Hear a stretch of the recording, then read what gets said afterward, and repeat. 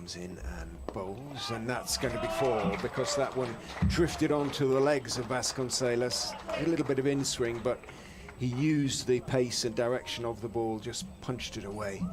Scriven in from the Bennett end, bowls round the wicket, clipped away for 4 more. The in-swing, over-pitched, read nicely by Ricardo Vasconcelos and played sweetly through mid-wicket. As he's in again and once more left alone, was it? No!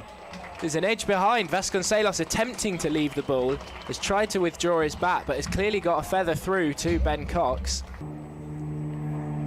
In goes Scriven, bowls, that's a decent shout for leg before he's gone.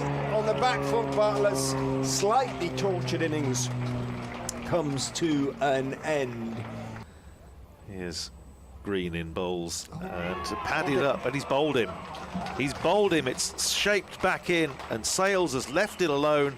It has hit off stump. Continues to swing his arms up mid on. Van Beek is in, bowls short, pulled 4. And is going to go. He wasn't quite quick enough. Good shot from Keogh, who will take on the short ball. They were going to get an unplayable one sooner or later, so get what they could while they could. And that's going to be a decent shout for leg before he's gone. He was fuller from Van Beek. It did seem back in. Keogh was stepping across. Van Beek in. Bowled, leaps at the creases, appeal for leg before he's gone. It did stay a little bit low. McManus trapped in front, and Leicestershire have picked up their 6th wicket of the morning. And to Justin Broad from the Bennett end, in he comes, bowls to Broad, who clips him away exquisitely through the leg side for 4. Chips it away. It was in the air for quite a long way, but only Josh Holt. Here's Holland in again. Lovely square drive by Safe Save, and that's 4 runs. One thing about these two, Richard, they will look to be positive as far as the match situation permits. It was. Van Beek is in, bowls, Broad is gloving it, I think, down to fine leg. Let's see what the signal even is. It is for 4. Scriven bowls to Zabe, who punches that hard into the ground over the top of Rayan Ahmed at point, and it runs away for 4. Well over halfway through, in goes Van Beek, and it's a little bit short outside off stump, and up on his toes, Zabe cuts it away nicely. Didn't try and overhit it either. He knew there wasn't a point, so he didn't really have to keep it down. He did get on top of the bounce, but that was a very nice shot. Unless he takes a wicket with this delivery. Bowls, Zabe bounces, edge cord. He did take a wicket with it. Got that extra little bit of bounce, took the shoulder, and a fine catch from Pottinger, diving to his left at 3rd slip. In goes Scriven and bowls, and is beautifully driven by Broad for 4, just over pitched. That was in the slot, actually. There was a little bit of shape to it, but Bowl to Justin Broad, full, driven by Broad through extra cover, and that I think is going to go all the way for 4. Chased out there towards the family stand, but it's not going to be caught up. Into bowl to Harrison, who has clipped that away down to fine leg for 4, off the glove, I think, because he seemed to be just whipping a hand off the bat, but it's raced away down. Once more into Harrison, who drives through the offside. Rayan Ahmed can't stop it with a dive at point, and this will go to the boundary. The first boundary that Ben Green has conceded. Which I'm sure the coach and their teammates will have appreciated. Scriven in bowls and beats Broad, and he's out this time. Caught behind. It was a full ball. Again, I don't think there was a huge amount he could have done. 11 overs, 2 for 13 for Green as he runs in and bowls it, edges, and it's caught. He has his 3rd wicket, bounced on Harrison, couldn't keep it down. Straight to 2nd slip, 2 hands for Peter Hanscom. Here's Scriven in again, bowls and driven beautifully by Sanderson. It's pitched up, it's going to go, and that has gone away out through extra cover. It's got the legs, and it crosses the rope before Rayan Ahmed can catch up with it. First class runs for Northamptonshire. What a way to get there. What a way to get there. I wonder, and I'm sure I should probably have to check this later. 3 for 47. He's in again, bowls to Sanderson, edged, and this time he's caught, and the innings is over. Van Beek picks up his 4th wicket, regulation catch this time that Ben Green makes no mistakes. Well, here he comes to Rishi Patel for the first delivery of the innings. Patel steps out of his crease and tucks this one into the leg side, where it's fielded at square leg, not filled with information. As this one's down leg side, there's a loud appeal, and he's got a feather on it. Strangled down the leg side And Sanderson gets his 399th Northamptonshire wicket. Gets into his run-up. In he comes, bowls short. And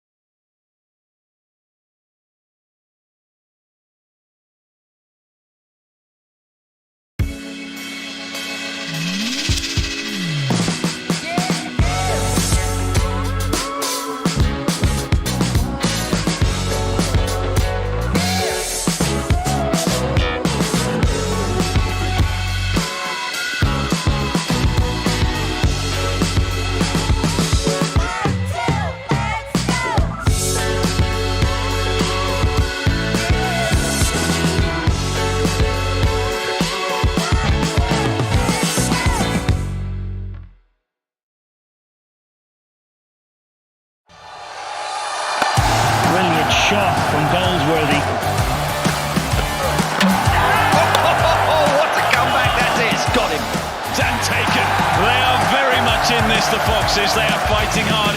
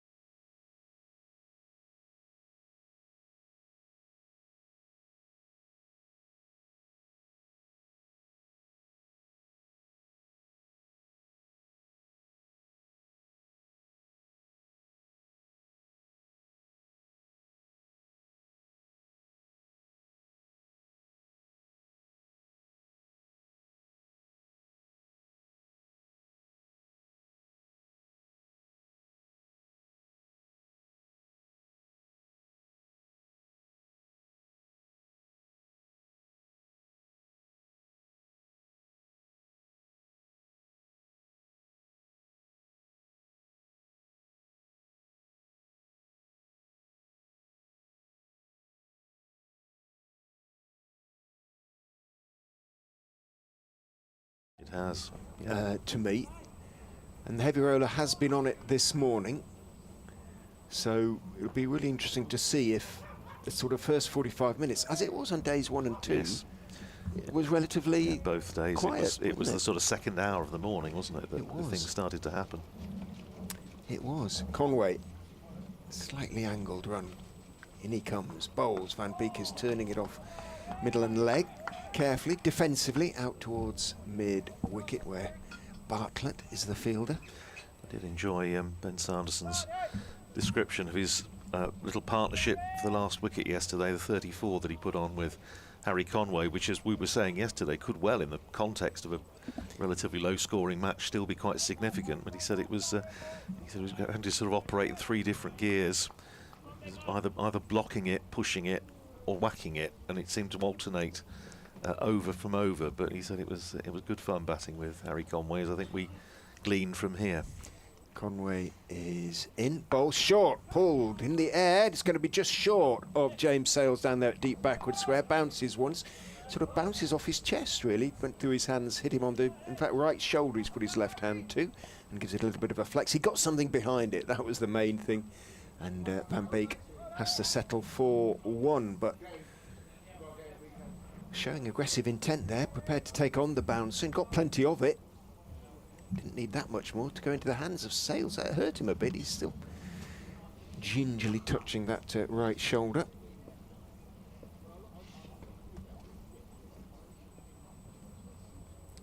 Conway turns, runs in and bowls. Holland plays nicely through the mid-wicket area. Sales has a big chase, should be a comfortable second. They do hesitate for a moment, but turning, Van Beek sees there is comfortable too. Sales had a long way to go to get to the ball. And Holland moves into double figures. He moves on to 11. It's also interesting, Ben Sanderson yesterday saying that, you know, the milestones are one of the things that, you know, does help to keep him going, and, you know, he likes to know who's next ahead of him on the list. I passed him up another player that he could go past today in terms of the all-time list. So it's interesting. Players often say, "Oh, you know, I'm not interested in stats," but they can make it work for them. Conway bowls on off stump. Holland is solidly forward, playing it out into the offside, and relatively, for this game, uneventful opening over. Ball didn't do too much, and the batters looked in reasonable control first up. 99 for 6, the lead 212. Yes, 8 wickets in the match so far for Ben Sanderson, with power to add, of course, and he is unsurprisingly going to begin proceedings for Northamptonshire from this pavilion end, with 5 wickets out of the 6 to fall so far, including a burst of 4 wickets in 9 legal deliveries or 10 deliveries all told, because there was no ball stuck in the middle of all that, but without conceding a run off the bat. Morning to Hamish. We're being heard loud and clear in Melbourne, Australia. Marvellous. Oh, well, good morning, Melbourne. Good evening, Melbourne, I should say.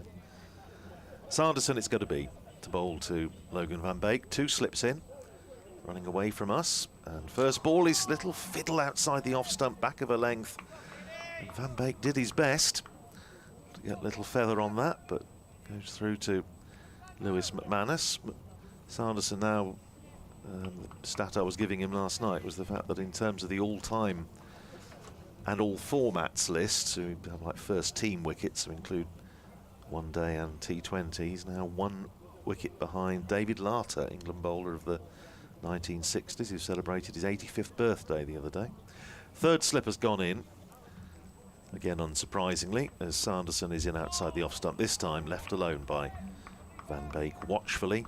Saw this yesterday, didn't we, Richard, once or twice, that Northamptonshire got 2 in, and a couple of potential chances went through where 3rd slip would have been, and a couple of times we were saying about bolting stable doors and all that, but they have got a 3rd slip in now. So Sales has gone in at first, as he tends to do if he goes in the slip cordon. Vasconcelos at 2nd and Calvin Harrison at 3rd. And here's Sanderson in and bowls to Van Beek, who looks to on drive, doesn't really time it. It goes up to Keogh at mid-on, and there's no run. Certainly cooler this morning. My learned colleague has abandoned the shorts for the day, which is That was a sign that there's a chilly north wind, isn't there? a sign that it must be heading towards winter. Get the sprouts on. The Northamptonshire beach towel It is, yes, the bedspread. It's heading across to the south. that was in my was in the background of my my little video this morning. Thought it was appropriate. Here's Sanderson. In again and bowls, and that's outside the off stump. And again, Van Beek opting not to play a stroke at it, and it goes through to Lewis McManus. Well, the Northamptonshire sporting symbol should be flying high this morning, shouldn't they? It's wonderful. Last night's heroics Yeah, in. come on, you win tonight, which means they'll play the final of the European Champions Cup, or European Cup, I think they call it, in Cardiff, which will be, I think, we come to Northamptonshire Bay there, 4th of May, I believe. Here's Sanderson, Sun trying to break through, bowls, and that again keeps a little bit low and make on the front foot mid off Webster Fields. We saw again yesterday, 1-2 just stuck fit. They've got this menace on the stroke of lunch, and a couple in the Leicestershire second innings as well. So it's not going to be easy. Whatever Northamptonshire have to chase from here on in, but I think I would agree with you, Richard, that if they can get it up to north of 250, Leicestershire with the lead, I think that was going to be tough for Northamptonshire to chase. Outside the off stump, shaping away nicely towards the slip cordon, left alone by Van Beek, and that is the end of a tidy first over from Ben Sanderson. 10 overs, 2 maidens, 5 for 51. It's 99 for 6 with Logan Van Beek on 11, Ian Holland also on 11, and Leicestershire's lead now 212. If I was a sort of a seamer, I wouldn't really want to bowl when the heavy roller had just been on it. No. Just get somebody else to do it. I mean, you're flogging yourself, aren't they? The first 2 overs, the ball hasn't seemed at all. It swung nicely for Sanderson there, but it was pure swing. It looks a very good pitch and will do probably for sort of 40 minutes or so. You know, you say obviously half-century opening partnerships in each of the first 2 innings, the first start of the day's play. Conway into Holland from the Bennett ends. It seems back in bounces a bit too high. He goes down on one knee, but there was a momentary hesitation in his appeal. He sort of looked for just half a second, then turned and went down on one knee. It's a, you know, he was declaiming the sort of soliloquy from Hamlet, wasn't he? It lacked fantastic stuff. I felt that lacked spontaneity, that appeal, but he went up with when he saw the keeper going up, really, but he looked for a second and you could just see, he knows. Either that or he was about to burst into something from the Mario Lanza songbook, but one way or the other, it wasn't out. But there was a little bit of seam movement. Down the slope he comes, bowls. Hollander's reaching for a wide one, really airily. Just it was nothing to gain from that shot, really. It was a long way outside off stump. It bounced and swung away, and Holland just sort of wafted at it a little bit, just poked at it with a horizontal bat. And if he'd have got a feather there, he would not have been very happy with himself. 73 balls he's faced for his 11. You know, he did a great job last night, that is for sure. Remarkable effort. Van Beek 40 for his 11. Van Beek. Conway in, bowls, that's on off stump. Holland solidly enough behind that one, pushing it out towards wide-ish mid-off. Northamptonshire skipper Luke Proctor comes into field and then sort of shakes down the left sleeve of his jumper, which is a long one, to give himself a little bit of polishing equipment. And if you think that, you know, Sol Budinger, the 4 boundaries in a row off Ben Sanderson, that rather, as we said at the time, spoiled his figures, it just goes to show that on this surface, it is that sort of innings. Somebody goes and chances their arm gets 70 or 80 can make a huge difference. Conway bowls, goes past the outside edge. He's got the outside edge, so an immediate breakthrough for Northamptonshire this morning. Ian Holland's long vigil comes to an end. He added just the 2 this morning, poked at the bouncing, rising delivery that swung away from him outside off stump, feathered a catch through to McManus. An ideal start for Northamptonshire. Leicestershire 99 for 7 lead, still by only 212. Yeah, again, we've just feeding into what Ben Sanderson was saying last night about Harry Conway, because we were asking him about you know, the fact that he's got a new ball partner at the moment, and he said he feels that he's starting now to adjust and work out how to bowl in English conditions. And he thinks that, you know, over the course of the 4 matches that he's over here to play, he's just going to get better and better. And I think that was proof of it. I think he's just pitching up a little bit more, maybe, than he would do back home. And got the reward for it there. And somebody that's been in as long as Ian Holland has, that is a very, very good start for Northamptonshire. And now they need to follow it up, of course. Ben Green, another very solid all-rounder, comes to the wicket in the place of Ian Holland, bowled beautifully. Ben Green in Northamptonshire's first innings. He had a spell before lunch yesterday of, what was it, 7 overs, 4 maidens. I can't remember what he finished with in the end, but it was for 5 runs. Yeah. Well, he finished He up picked with 2 wickets in that spell, I think. 3 for overall. 17 off 14 overs. Yeah. Astonishing stuff. Conceded 1 boundary, didn't he, in those 14 overs. And that was quite late on. I think Justin Broad hit him for 4.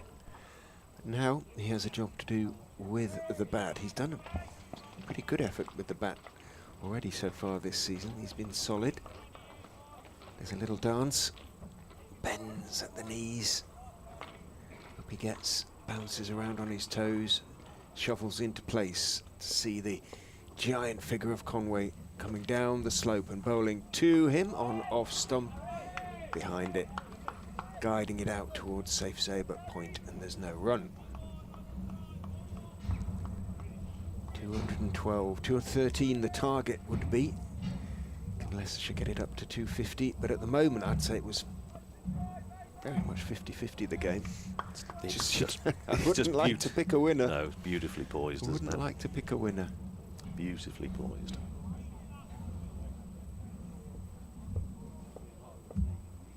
Conway is in and bowls outside off stump.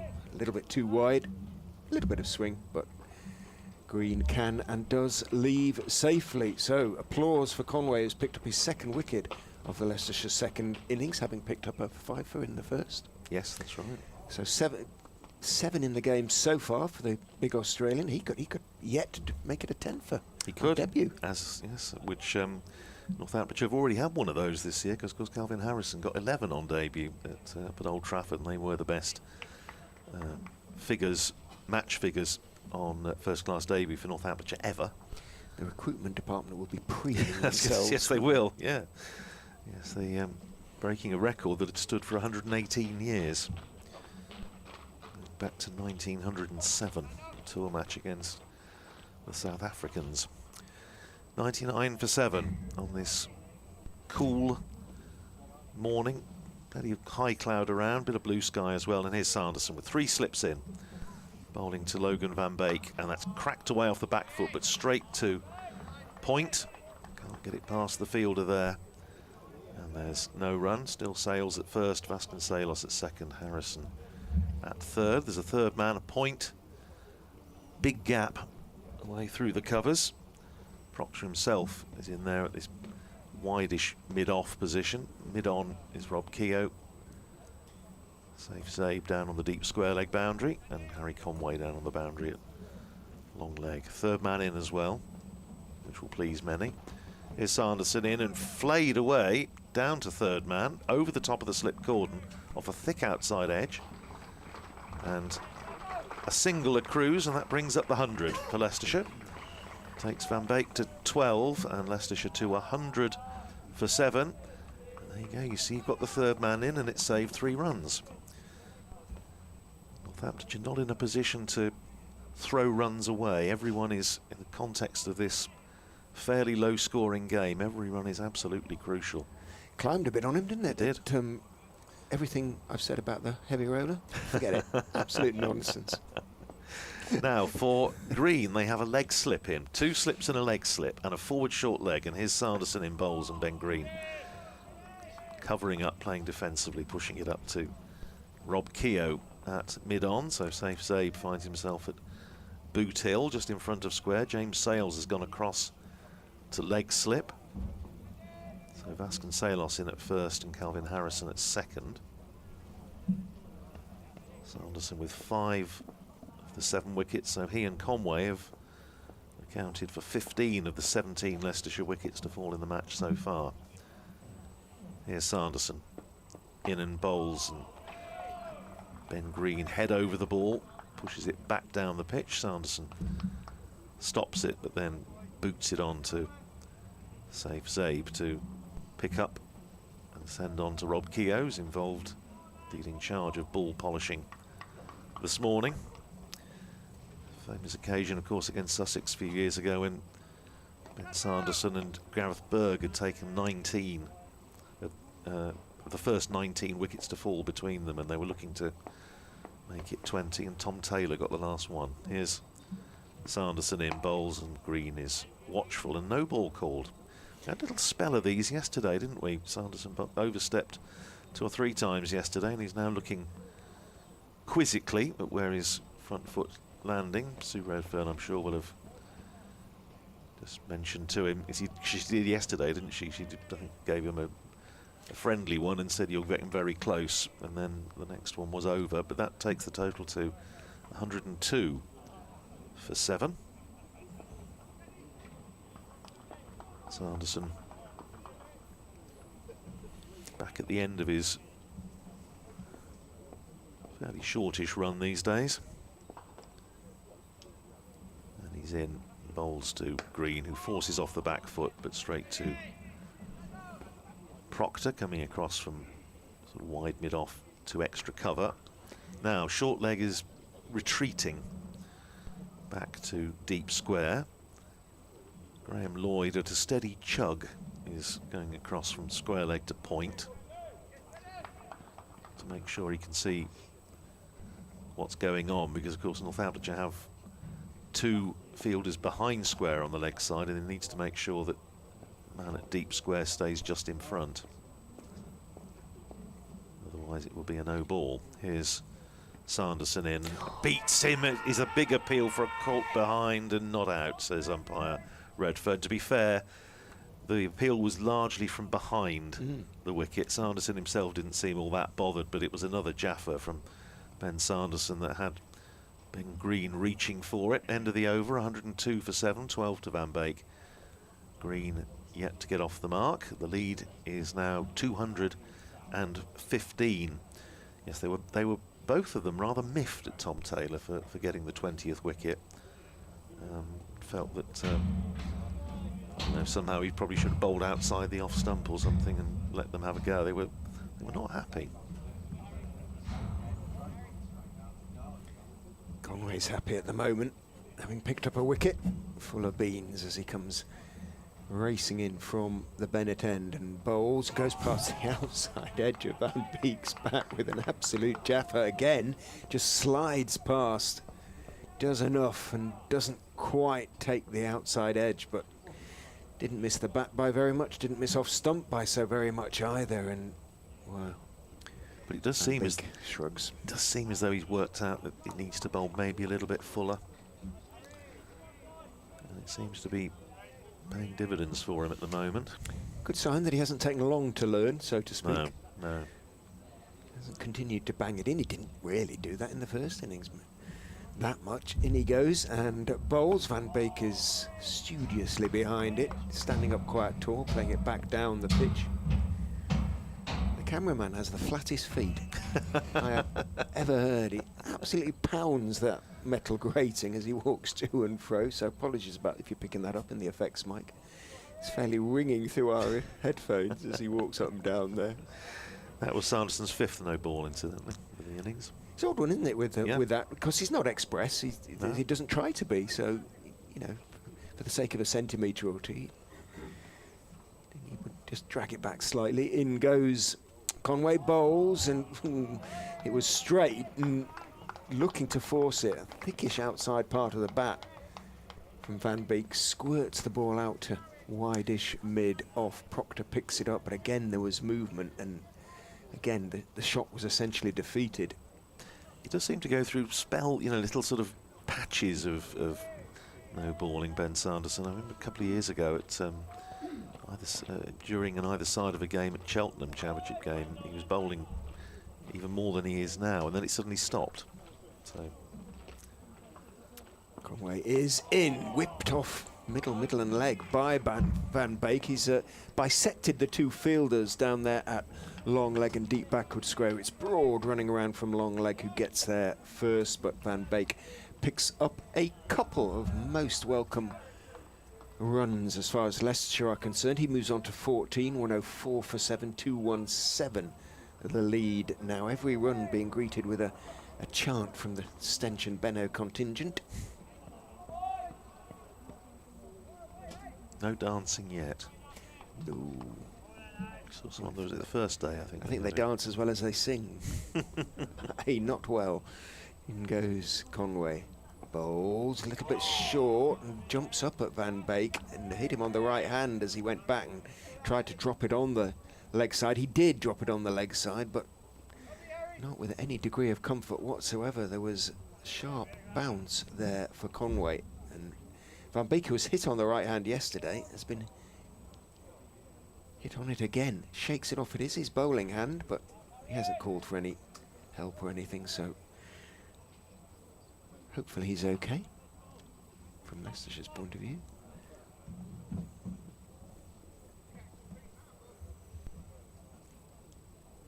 Conway is in and bowls outside off stump. It wasn't really there to drive. He started to launch himself at it, Van Beek, a flat-footed attempt to spear it away through the offside. It jumped past his outside edge. He sort of jumped back a little. He pulled his head back as though slightly startled, but it wasn't there to put away, especially with that extra bounce, and he was thoroughly defeated.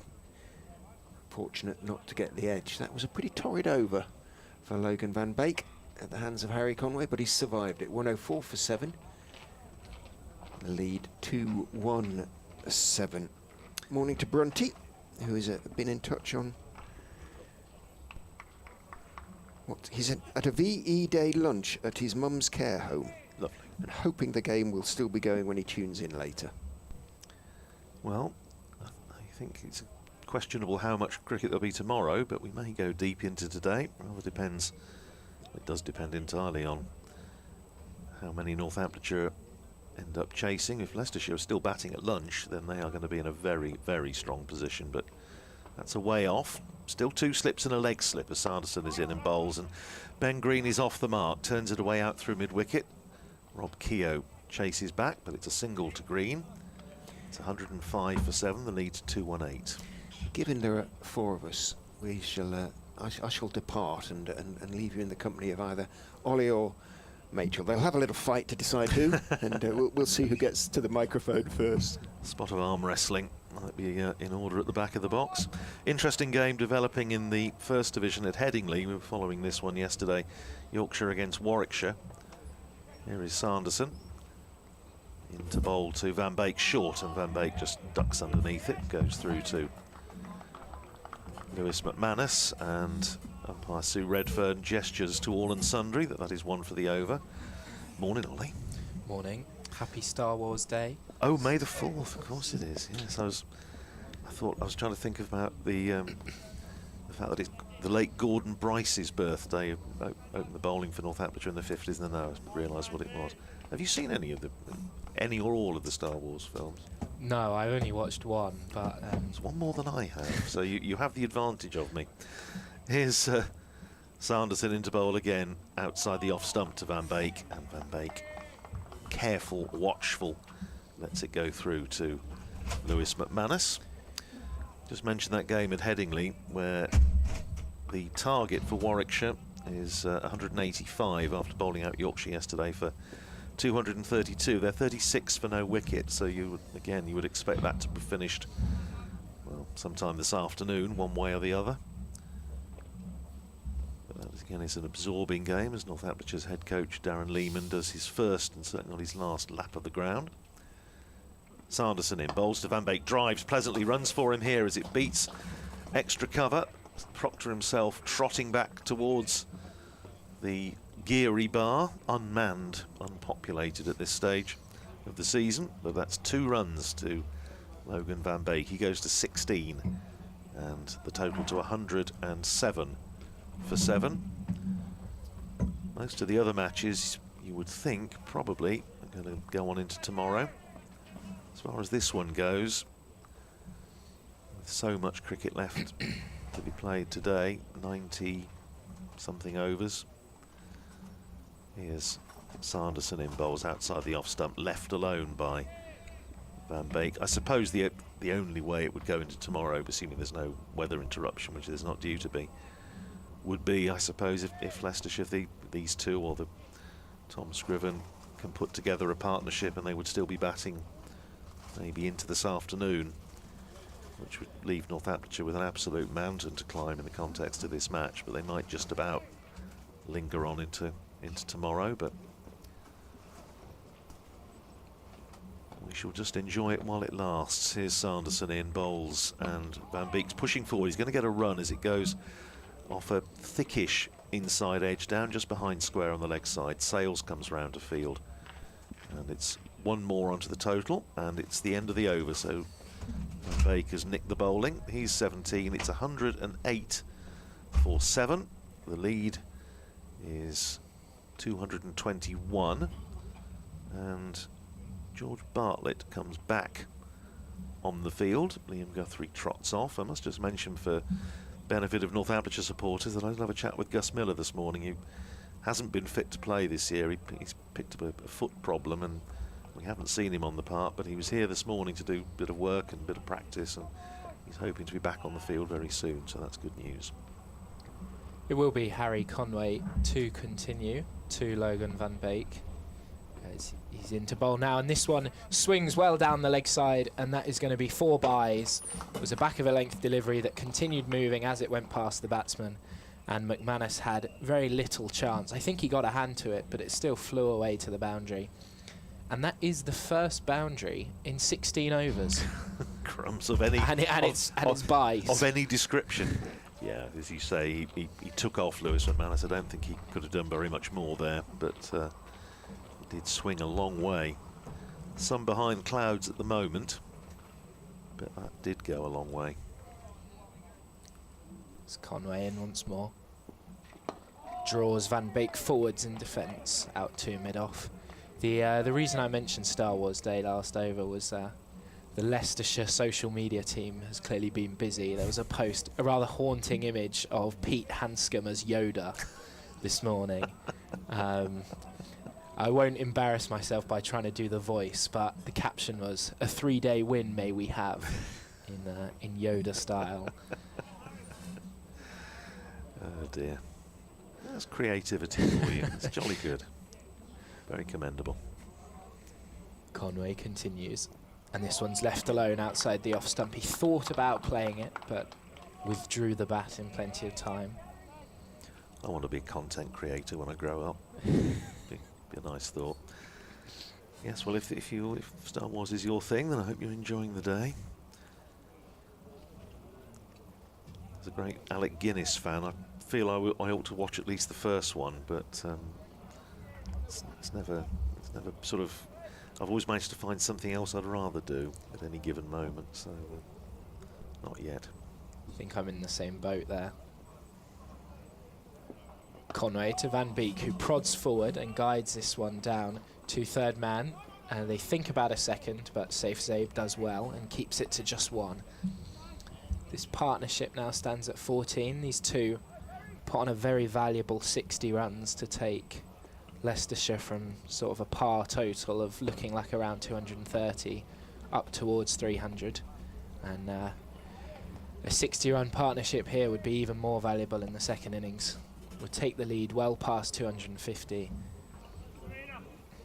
And with Tom Scriven, who is still reasonably handy for a number 10, still to come. Conway looking to break that partnership is on the pads of Green, who flicks away but can't beat mid-wicket. As the lack of boundaries has suggested, they've been very tight, the Northamptonshire bowlers, after a bit of a loose start. Well, we were saying if really pegged it back. If you take out that little onslaught of Sol Budinger yesterday, then the innings would look a bit sick. And okay, he perished as he as he lived, as it were, trying an attacking shot, but it has given Leicestershire a bit of an advantage here. Conway to finish the over is bowling a straight delivery that Green defends. Yeah, I'm just looking at the scorecard. Buddinger's strike rate was 162. Only Cox is above 40, so that shows you there. And that is I think Northamptonshire have been much better in the second innings, because the first they did leak a few, didn't they? And we were saying then that certainly the way Ben Green bowled yesterday, Leicestershire were more disciplined as a unit over the whole piece. But they've been much better, and I'm sure Rory Kleinfeld will be delighted with that. It's going to be Sanderson to continue. Justin Broad is starting to limber up. Kelvin Harrison as well. Mind you, as we said yesterday, if you were with us, Justin Broad spent about 2 hours limbering up before he finally got a bowl. But stay loose, JB. Here's Sanderson. The bowl to Logan van Beek. Nips one back. Strangled appeal. Not least from Rob Keogh at mid-on, who was in absolutely no position to see. It did too much, and it hit Logan van Beek, I would have thought, outside the line of leg stump. So it was more a shout of excitement than actually thinking there was going to be a decision going their way. But as yesterday, it is darting around. It's not easy out there, and having Ben Sanderson, a very skillful adversary, as he bowls to Van Beek, pushes it up to Proctor at mid-off, and another no ball called by umpire Sue Redfern. That's Sanderson's 6th of the innings, so that's 12 runs leaked, which, as we say, in a low-scoring game is not helpful. Ben Sanderson's doing a bit of scratching down there now, and it's as though he's auditioning for Gardener's World. Sort of digging a little drill to sow his broad beans or something, but no, he's not too happy with the state of the footholds. 115 for 7, the lead creeps up to 228 on this rather fresh morning in Leicester. 2 slips in. Sanderson running away from us, bowls to Van Beek, who tries to force it off the back foot, gets a bottom edge, jams it hard into the ground. It rolls up for Sanderson to retrieve, and there's no run. Mentioning earlier in terms of the all-time Northamptonshire wicket takers list, all-time, all formats, then Sanderson now on 558 first team wickets. And we were talking about the 400 yesterday. I mean, when you think that a lot of the bowlers that have got to that milestone before, they were playing 24, even 28 championship matches a season. Sanderson's never played more than 15 first-class matches in the season. He's in, he bowls to Van Beek, pushes it out into the covers for Bartlett to field, and there's no run. So, you know, in that sense, it makes the achievement all the more praiseworthy that he's had to do it playing much less red ball cricket than many who went before him. And that's testament to his durability as much as anything else, the fact that he has stayed fit, and the fact that, as I say, he came to Northamptonshire relatively late, having started off at Yorkshire and then been released and had a couple of years out of the professional game. Here's Sanderson in again, forced away off the back foot. Nice shot from Van Beek. He's going to get one. They briefly thought about a second, but Proctor was quickly to the ball, so they'll have to settle for the single as the sun comes out. One more to Van Beek. He goes to 19, and the total to 116 for 7. The manual scoreboard for once, it's had a very good game so far, but it's a couple of runs behind, and I think it got the last no ball. So if you're listening to us in there, 116 I think it should be. That's on the main scoreboard. Ben Green on strike. Sanderson bowls to him short and thinks about the hook and bails out, and it sails over his head into the gloves of Lewis McManus, and there's no run. We'll talk about Ben Sanderson when you consider this is his first game of the year back from injury, and he's already taken 8 wickets. Yes, making up for lost time. We were saying yesterday he's been Northamptonshire's leading wicket taker, and the 9 seasons that he's been sort of full-time on the Northamptonshire staff, he's been the leading championship wicket taker in 6 of them, 6 of the 9. Here's Sanderson in, pulled away by Ben Green, and it's gone under the body of Safe Zabe down at deep backward square. One of the best fielders in the side, put in the dive, and it went under his body, and it's gone for 4. So that must be the first boundary off the bat for a long time. We were saying about the 4 byes down here. 120 for 7 at the end of the over, 5 to Green, 19 to Logan van Beek, and the lead for Leicestershire is 233. And that lead's looking more ominous with every run scored. We were saying 250 was the magic mark. You'd be surprised if Leicestershire don't cross that now with just 17 short. Josh Hull was saying last night that he thought, 250, I think, is the figure that, whether they admit it or not, I think everybody, and probably even Northamptonshire's camp as well, have in mind is, once it gets beyond 250, it's going to be, particularly tough. That said, of course, as we were saying with Richard earlier, they will never admit that. They will say, whatever we have to chase, we'll have a go. Well, Conway shall continue looking for that breakthrough, as this is flicked into the onside aerially from Van Beek. It was safe enough, and they come back for a well-run 2 as Van Beek moves to 21. Yeah, it was clipped through forward square leg region, just wide of mid-wicket. There was never any chance of a catch, but it was in the air. Well, you do feel that, not from Northamptonshire's point of view, if they were to be left to make 300 plus, then time's not going to be their friend, is it? They're not going to be able to save the game. Conway in once more, and Van Beek in defence into the onside. Unless there's rain around tomorrow, which I don't think there is, according to the app I was looking at this morning. I don't know if you've seen anything any different, but no. I think it's there's going to be a result, put it that way, one way or t'other. There's clearly an issue as to who's going to win it, but there's also going to be a question of whether there is anything for tomorrow. We're going to be coming back for half an hour or something, which was the case in Northamptonshire's match against Kent, first game of the season. Conway running into Van Beek, and this one beats him outside the off stump. We saw that at the beginning of Van Beek's innings yesterday. He was beaten 6 or 7 times outside the off stump, and he has been once again by the tall Australian bowler. Down in front of us at fine leg, Justin Broad's warm-ups are ramping up. Feel we should be on Broadwatch all day. Broadwatch, yeah, Broadwatch UK. It was about, what was it, the 25th over when he came onto bowl yesterday? And he was warming up from pretty much the first ball, wasn't he? For now, it's Harry Conway,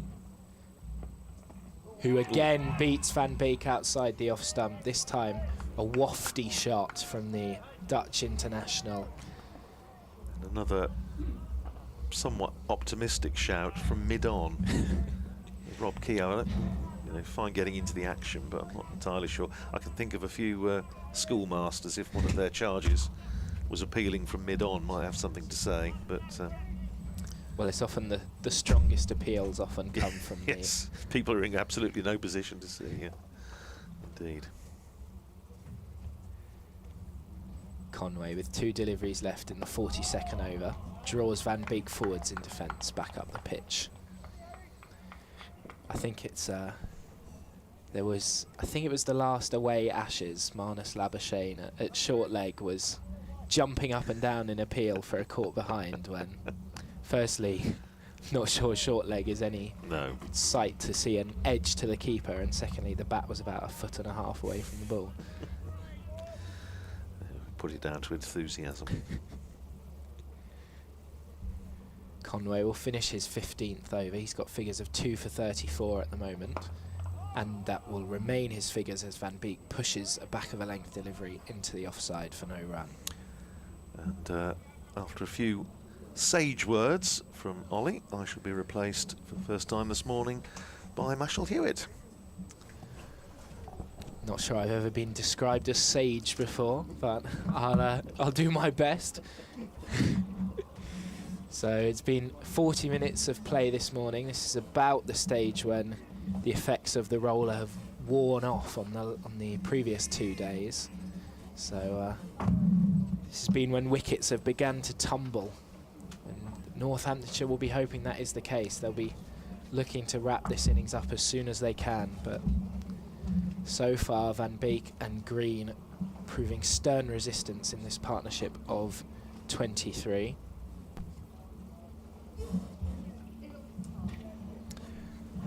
And Sanderson is in deep discussion with his captain at mid-off before he begins this new over. They've got 3 men out on the leg side boundary now as a result of that discussion, at deep fine leg, deep backward square, and then sort of a forward square, I suppose, on the boundary. How you doing, Ollie? Doing well, thank you.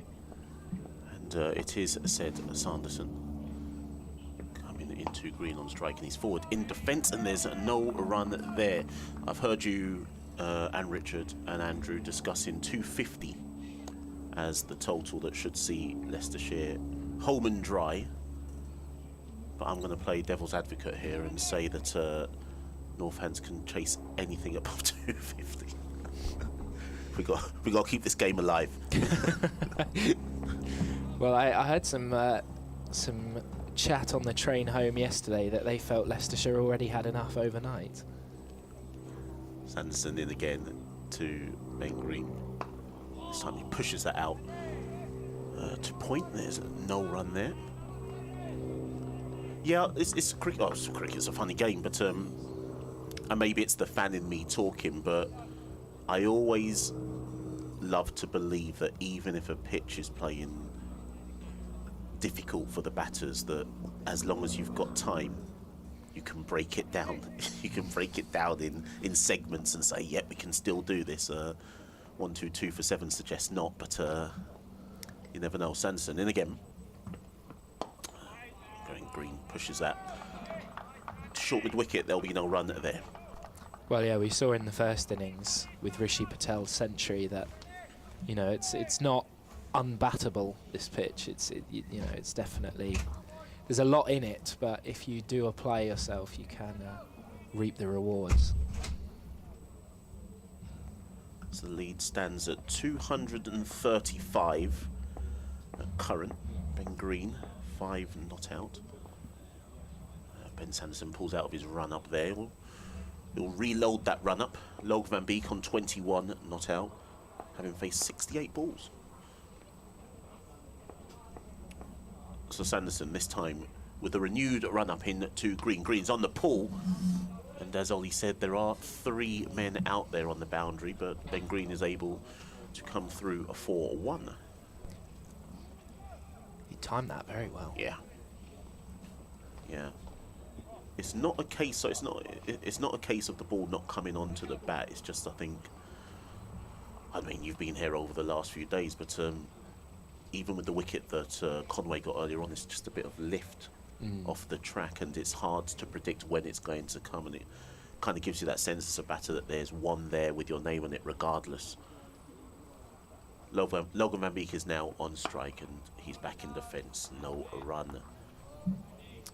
Yeah, there's definitely been quite a few deliveries have had that lift, mainly outside the off stump, and then a couple, only 1 or 2 yesterday, kept quite low as well.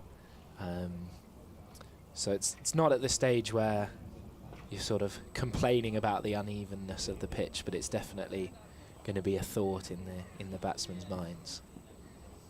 Final ball of Ben Sanderson's over. This is his 14th. Logan Van Beek is on strike.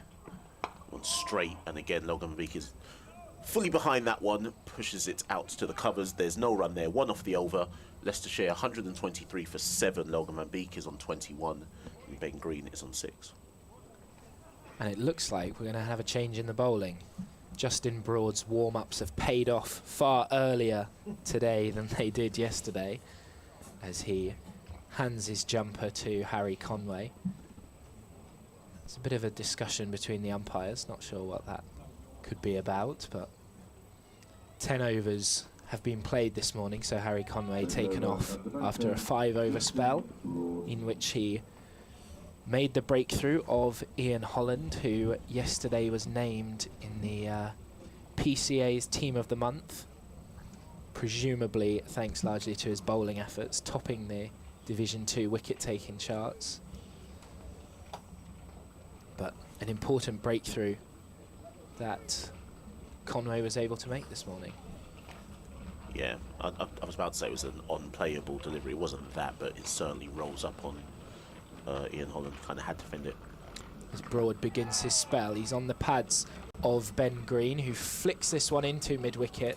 Looked like it was going to be stopped, but the dive was not successful, and they come back for a tight second. It was good running, but definitely worth the throw at the stumps that came in from the fielder who ran in from deep square leg. I can't quite make out who that was down there. Yeah, when he turns around, we'll get a look at his number. They set off quite gingerly first for that one, almost not expecting it to be 1, never mind 2. Broad in again, and Green is defending. George Bartlett, we've been informed, was the fielder at square leg. Yeah, it looked like Harry Conway, who's at short mid-wicket, might have been able to stop it. So, as you said, they were reluctant even to take a first. And then they're two tall men, these two batsmen, so it doesn't take many strides for them to cross the 22 yards. As Green faces up once more to Justin Broad. This is back of a length, and he defends it up the track. Well, I wasn't here on the first day, but Andrew was saying that Broad struggled with his line and length on the first day, and you can see his economy was about 4.5, I think, in the first innings. But he's definitely found it easier going in the second innings. 10 runs conceded from his first 4.5 overs. He's into Green again, and well fielded off his bowling. It was driven firmly back up the wicket and looked like it was going to be 4, but Broad was able to get a hand down to it and keep it to none. I'm more intrigued by the fact that Broad is in short sleeves. Having taken a walk outside of the commentary box, there's a bit of a wind blowing out here. Yes, it is not a warm day. Not at all. As Broad in that short sleeve shirt comes in once again, and Green is defending again into the offside. I don't know if you play yourself, but can you bowl in a long sleeve shirt? Do you know what? So this season, well, I might be too late for this season, but if anybody's listening to this and wants to recruit, I'm going to call myself a specialist fielder of West Indian extract. Then I can have a go. Broad will finish his over to Green here, who's tucking it into the leg side for a single out to the aforementioned Bartlett at deep square leg. The over ends with the score on 126 for 7. So let's put your tactician's hat on here. I guess let's look at it from. I think we're going to have a change in bowling at the other end, actually, as I say now, or are we not? Looks like Luke Proctor's coming. We are. So we will actually, I'll come back to the tacticians chat in a minute. So we will have a change in bowling. Ben Sanderson comes off. His spell is over, and Luke Proctor will take over the bowling duties. Looking for a breakthrough here. So we've seen enough of Conway and Sanderson, who started up this morning. We go to the tandem of Broad and Proctor to try eke out another wicket here. Northants want this to be over sooner rather than later. And it's Proctor running into Ben Green, first ball of his spell. Draws a bit of an outside edge, but down into the ground, and they'll run through a 4-1. His third man runs in. They're running aggressively, this pair. Even that was a comfortable single, but Ben Green was charging down the wicket. Yeah, most definitely. And I guess, do you think they're trying to get a bit of a move on? Because there's so much time in the game. And I think I heard you saying earlier on, it's not like anybody's batted at any great pace beyond, was it Budinger who's gone? Yeah. I mean, Logan Van Beek's not a slow coach by any imagination, but He's 21 off 70. Proctor into said Van Beek, who wafts at one on what looked like something on the 6th stump line. It dies as it goes past the stumps, but Logan Van Beek ungainly there in reaching for that, but no edge, no run. Yeah, I don't think there's any need for a great rush, but you don't want to be lying stagnant and sort of just fully defensive mindset. It's difficult, but you do need to add some runs as well as just surviving. Proctor in to Van Beek. Rises sharply on Van Beek. Dabbed down into the offside, no run. Proctor's run up has me thinking about, and when Andrew or Richard comes back on into the booth, Andrew's behind me, so he may be able to. I'm sure he's going to store this to mention when he's back on comms, but Proctor runs in at an angle. I'm thinking of the great bowlers who run in at an angle rather than straight on. Said Proctor in off the angle to Van Beek, and that's left alone outside of stump. So he like veers in. I don't want to say it's 45, but he's certainly not. He's not running straight. No. It's like he's rounding a corner as he's coming to the popping crease. You can see there's a faint set of footmarks at that angle compared to the rather more prominent set that are on that straight line. Proctor into Van Beek. That's a straight one, beats Van Beek on the outside edge. Van Beek was neither forward nor back in truth, and it beats him on the outside edge. Tiny hint of swing there from Proctor. Yes, he bowled a very tight spell yesterday, as you can see in his figures. 9.5 overs for just 6 runs now, without necessarily causing too many issues yesterday, but there were the odd one. Quick turnover, that one angles down the leg side, and Van Beek is able to turn that fine for 1, and that actually brings an end to the over. Van Beek moves on to 22, Leicestershire 128 for 7, Ben Green is on 10. And Leicestershire's lead is now, just looking to see if I can't see on the scoreboard. 241. There you go, 240. Oh, there it is. Of course it is. 241. It's actually massive on the scoreboard, and I was looking at every other part of the scoreboard but the obvious part. So, yeah, Leicestershire's lead is 241 runs. Well, Justin Broad is going to continue. It looked like Harrison was maybe getting slightly loose at slip, but Broad, in just the second over his spell, is into Van Beek, who pushes this one out into the offside. Yeah, we just saw the one token over from Calvin Harrison to end the day yesterday, but he was just windmilling his arms at second slip. I'm not sure we'll see him. Maybe a bit before lunch if Leicestershire are still batting there. Just try something different. But for now, it's Broad into Logan Van Beek, who again is pushing it back up the pitch. Hands on heads from Lewis McManus. I'm not really sure what that was about, but we mentioned yesterday wicket keepers tend to be on the more excitable side. Yeah, most definitely. I think every wicket keeper believes that every delivery is a possible chance of a wicket. Particularly when a spinner is on, it seems. As Broad is in once more, back of a length, and rides the bounce as Van Beek into the offside. Yeah, it's those moments towards the end of the day when the keeper standing close to the stumps, maybe a couple of close catches, and every ball is as though it's almost been a wicket. Yeah, the ball of the century. Even when it comes out the middle of the bat in defence. As this delivery is on the pads, a half appeal, but it was well down leg side, and Van Beek looks slightly frustrated that he's missed out on one there, or perhaps it hit the back of his leg and avoided the pads, and maybe it's anguish rather than disappointment. McManus came round to collect the ball, and there was no run. Broad on his way again. Delivers this one. It's full and driven by Van Beek. He doesn't time it, takes one hand off the bat, but it's in enough of a gap to come through for a single. He moves to 23. And I think he's yet to hit a boundary within that 23. I will just check the scorecard. I don't remember him having hit one. And no, he hasn't. So that just shows, you mentioned earlier, he's no slouch with the bat usually. In the first innings he hit a huge 6 off Calvin Harrison, but he's really been tied down in this second innings, as this one is down leg side and helped on its way down to Sales at deep fine leg for a almost like a tennis shot, that one. 2020 cricket, eh? Luke Proctor into green. This time he's forward in defence, no run.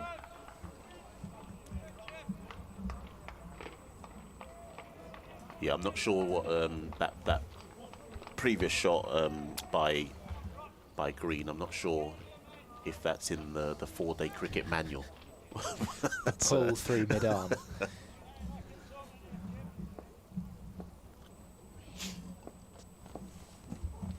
Right, Proctor into Green again. This time it's on the pull and there's no one can stop that one. It's in front of the deep square leg fielder, and there's no way. I don't know if it's Safe Zabe out there who was going to get round to stop that, and it's 4 runs. Great shot. That's gone right in front of a passionate group of fans who gave a bit of a chant. I don't know if you picked it up on the effects mic afterwards. Couldn't quite work out what they were saying, but there hasn't been too much excitement to cheer about for the fans this morning, so they'll take any boundary that comes. Bat 4 moves Green onto 15, and this is the final ball of Luke Proctor's over. He's into Green again, who's been aggressive in this over, but this shot is defensive, and there's no run there. That brings an end to the over. Ben Green on 15, Van Beek on 23, Leicestershire 134 for 7, and the lead is 3 shy of 250. They lead by 247. Yeah, you were mentioning how there's no real true tail enders in cricket anymore, and Richard said yesterday that he'd been told by a colleague that Harry Conway may as well not come out to bat. But they were able to add 34, I think it was, for the last wicket, so that was definitely worth it in the end.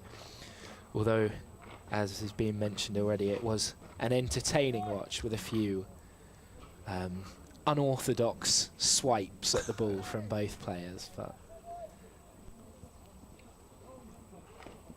yeah, it's very rare that you'll find someone who can't hold a bat at all.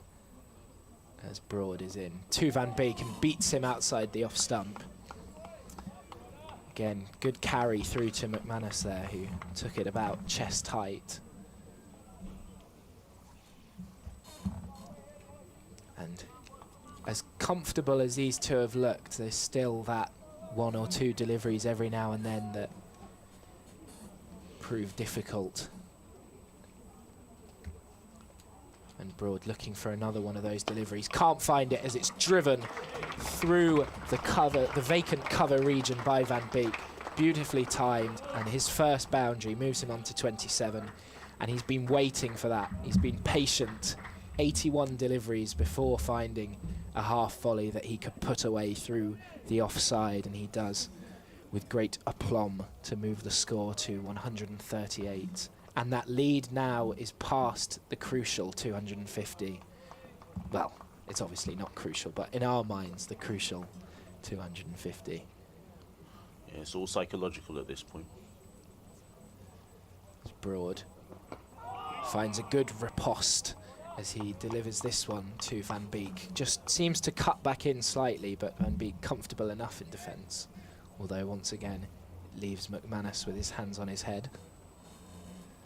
Just watching the replay back, yeah, that definitely did jag back in from Justin Broad.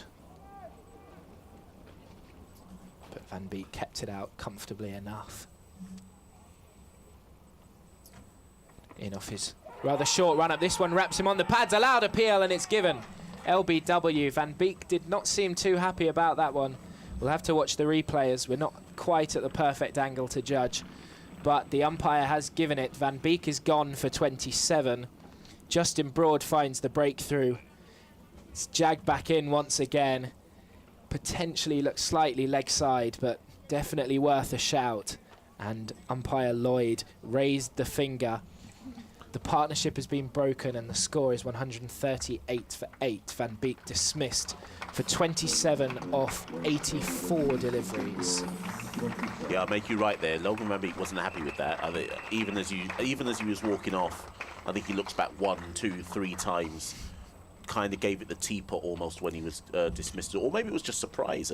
I'm out for that, but I think it's.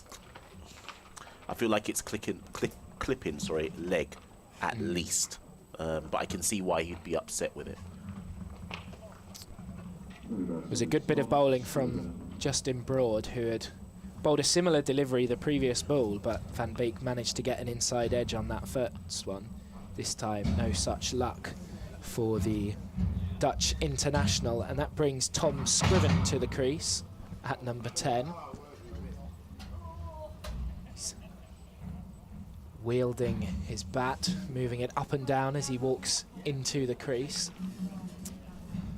Score is 138 for 8, and that partnership was 39 runs, so Northamptonshire will be thrilled to have found the breakthrough. And I think it's a first wicket in the match for Justin Broad. It is, yeah, he didn't take any in the first innings. So he now has 1 for 17, his figures, in the second innings. And they'll be hoping to take these 2 wickets in quick fashion, and I'm sure the Northamptonshire team will have been rather frustrated with how things have gone this morning, given how quickly the game did move yesterday. An hour into play to still have Leicestershire out there batting and only 8 down. As Broad is in and driven by Scriven on the up. He didn't quite time it fully, but they will get 2 runs as it's through a gap in the offside field. A third slip having been brought in for the new man. Yeah, I'm sure Northamptonshire would have been a bit frustrated, but that breakthrough has been made now, and they'll just want to take these last 2 as quickly as possible. Yeah, I think we've got to, I make that Logan Van Beek innings actually critical. There's only been 4 scores. Take out Rishi Patel, come back to this point. As Broad is in again, and it's on the pads of Scriven. I think this might be leg buys as it's down 2, fine leg.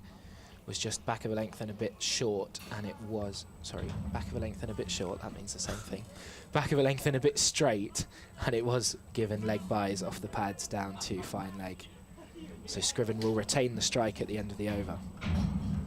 Yeah, so Leicestershire 141 for 8, and yeah, I think if you look at the scorecards, you take out Rishi Patel's 105, and only 4 players have got scores in the 30s, which kind of puts Logan Van Beek's 28 and 27 in the context of what's happened in this match are absolutely crucial runs. So he can consider himself having done a job well done there. Definitely, and when you add in his contribution with the ball, taking 4 wickets as well, he's been Leicestershire's one of their most important players in this game. So Scriven on strike to Luke Proctor. Straight there from Proctor, and it draws the oohs and ahs. Is defended though to a short mid-off, and there's no run. He's working that ball hard, his sails at mid-off, shining it off both his jumper sleeves. Proctor gets through his overs quickly. He's back in again to Scriven.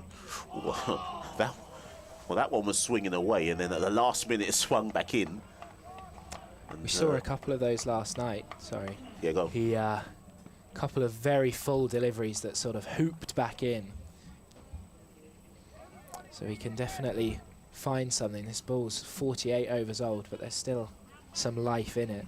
If you can drop his length back a slight bit and it hoops back in like that, he'll pin Scriven dead in front, in again. Well, this one's short. Tom Scriven's happy to duck underneath that one, no run.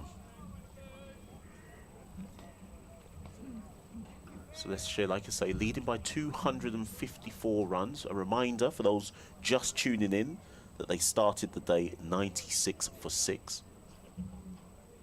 So those who've got your abacus out, they have added 45 runs today for the loss of 2 wickets. Proctor in to Scriven. Scriven's forward and drives that straight down the ground for 4 runs. All about timing that shot. And that's Scriven's first boundary, a welcome boundary. And that moves Leicestershire to 145 for 8. Yeah, that certainly wasn't the shot of a conventional number 10. Lovely off drive from Tom Scriven.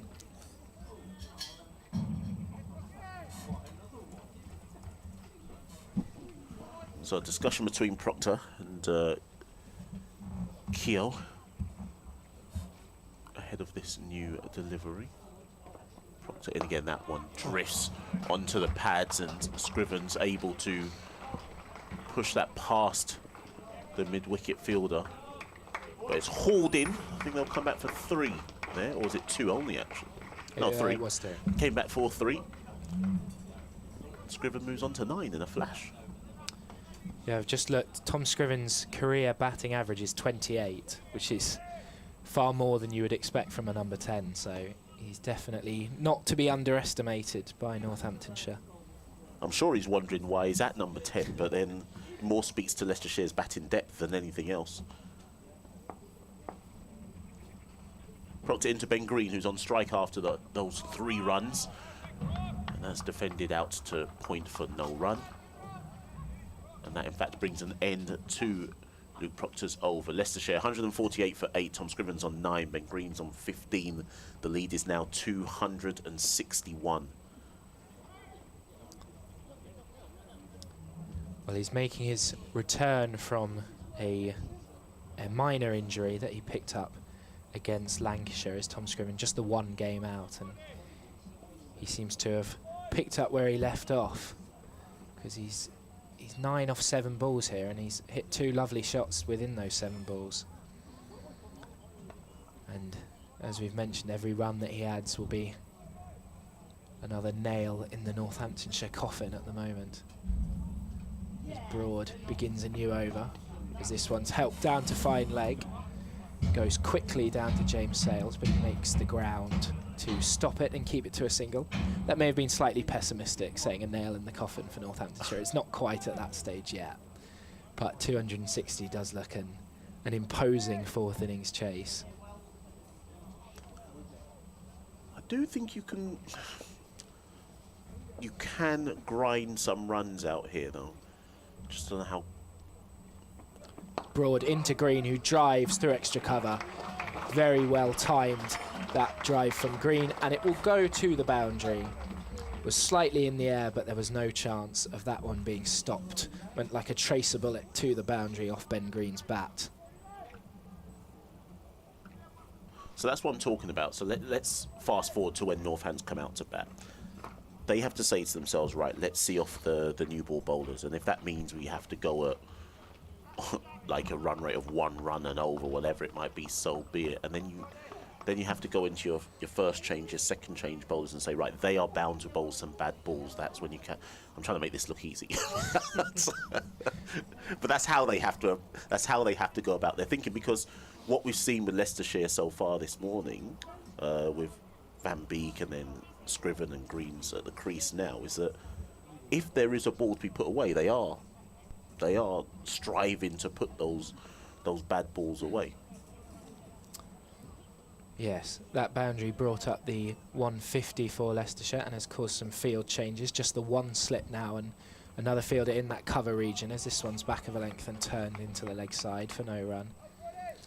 Yeah, well, we were saying yesterday, in the first hour or so of play yesterday, Leicestershire kept things really tight, but sort of weren't creating many opportunities. We were saying if the Northamptonshire batsmen could see it out and see them into their second or third spells, then potentially they'd have a chance to score. But right as that looked a possibility, the wickets all tumbled. It's Broad in again. This one's full and driven firmly to mid-on for no run. So they'll definitely feel, you know, that will be the sort of aim, I would guess, for the second innings once again, and they'll just be hoping they can execute that plan slightly better than they were able to. Yeah, that said, with the lead at 266, becomes a bit harder with the lead seemingly. I think Leicestershire are looking at, can they get up to 300? As Broad is in once more to Green, who helps this down to square leg. It wasn't quite the full-blooded pull shot that we've seen from him a couple of times in this innings, but it was played comfortably off the hip down to the fielder at deep square leg. George Bartlett picks up and throws it back in and keeps it to a single. 2 slips back in place now with Scriven on strike. Vasconcelos at third and Harrison at second. Makes quite a stark difference in height between those 2 slips. But Vasconcelos, of course, a former wicket-keeper, so you can understand why he's in place at first slip. There's Broad. That's 2 full and driven once more from Tom Scriven through the offside, straight where Vasconcelos had been standing previously.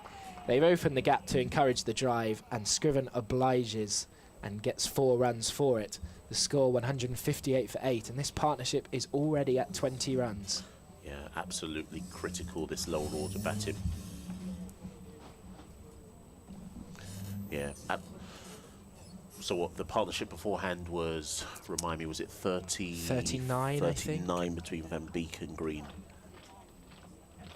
And Scriven and Green, as you say, already at 20. I think I've counted 3 possible, no, I think 2 boundaries in this partnership.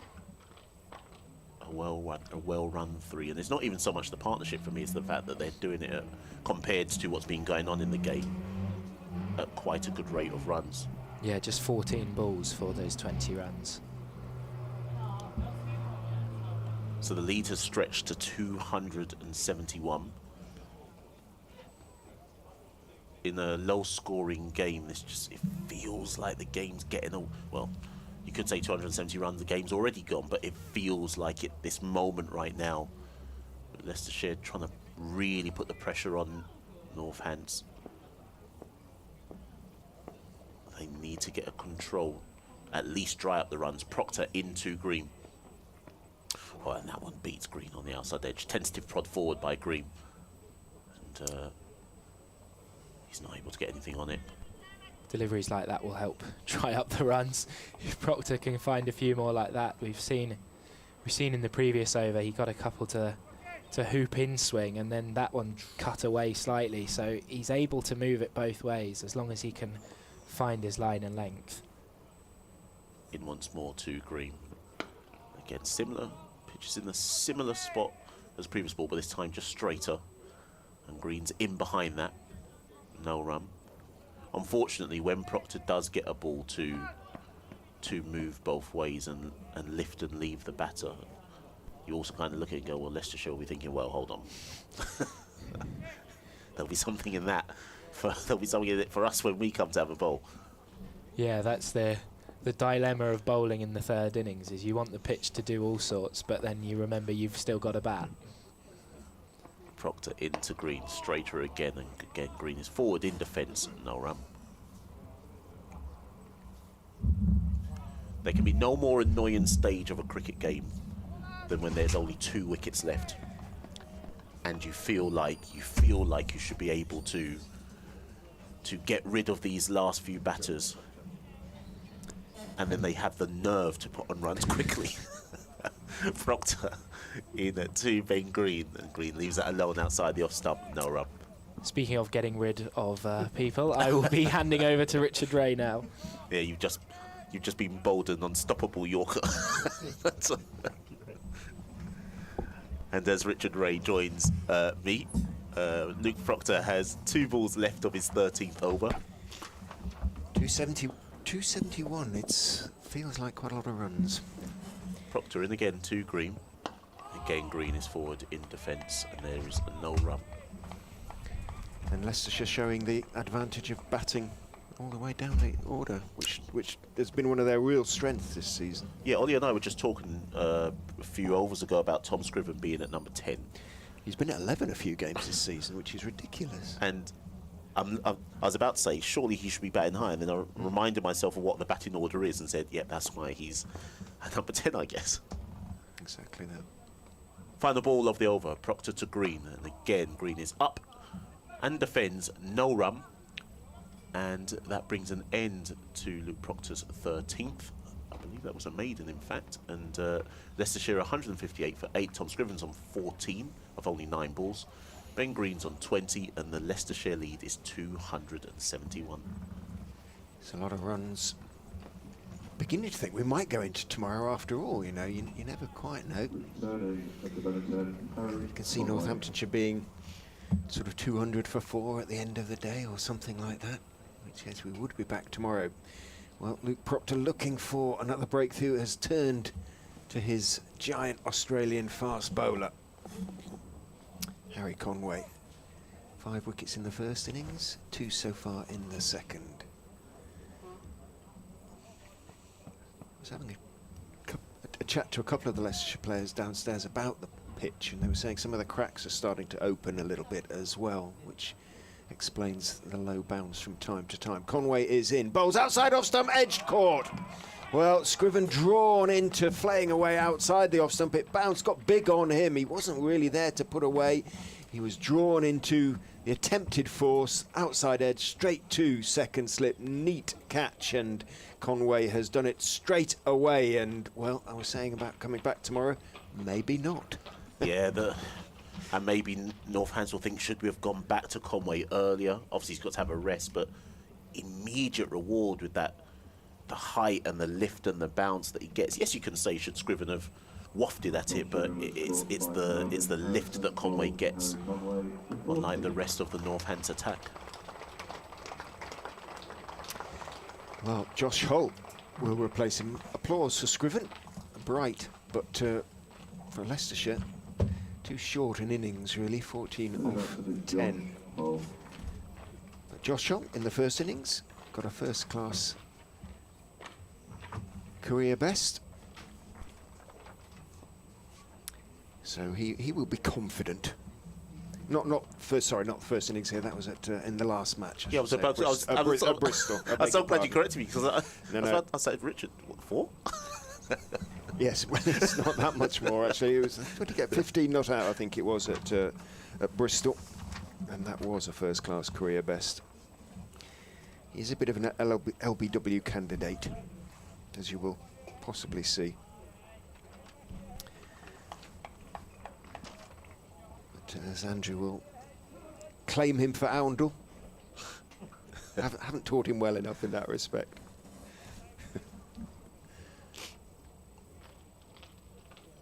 Calvin Harrison has been a very safe pair of hands in the slips for Northamptonshire in his loan period with them. Did put one down yesterday, didn't he? That was a high one, just sort of, it was a very difficult one above his head. Just burst through his hands, but that was off. I can't remember who that was off.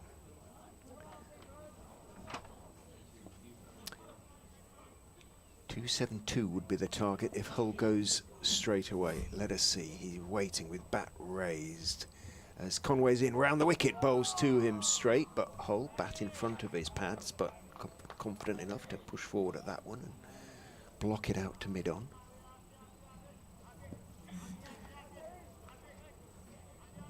So Harry Conway's at Northampton on a short-term loan. Just looking at Andrew in the booth, would there be any chance of them extending it? No chance of an extension.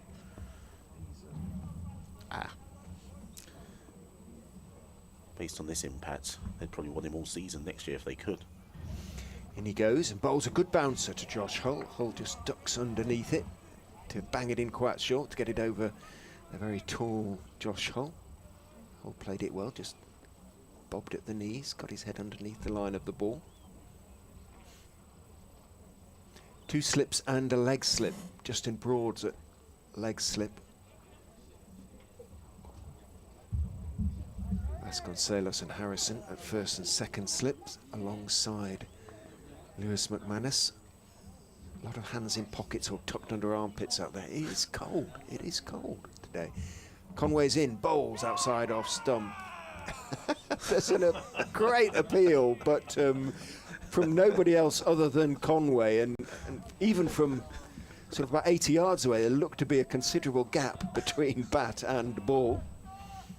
It was a sort of appeal on principle, wasn't it, as much as anything? I've beaten the bat, so I'm going to shout. Yeah, it doesn't fall into the the realm of celeb appeal, but it definitely deserves a moniker of some sort. Oh, 3 for 34 for Conway, 8 for the game. Comes pounding in and bowls to Hull, who is firmly behind that one, just leans forward. Doesn't have to take a big stride. His weight is on the front foot, so you could just about call it a forward defensive. Conway pats Graham Lloyd on the back as he walks back past him, so Graham will have no doubt said something funny. He usually does in his dry Lancastrian way, like David. Have something funny to say. 158 for 9, 271 the lead. Last ball of the Conway over comes in, bowls on off stump again. Hull just leans forward, blocks it into the offside, and sort of gestures with his left hand. Ooh, there was a run in it, but Green, understandably enough, wasn't interested in taking it. He is going to have the strike, but another successful over, and successfully even returned to the attack for Harry Conway. 3 for 34 from 16 overs, his outstanding figures. Yeah, Northampton will be looking to wrap this up ASAP.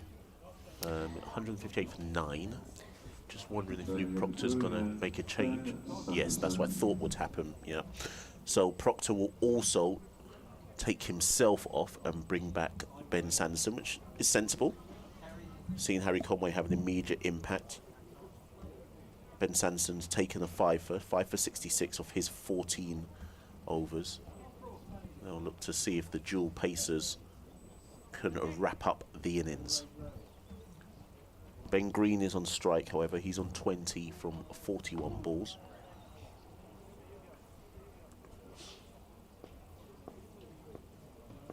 And Sanderson will commence his over to Ben Green. Pace off, and Ben Green is forward. They'll run one hard, but there isn't a second run there as he pushed through the covers. I suspect Ben Sanderson won't be unhappy with that he'll have Josh Hull on strike instead.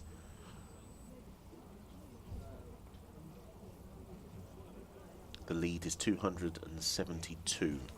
So Sanderson versus Hull.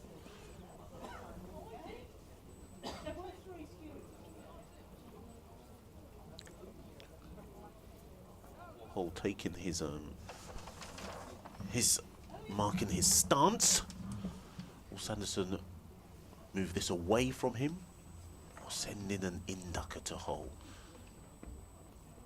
This one just tries to tempt him outside the off stump. Josh Hull not interested in the slightest. There's no run there. As Richard was saying, plenty of hands in pockets.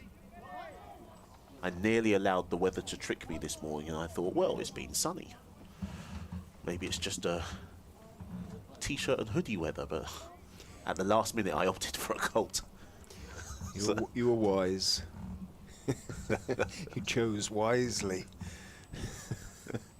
Sanderson into Hull, and Hull is back in defence, pushed out to point, no run.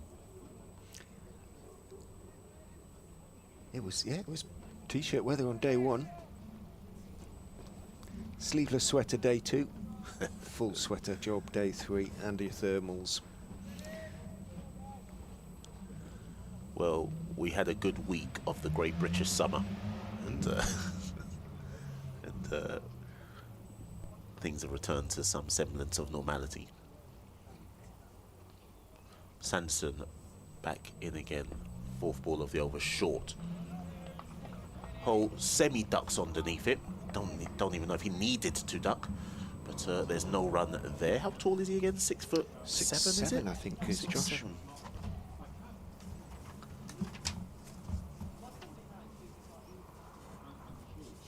I mean, Harry Conway looks tall. I need to see how tall he is, but I know Josh Hull is 6 foot 7. 7, yes.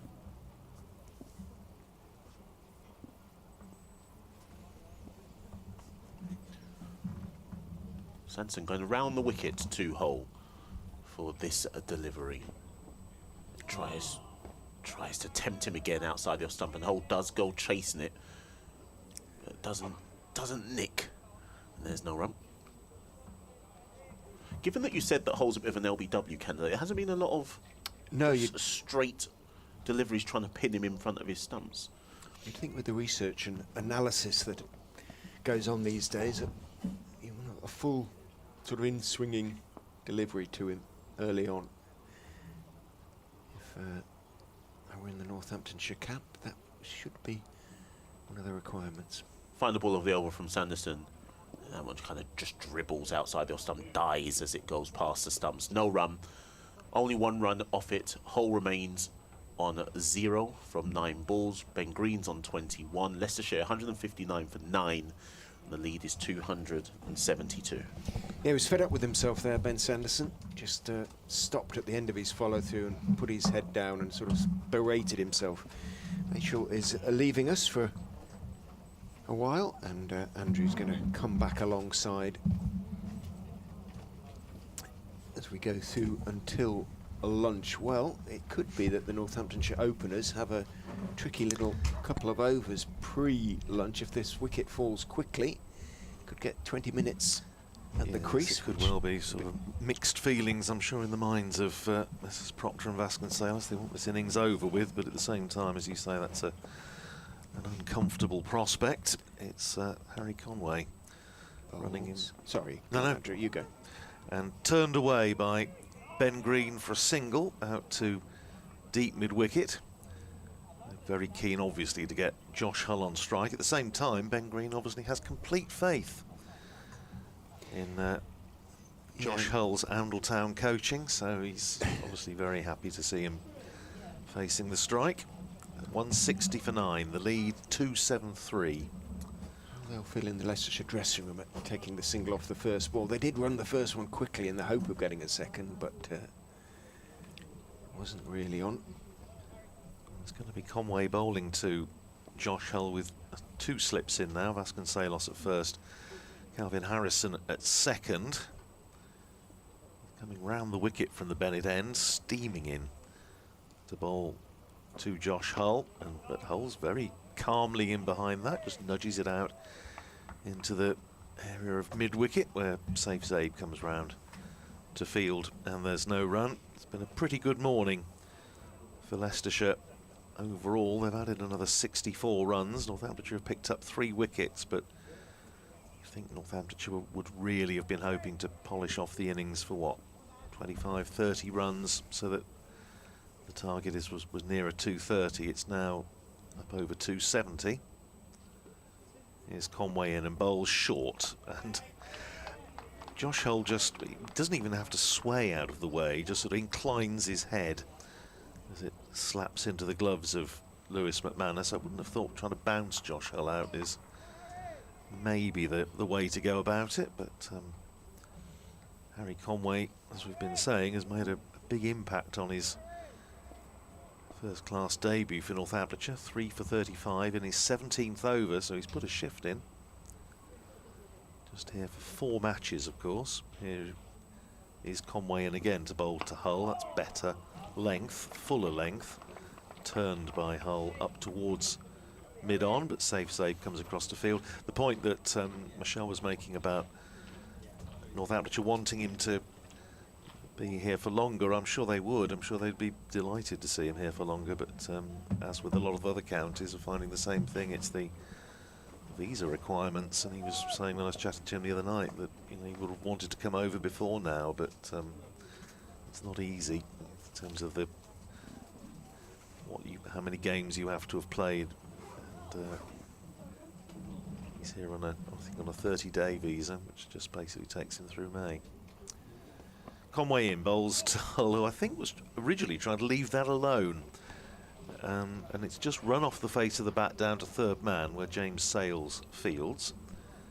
And Josh Hull is up and running. Single to him, 161 for 9. Just 1 ball left in the over, so one assumes Northamptonshire would be looking to try and stop the single. Ben Green's played well here, 22 off 40 balls. Has done a really good job. And rather as was the case yesterday when Northamptonshire were, what, 87 for 6 at lunch and managed to get it up to 191. The lower order batters on both sides have made important contributions. But it's going to be a tough ask for Northamptonshire. Time is one thing that is not an issue. Conway is in. Last ball of the over. Bowls to Green, who hoiks it away over deep square. It's gone under the body of the fielder out there on the boundary, George Bartlett, and it's gone for 4. So they may have been prepared to stop the single, but they couldn't stop the boundary. And it takes Ben Green to 26 and Leicestershire 165 for 9 at the end of the over. The lead is 278. These are very, very useful runs indeed. We have about 25 minutes or so left until lunch. So if the last wicket falls in the next, 15 minutes, potentially Northamptonshire might have to go out for an over or 2. Calvin Harrison's just, I think, just trying to keep warm, really, but it just might be. Yeah, they wouldn't want him bowling to Ben Green. It might work with Hull, but it might end up with Green on strike, hitting a couple of big blows. Round the wicket comes Sanderson to bowl to Josh Hull outside off stump. It seems away. He twitches at it rather, and there's a half-hearted, not really even appeal, really, from Sanderson. It was a beating the bat shout. Beat the bat back just that little bit too much. Wendell's here again, isn't Oh he? yeah, I've heard him out there. Wrap it up, boys, he was shouting. Wrap it up. Come on. I want to get into a picture with Ben Sanderson last night when I was doing the interview with him downstairs. Sanderson bowls, and just outside off stump, Hull trying to sort of play down the line of off stump, keep it off his stumps. Misses it again. It goes through to McManus. It's, I mean, Wendell's shouts are often to the point. Oh, they are. You know, they're not just general supportive he's a decent things. cricketer. He follows the game, and he plays as well. He's a decent cricketer. Yeah, I can see it. Yeah, he has been playing for Northamptonshires over 60s, I believe. Not sure if he's played this year, but we've got a Northamptonshire over 60s second team this year. That sounds interesting. In goes Sanderson, bowls too wide outside off stump, and again his chin sinks in self-admonition, really, as Hull leaves it well wide of off stump. I think I'm right in saying the over 60s have got a game on Tuesday, and it's actually not very far from where I live, so I might go and have a little look. Doesn't look over 60, Wendell. Oh no, he looks pretty good on it, whatever it is. Yeah, so I'm thinking. Sanderson bowls. That's a straighter delivery, possibly even a little bit too straight on towards middle and leg, and Hull gets behind it, plays it out towards mid-wicket, no run. It's all that cycling. Yeah, if he cycled up here from Northampton. No, I'm not sure he did that, but he always cycles to the county ground. It's very doable. Go through Market Harbour that way. It's only, what, 40 miles? 45 miles? Mere bagatelle.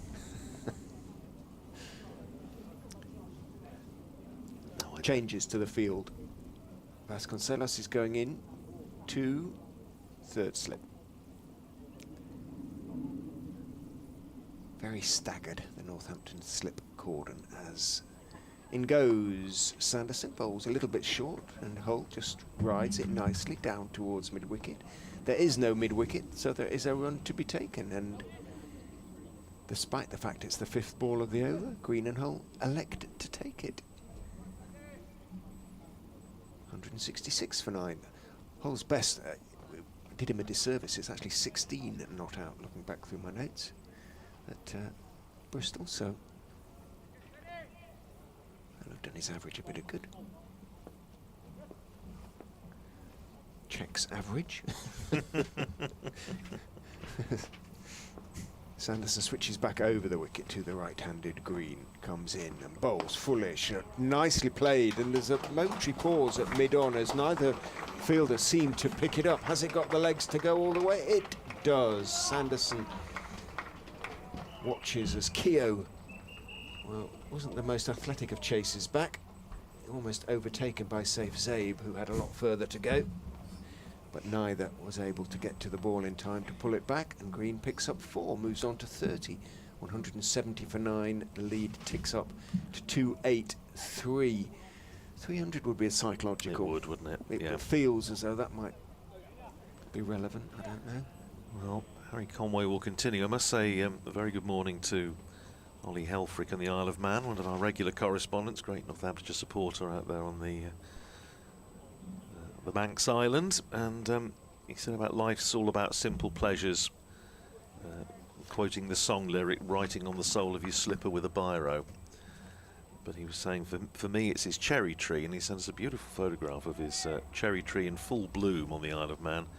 And also, hold that thought as Conway runs into bowl to Josh Hull with 2 slips in place and short, and Hull just sways out of the way. Well, we can certainly supply the simple bit. Well, this and indeed do on a daily basis.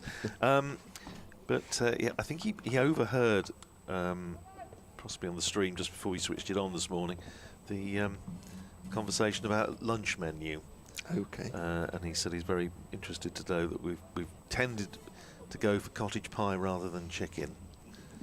Tended, as in you all went. We for all it. went for yes. Why? So I hope it's good. Here's Conway in, bowls and beats Hull outside the off stump. Beats his forward push, forward press. Goes past the outside edge. James Sales at first slip, hands on head. I'd have thought he was in business, but not just yet. As I pointed out, I just hope the cottage is fresh. I'm sure it is, but good to hear from you, Ollie, as ever. And if you're over and you have some of your very fine Manx kippers again, then the last lot went down very well. Here's Conway in and tickled away down to fine leg by Josh Hull. Nothing wrong with that, just got inside the line, helped it on its way, fielded by Keogh. Down on the boundary in front of the meet. 1 more onto the total, 3 to Hull, 171 for 9, the lead up to 284. The Northamptonshire flag that we were talking about earlier, Richard, just to our right, is absolutely tugging at the mast now, and you can see the breeze definitely getting up. The tent at the far end of the ground, the marquee, front of that is really rippling in the wind as Conway comes in, bowls to Green. Green just dropping a bat on it. Conway fields off his own bowling. For Ben Green, the field is extraordinary. They've got 1, 2, 3, 4 on the boundary on the offside, 1, 2, 3, 4 on the boundary on the leg side, a slip, and that's it. It's a difficult one, isn't it, for Northants now? Yeah, they're just obviously trying to protect the boundaries. There's a single anywhere Ben Green wants it. Conway in and bowls to him, and he on drives, and he's quite happy to take the single. Well, it's the 5th ball of the over. Yeah. Just goes up to Sanderson coming in off the boundary at long on. Green is 31. He's playing this really well. Again, he's had a good game, hasn't he? Bowled beautifully yesterday. Made 39 in the first innings, 31 not out here. Leicestershire do go on to win this game. And almost regardless of what he does with the ball in Northamptonshire's second innings, he will have played a very significant part in this result. 172 for 9. Bearing in mind, as we were saying, I think on the first day, that Leicestershire haven't beaten Northamptonshire here in the championship for 15 years, 2010 last time. Conway into bowl to Josh Hull, who works it out into the onside. There's an easy single, and after a certain amount of discussion, deliberation, focus groups or whatever, they decided to take it off the last ball of the over. So Josh Hull keeps the bowling, and it seems as though Northamptonshire have very much less faith in Josh Hull's batting ability than Ben Green does. Well, Green, in fairness to him, did hesitate. Well, and are you sure? And Josh was sure. Yeah. When you've opened the batting, 23 balls now, mate. When you've opened the batting for Oundle under 17s, then you know this is no problem. Ben Sanderson holds no terrors. No, absolutely not.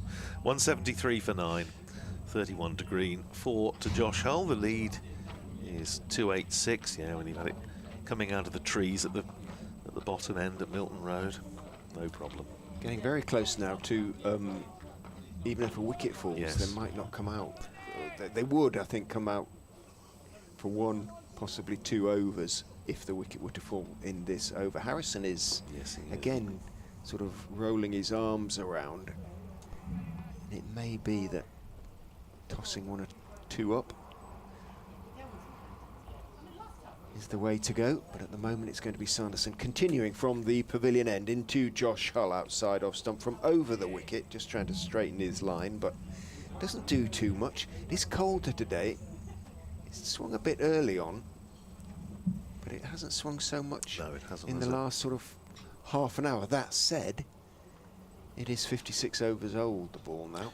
Well, it's interesting. I was mentioned to Gus Miller this morning, to the far end of the ground, and he was saying that presumably he'd had a chat with 1 or 2 of the Northamptonshire players, and that was something that was being queried as to whether it would do as much if the temperature dropped, which it has.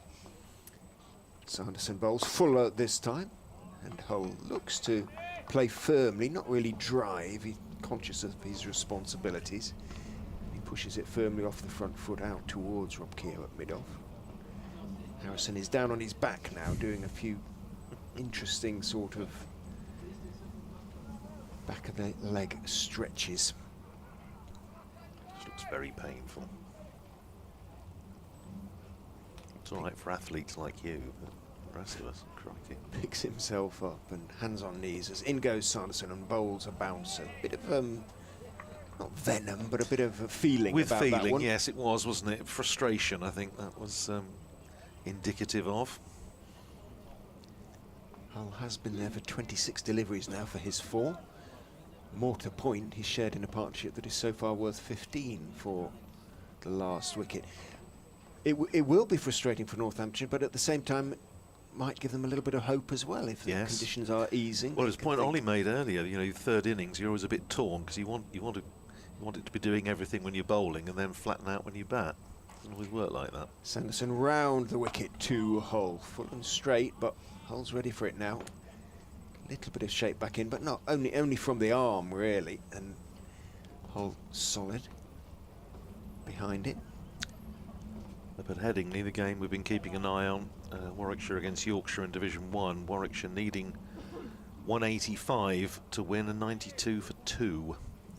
So it's looking decent for the Bears. Another 93 needed.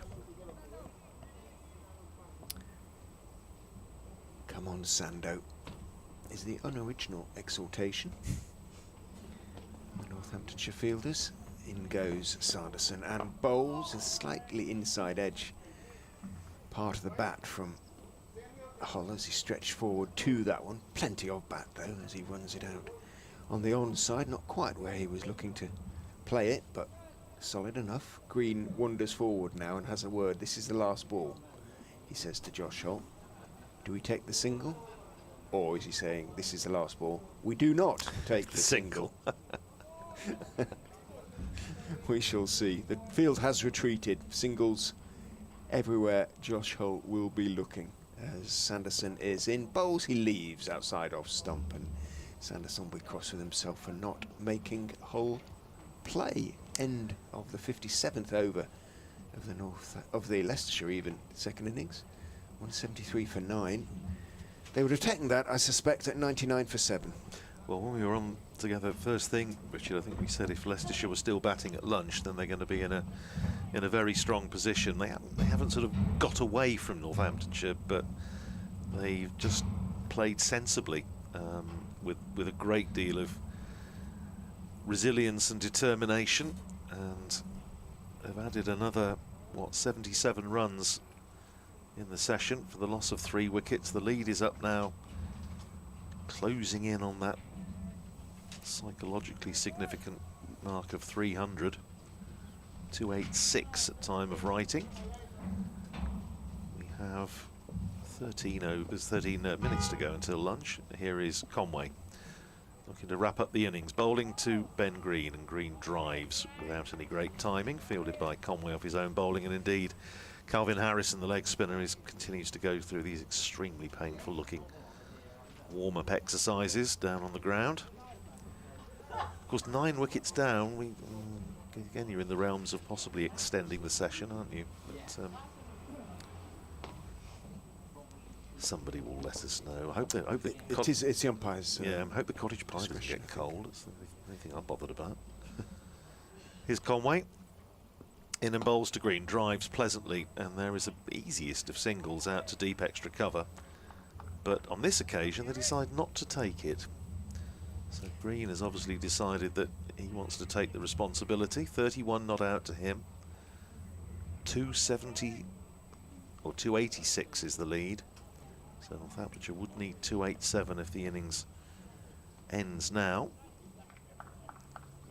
But there is still power to add for Leicestershire in the form of Messrs Green and Hull. Conway running in from the Bennett end and bowls to Green, who works it away out to deep mid-wicket again. Easy single to be had, but they decide not to take it.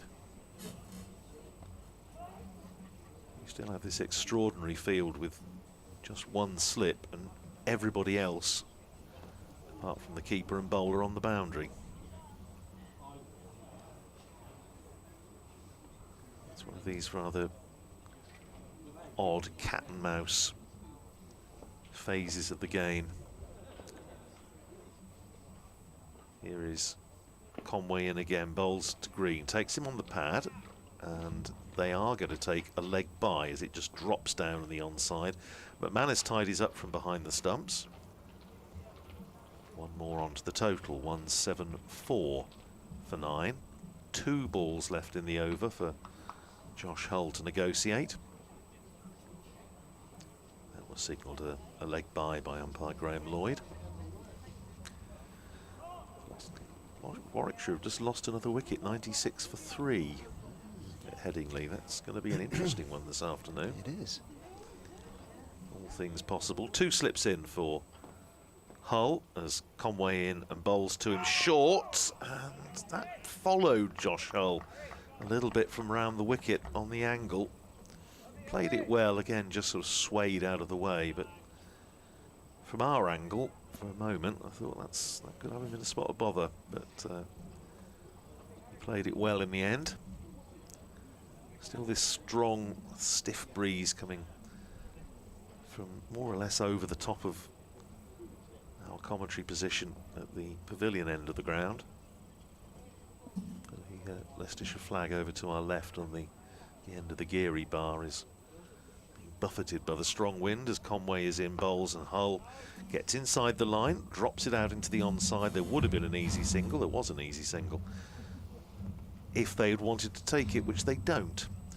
That's the end of another over from Harry Conway, his 19th of the innings and his 41st of the match, so he'll be glad to put his feet up for a day or two. 174 for 9, Green is 31, Hull is 4, and Leicestershire's lead is 287. Yeah, he hopes, because as Logan Van Beek said yesterday, he'd hoped to spend yesterday evening sort of with his feet up and dozing quietly on one of the luxurious settees in the Leicestershire dressing room, but found himself having to absorb the blows out there in the middle for the final hour last night. So Harrison is going to have a little trundle from the pavilion end, toss 1 or 2 up to Green, say, go on, see if you can hit me out of the park. Well, I wonder also, Richard, because the over rate on the board is at +1, but they haven't exactly raced through the overs this morning. They've bowled 25 in the session. Yeah, 3 wickets. And it's that whether they, I don't know, they'll be okay. They should be, but maybe it's just a, maybe it is just a tactical thing, and they want to see how these two cope against the leggy, who I thought bowled quite nicely yesterday. And He did. his 1 over was tied in the first innings. I thought he was quite impressive. Pleasingly, he's going to bowl in his long-sleeved sweater as well. In he goes and bowls a little bit flat to Green, who goes back and plays firmly out to deep extra. Keogh stoops to pick it up 20 yards inside the ropes and underarms the ball back to Harrison. That's what the late, great Brian Reynolds would have called Colin Clubby. A little bit. Bowling in a long-sleeved jumper. Sue Redfern comes and looks at Harrison's follow-through. In he goes, tosses that one up a little bit, steered out to third man this time by Green, and although Hull would quite like to take the run, Green says no. I get the impression Josh Hull's getting a little bit frustrated here, because I think he's played very solidly, 4 of 31 balls, and he's being treated at the moment as though it's Sachin Tendulkar batting with Jim Griffiths, isn't it? But, well, they're anyway. going to post a slip now, Northamptonshire, as Harrison is in. Back goes Green, skids on a little bit and doesn't really turn. Gathers a smidgen of pace, perhaps. Might have been the top spinner, might just not have turned. Green keeps it out off the back foot. Yeah, Leicestershire would be quite happy for Harrison to follow through where he wants at the moment. In he goes, bowls, tosses it up, on driven, but without really aggressive intent. Stroked as much as driven by Green out to long on, and this time it being the 4th ball of the over. A single is indeed taken. We will have lunch if the wicket falls in the next over or two now. 7 minutes until the official time. Everybody comes in to reacquaint themselves with each other. Harrison is going to go round the wicket, with the exception of deep mid-wicket, in case Hull tries a sort of slog sweep or something like that. Round the wicket goes Harrison, and bowls, tosses it right up. Hull goes back and not deliberately plays inside the line. But he was covering his stumps, in case it turned that little bit more, perhaps. And Harrison sends his point sort of cover back a little bit to the boundary, tosses that one right up, but Hull, having watched it sail down from above his eye line, land almost at his feet, just leans forward and blocks it out into the offside. So he remains very aware of his responsibilities. He remains therefore on 4 not out, the lead to 88. and I think we're going to have a change at the far end, at the Bennett end. It's going to be Ben Sanderson coming back on in place of Harry Conway. And taking over at the Bennett end, Ben Sanderson. Yep, so Conway taking a breather, 3 for 43 off 19. And Sanderson, it's going to be back into the attack. The sun out.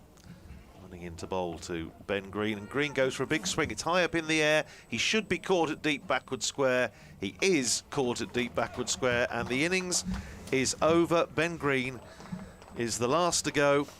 Caught off Ben Sanderson at deep square leg.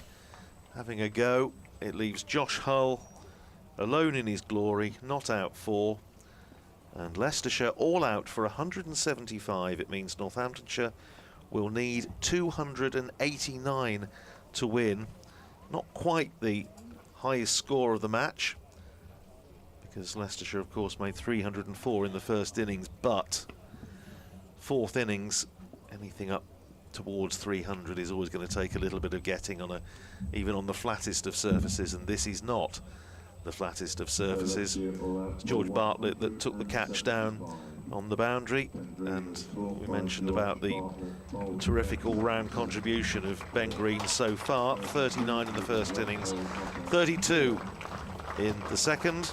It means that Ben Sanderson finishes with a 6 for 72 on his comeback to the Northamptonshire side after injury. 9 wickets in the match for Ben Sanderson, and it puts him level with David Larter on 559 Northamptonshire wickets across all formats. But 175 all out. He very modestly just holds up the ball. The benefit, I'm sure, of a photographer or two. Northamptonshire players leave the field, and the target after lunch will be 289, Richard. So 9 wickets Sanderson, 8 wickets Conway, basically, in the game. So we can, the pace attack, Northampton's pace attack dominated by those two men, done a wonderful job for their side. What do you reckon, 60-40 Leicestershire, something like that? Maybe a bit more than that. More than that, I would 70-30, yes. 75-25, that sort of area. I'd say 70-30, because you never know. But yeah, you absolutely don't. And as the sun comes back out at Grace Road. We are having lunch, so we'll be resuming at around about 25 to 2, so 5 minutes early, I would think. And 69 overs remain to be bowled today. I think they've taken off the 2 for the change of innings, or they might not actually, because it's lunch, isn't it? So they won't. So there's plenty of cricket left to be played, and we could well be back tomorrow, depending on the Northants' approach and, of course, the behaviour of the ball. We'll be back with you, all 4 of us, in around about 35 minutes' time. Look forward to your company then.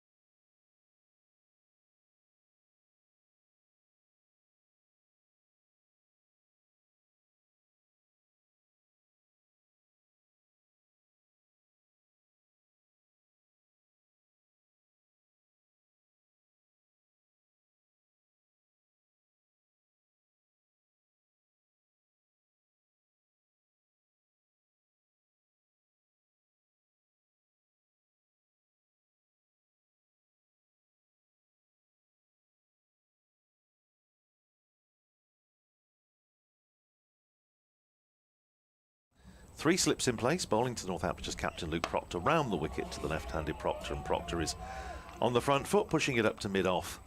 Holland is in and bowled a little bit short, and that is wide, and that is cracked away off the back foot. And, well, that was there to be hit away and got the treatment. Here's Hull in again, bowls and driven by Vasconcelos. It beats Josh Hull, and it's going to run away to the boundary at the Bennett end for 4. Nicely timed by Vasconcelos. Josh Hull facing this next ball from Josh Hull, hits him on the poke. There's an appeal for LBW and he's out. And Josh Hull has the breakthrough. It was very full. It hit Proctor on the boot. Comes in and bowls, and that's going to be 4 because that one drifted onto the legs of Vasconcelos. A little bit of in-swing, but he used the pace and direction of the ball, just punched it away. Scriven in from the Bennett end, bowls round the wicket, clipped away for 4 more. The in-swing, over-pitched,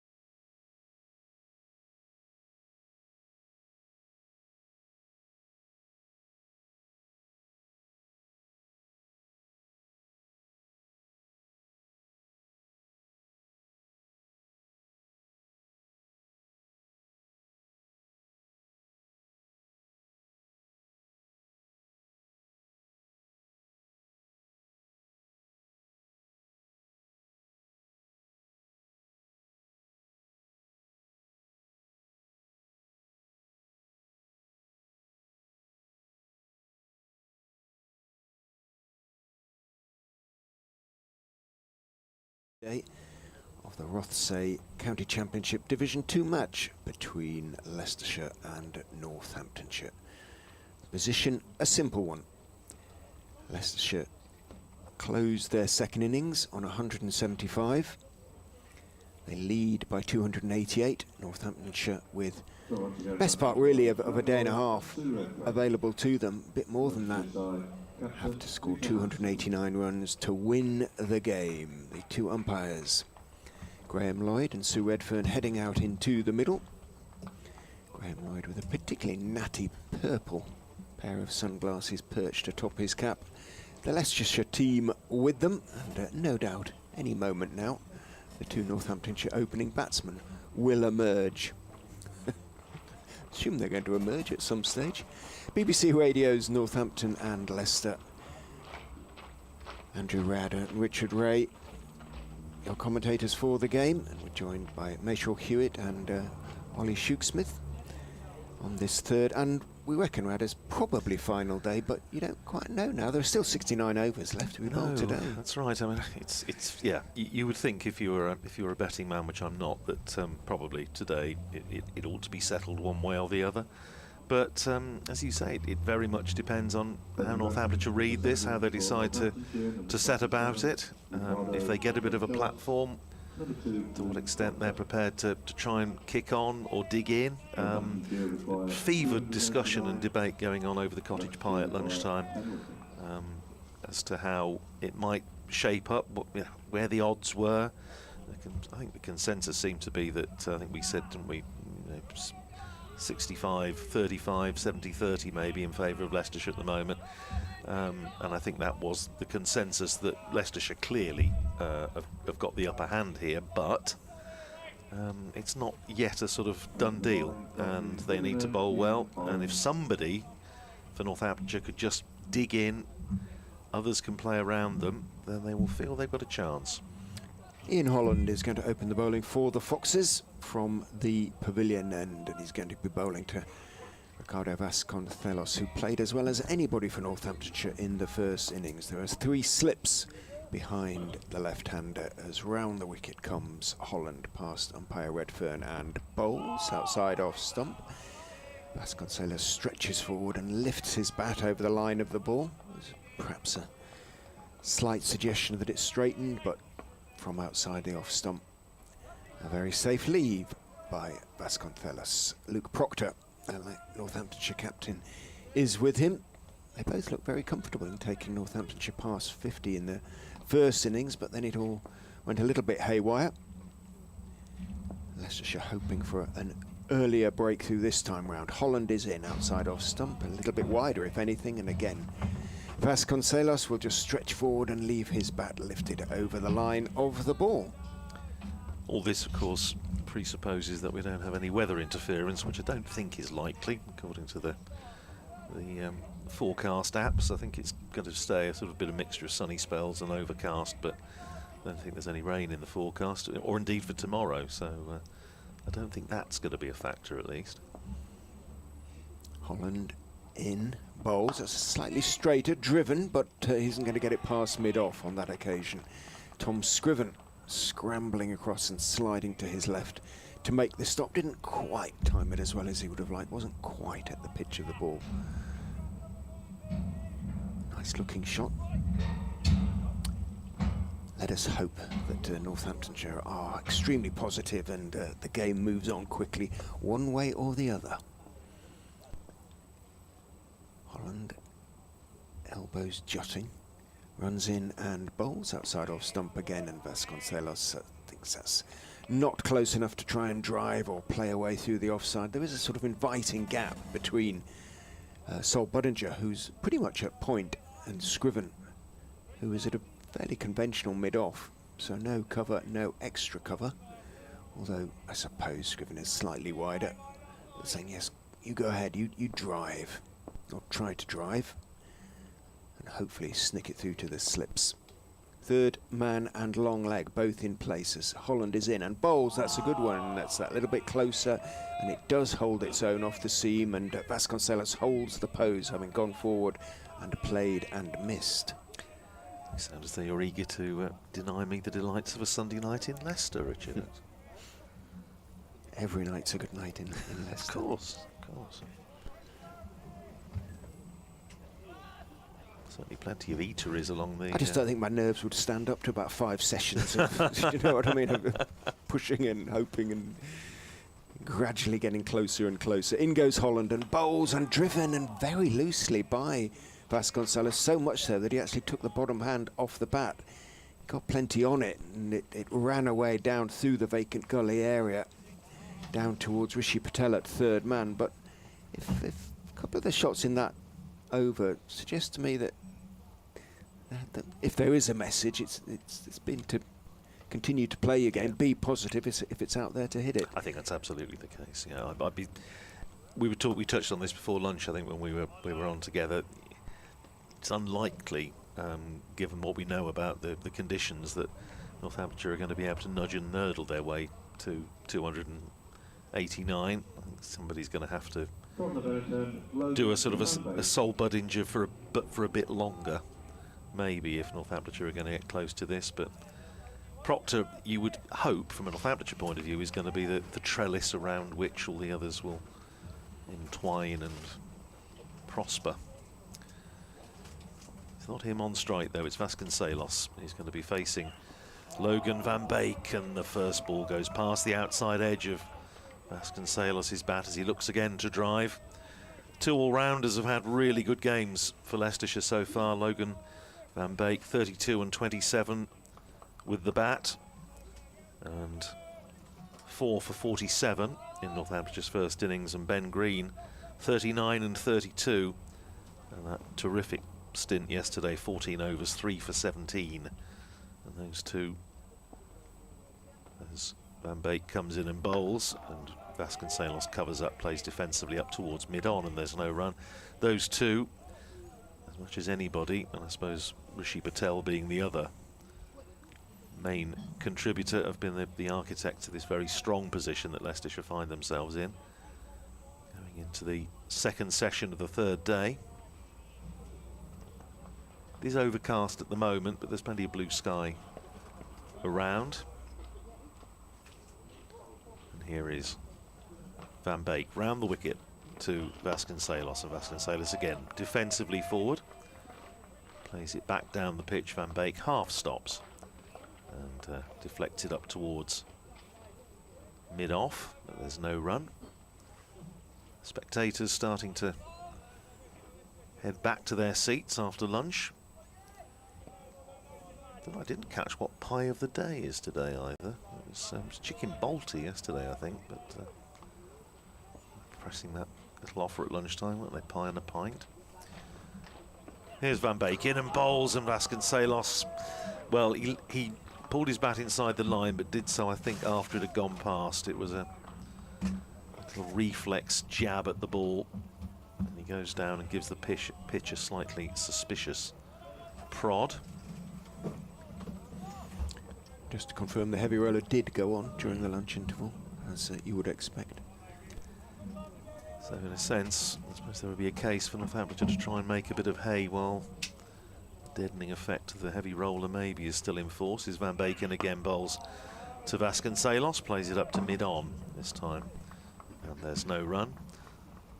Although in fact this morning, as we said on commentary, it didn't seem to perhaps deaden it for as long this morning. It didn't perhaps have quite the amount of difference that it did yesterday. So a mere 288 more required. 1 for no wicket. Here is Logan van Beek in and bowls, and Vasconcelos again on the defensive, watchful. Ball on the line of off stump, pushing it up to mid-off, and that's the end of a tidy first over from Logan van Beek. It's a maiden, and Northamptonshire are 1 for no wicket. That 1 run coming to Ricardo Vasconcelos, and Luke Proctor just about to face his first ball of the innings.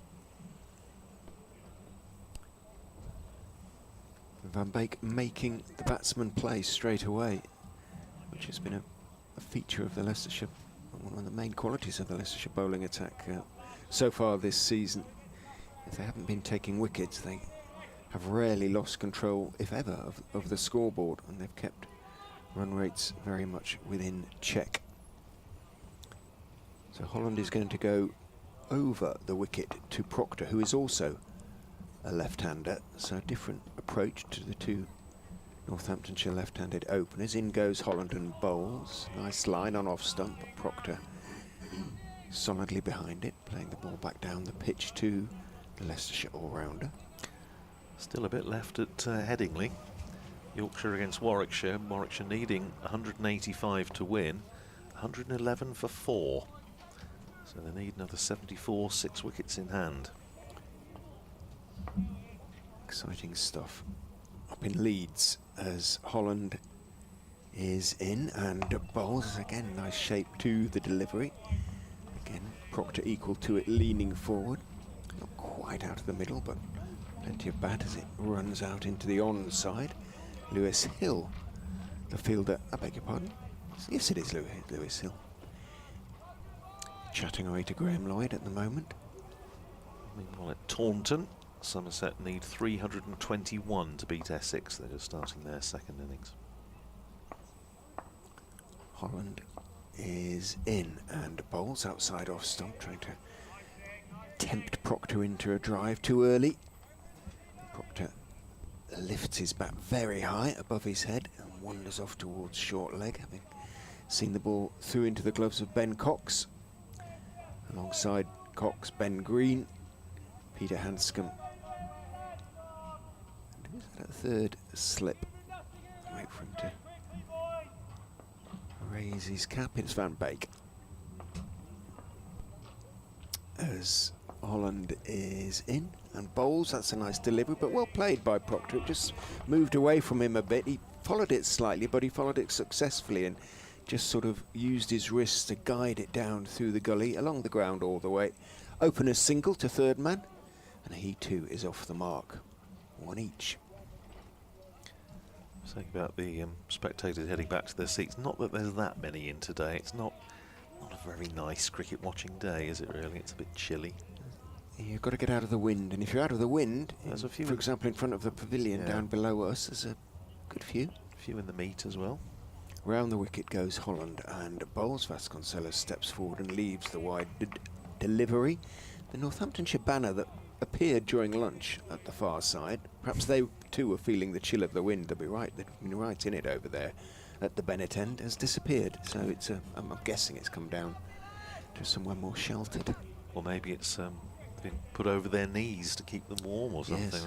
like a travel rug. Wrapped in it.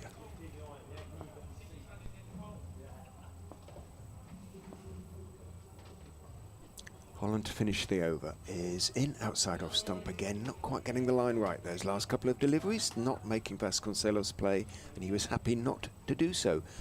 One each to the openers, 2 without loss after 3 sparring rather than throwing big punches at the moment, both sides. Yeah, Leicestershire looking for their, mentioned before lunch, their first championship win over Northamptonshire here since 2010. Hoggard's time as captain.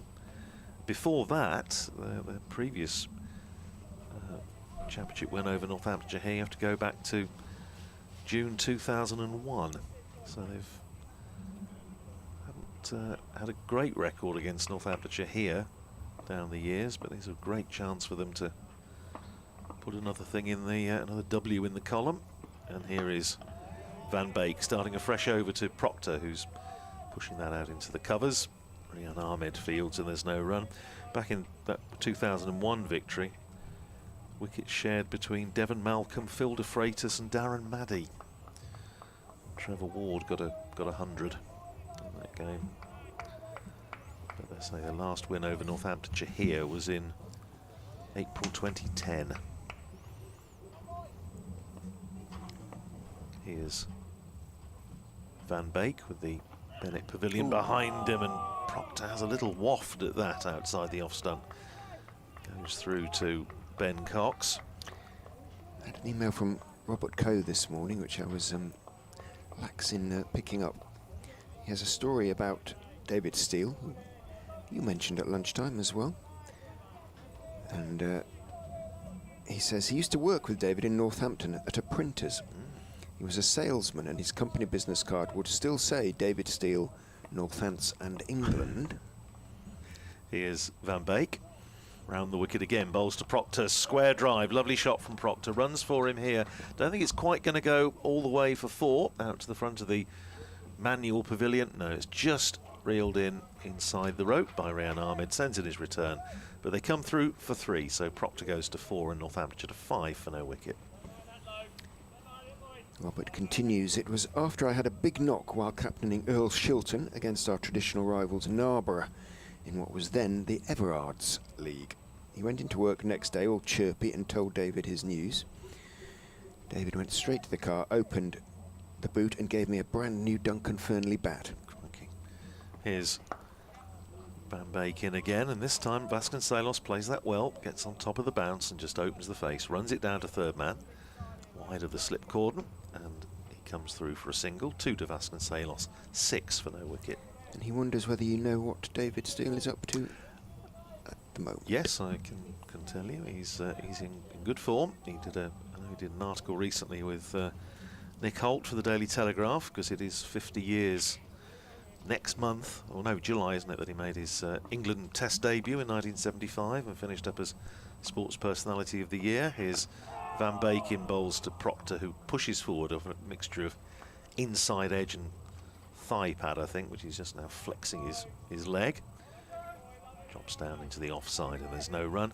Lives still in the beautiful village of Geddington, near Kettering, with his wife Carol. And I imagine we shall see him at Former Players' Day, which is at the 22nd of June at Wantage Road this year. Turns 84 later this year, but no, he's in good fettle. Great man of cricket. Here's Van Beek in again, bowls and bowl. Ooh, thought he nipped that one through him. Apologies for giving any Northamptonshire supporters a funny turn. It just came off again, a thick inside edge into pad, and it looked for a moment, judging by the reaction of the bowler, as though he'd just snuck through, but he hadn't. Proctor survives. It's 4 to him, 2 to Vasconcelos, 6 for no wicket. And of course, when Northamptonshire used to play Leicestershire here back in the 70s, then you'd have a Steele on each side, because David played for Northamptonshire and his brother John played for Leicestershire.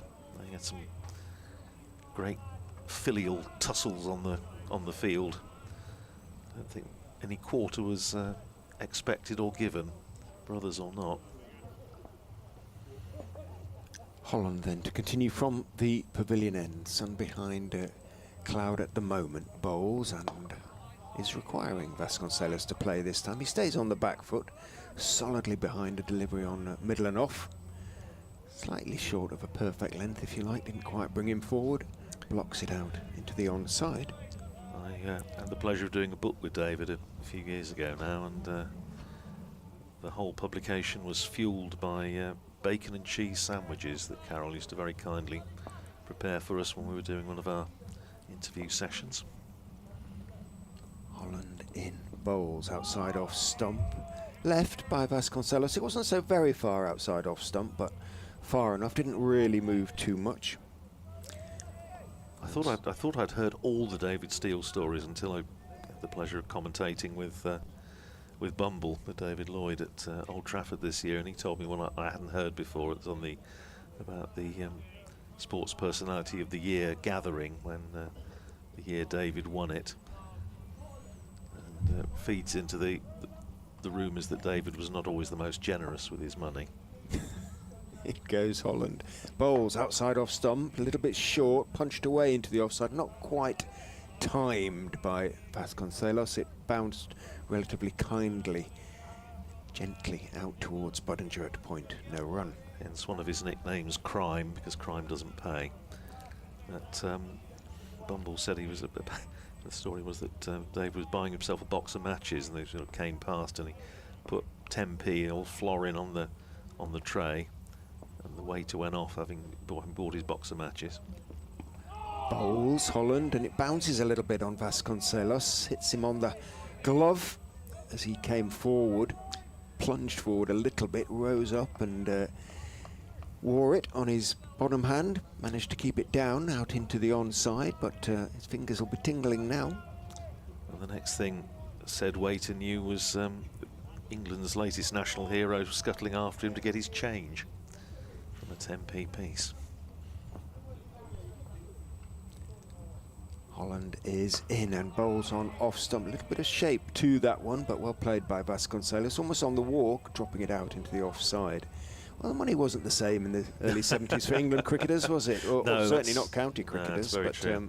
David did. He had a, because and all this, the great feats he achieved in 1975 were during his benefit year, and as a result, he did, deservedly so, did well out of it. Yeah, wouldn't have done his publicity any harm. Oh no. Rightly so, but he earned it. In goes Holland. Bowls, ooh, squares up. Vasconcelos a little bit with a fuller delivery. It is squirted rather out into the offside. And ended up getting quite a bit of bat on it. And into that gap that I mentioned in the covers, Budinger chases across from point, disturbs. I wouldn't describe it as a flock, a little gathering, maybe 3 or only 4 at the very most, pigeons. And Vasconcelos picks up a couple. He moves on to 4. Northamptonshire beginning their chase cautiously, but so far without damage. They are 8 without loss, needing another 281 runs to win the game. The line of David's that I always remember from those interview sessions for the book was he was talking about playing for England, and he said you wanted to try so hard it hurt. Just put heart and soul into it as Van Beek is in. Bowls to Proctor, who jams down on one, and it bounces down in the crease so close to the stumps, and it bounces over the top of the stumps. Gosh, that was a close shave for Luke Proctor. He was very cool about it. He was. Just look back, and it's going over. All in a day's work. They're phlegmatic folk in Oldham, but that was a close call for the Northamptonshire captain, but he is still there. Still 3 slips in. Van Beek from the Bennett end, round the wicket. Bowls to Proctor, who drives fluently, but without any great timing. And it's fielded at mid-off, and there's no run. The other favourite Steele story, which used to be told by the late, great David Green, journalist and very fine cricketer, was Ken Higgs was also, of course, a Staffordshire man, was here for many years. As Van Beek is in again, bowls and steered away by Proctor, another one of his trademark shots, wide of the slip cordon down to 3rd man for a single. Proctor to 5 and Northamptonshire to 9 for no wicket. And I think it was when he was playing for Lancashire, David was not a great walker if he nicked one, and he stood there and given not out, and Ken was not happy. And they were both, after the game, going back down to Stoke to see family members, and Ken Higgs refused to get on the same train as David because he was so annoyed with him. Here's Van Beek in and bowls short, and Vasconcelos dismisses that from his presence, and it's gone 1 bounce into the boundary for 4. And Vasconcelos quickly in position. Short ball from Van Beek, fair enough to try him out, but he pulled it away just behind square, and it raced away for 4. Vasconcelos to 8, and Northamptonshire to 13 for no wicket. Got plenty of that. He did. I was looking to see if it wasn't that far away, I think, from going all the way. Now, what will Van Beek's response be? He's in again, bowls to Vasconcelos, who, not dissimilar from Proctor earlier in the over, just jams down on it. Fortunately for Vasconcelos, it doesn't go quite as close to the stumps, but he just jams it down hard into the ground. And the moment of danger passes. That was a close call for Proctor, though, and as you say, he was just so blasé about the whole thing, wasn't he? 13 for no wicket, 276 more needed. Van Beek makes a full start. Starts to run in, whether he wasn't feeling quite right or Vasconcelos wasn't quite ready. bowls to him, and that's outside the off stump. Left alone by Vasconcelos. 8 to him, 5 to Proctor, and Northamptonshire are 13 for no wicket, on the way to their target of 289 for victory. I'll do one more over, and then we'll get the one of the youngsters involved. Get the boys to explain what should be happening and what is happening. Sounds like the old inhabitants of the West Stand at Northampton. Get the youngsters in. Until they Play the kids. Until they don't do very well, and then it's get the old ones back. Holland is going to stay over the wicket to Luke Proctor. Feels he's got a better chance pushing it across the Northamptonshire skipper. In he goes and bowls on off stump. There isn't quite the movement yet. The ball is only 6 overs old. Still plenty of lacquer on it. And it was solidly blocked by Proctor out into the offside.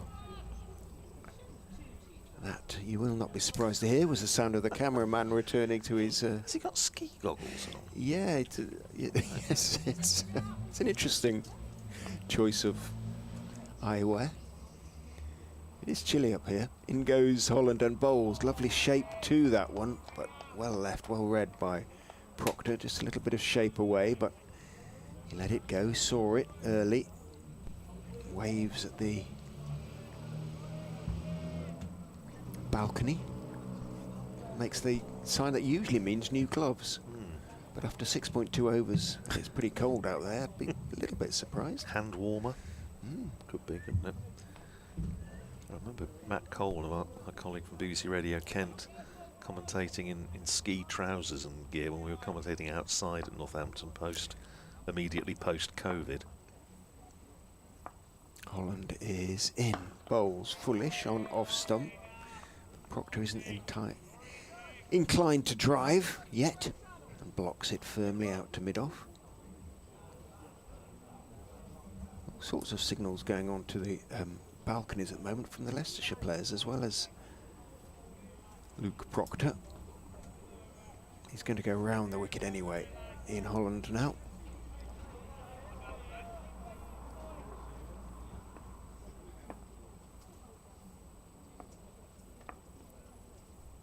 Runs away from us, bowls. Proctor is defending on off stump. Good line, good length.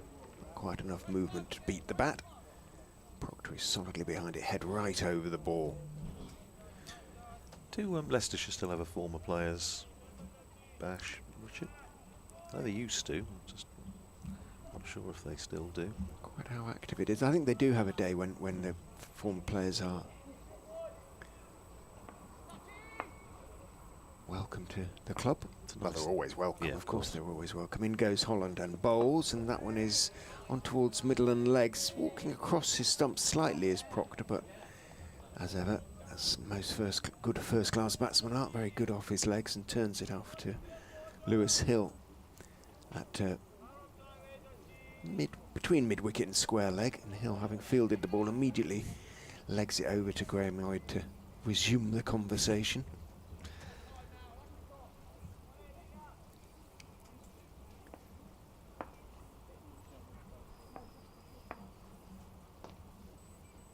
Holland is in and bowls, and he is driving this time, but doesn't put his full weight behind the shot. He was reaching for a bit, so he made sure he stayed in control, and as a result didn't quite get it past Tom Scriven at that wide-ish mid-off position. End of the over. Holland's fourth, none for 4 his figures. Northamptonshire continue to make slow but nonetheless steady progress. 13 without loss after 7. It was so lovely to see Jack Birkinshaw, of course, president of Leicestershire County Cricket Club, here on the Friday morning to present Josh Hull with his cap. I remember seeing Jack Birkinshaw spin partnership with Ray Illingworth here back in the 70s. For now, in the here and now, it's Logan van Beek in bowls again to Vasconcelos, who steers the first ball of the over again down wide of the slip cordon, down to third man for a single. Low tariff, low risk shot from Vasconcelos. He goes to 9, 14 for no wicket. Afternoon, Ollie. Trust you enjoyed your cottage pie as much as I did. Certainly did. Plenty of carbs there, splendid. Keep me going this afternoon. 3 slips still in place, backward point, gap through that extra cover region, trying to invite the batters to drive. Van Beek in bowls to Proctor, who is solidly, resolutely in behind that, pushes it up to mid-off, and there's no run. Then a mid-off, mid-on, mid-wicket, and a long leg down in front of the meat. In case the cake stall opens, and about 25 minutes, I think, till it opens. There's £700 they raised yesterday, I see, from their social media, so very, very well done to the Friends of Grace Road. That's a cracking effort. Here's Van Beek in bowls, and nibbled away down to third man by Proctor. Stroke not a thing of great beauty, but look in the book. One more to him, he goes to 6-15 for no wicket. Do you think Rishi Patel will be hoping he can sneak off the field to get Well, him that's on? what I was thinking, you know, if there's a sort of a delay or you know, something or an injury, just sidle off while nobody's looking and say put it on the slate and have a nice bit of Victoria sponge or something. Here's Van Beek into bowl to Vasconcelos, short. Vasconcelos this time doesn't take it on, and it's called a wide by umpire Graham Lloyd. Vasconcelos, as we mentioned during the first innings, is not the tallest of players, and Van Beek dropping that one short. He's seen that Vasconcelos is prepared to take it on, because he did in the previous over and played the pull shot beautifully away just down behind square for 4. On that occasion he wasn't going to take it on, he was in no position to it, and it was called a wide. 16 for no wicket, 273 more runs needed. And here is Van Beek in and driven nicely by Vasconcelos. Timed it quite as well as I thought he did at first. It goes up to mid-off and there's no run. Mentioned the game down at Taunton, Somerset against Essex, with Essex bowled out for 259 in their second innings, which left Somerset needing 321 to win, and they are 8 for 2 with Andy Umeed and Archie Vaughan both back in the pavilion. Here's Van Beek in, bowls to Vasconcelos, pushes it up to mid-off, and there's no run. Wicket apiece for the old firm, Sam Cook and Jamie Porter. So Somerset's,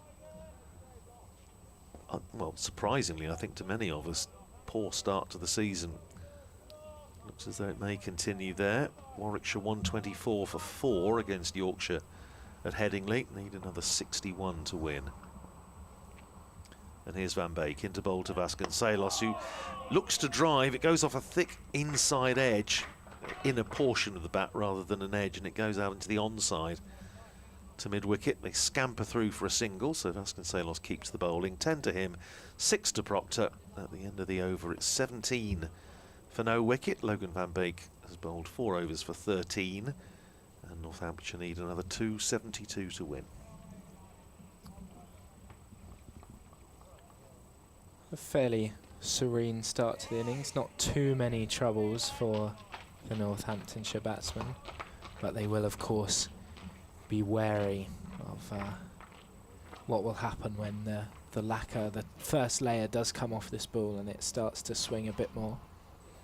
As Holland is in, searching for some swing to Vasconcelos, who leaves this one alone outside the off stump. Also surprisingly still searching for his first wicket of the match, having missed out in the first innings. 20 wickets coming into this match, but still looking for his 21st. But that again is what we were saying in the first innings about the bowling unit here at Leicestershire, and the fact that, you know, some days somebody else will get the wickets, but it's working as a unit. Here is Holland, and Vasconcelos pushes out into the offside. It's through the gap at cover, but it will just be a single as the substitute fielder Walker comes round to pick up. Didn't notice who he's on for, but it had been Tom Scriven in that position, so whether it's been a direct swap. Roman Walker's another who came up into the box last year and did some commentary with us. Thoroughly enjoyed himself, I think. Well, it's a good place to be. Good view, isn't it? And a good view of Proctor turning that one into the leg side from Holland. It is fielded at mid-wicket for no run. Does make you wonder.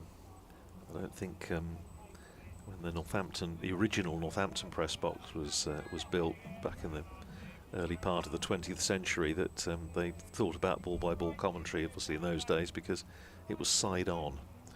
Completely useless for any journalist, ever thought, written or spoken. Holland in once again and left alone outside off stump by Proctor.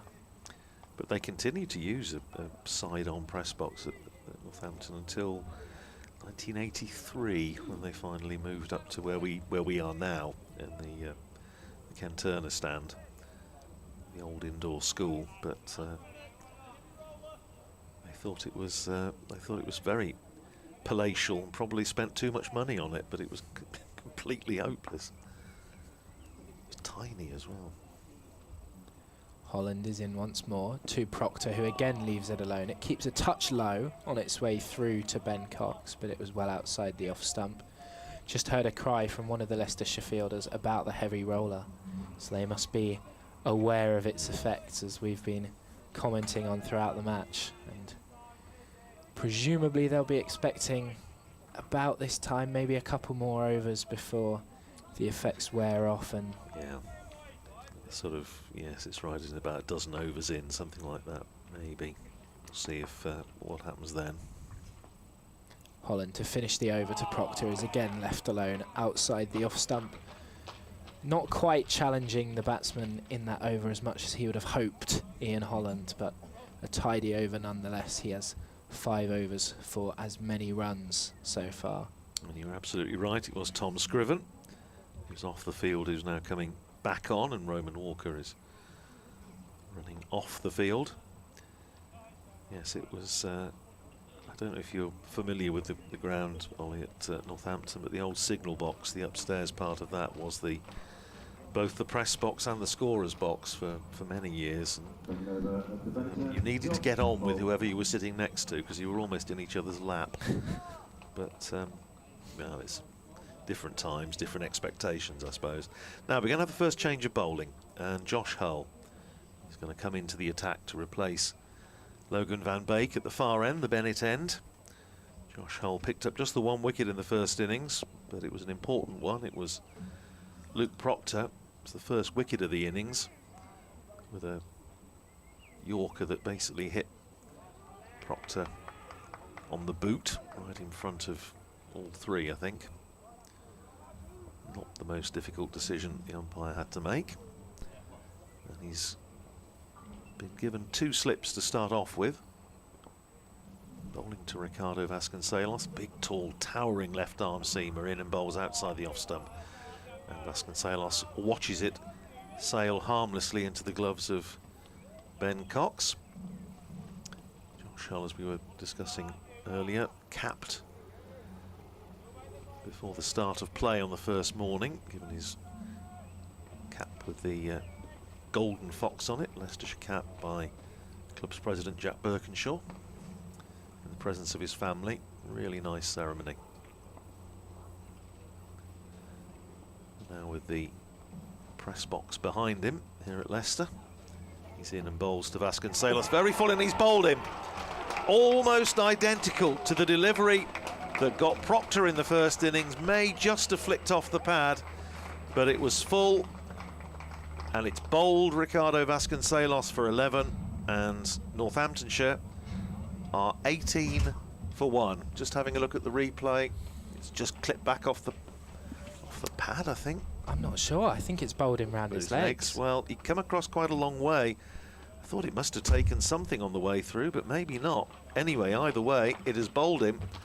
And I say it was almost identical to the delivery that he removed Luke Proctor within the first innings. Ricardo Vasconcelos is at the best of times the slowest walker off, I think, in county cricket, and that's continuing now. And he's just giving a gesture to the dressing room. Well, what can I do about that? Well, I don't know, but he's out anyway for 11. Josh Hull, as he did in the first innings, has the breakthrough for Leicestershire. Vasconcelos goes bowled by Hull for 11. It's 18 for 1, and a further 271 runs required by Northamptonshire.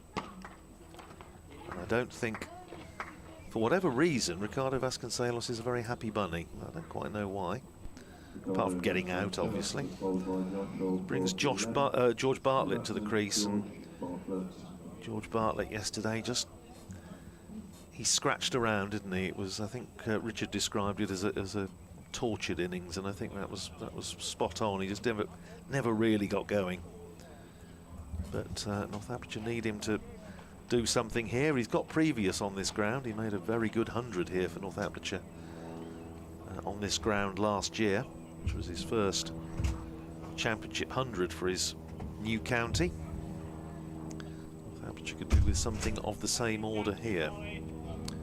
Right-hander, of course, so we're now to a right-hand, left-hand combination. Just have to have another look at that one to see. You thought it was impossible that it couldn't have just gone straight onto the stumps, but it may have done. Yeah, it's difficult to I thought it see. may just have flicked off something anyway. We'll have another look at it for you, but either way, he's out. Now Hull bowling to the new batter, George Bartlett. 2 slips in, and Bartlett lets that go, but good carry, and there's a real zip in that delivery from Josh Hull. He's 6 foot, is he 6'7", 6'8", and he's just, you can see, warming to his task here, and why not? Leicestershire have got a terrific chance here to win a 3rd championship match of the season. This is their 5th game. That has gone straight onto the stumps. You know, it has hit nothing. It's just gone across. He went across and it's hit leg stump. Here's Hull in, bowls, and nice drive to get off the mark by George Bartlett. Out to deep extra cover. There is a man back on the boundary sweeping, so he's only going to get a single. But he's off and running. And Northamptonshire 19 for 1. That is just cannoned into leg stump. Just gone so far across. Josh Hull was highly delighted. Ricardo Vasconcelos, I think it's fair to say, rather less so.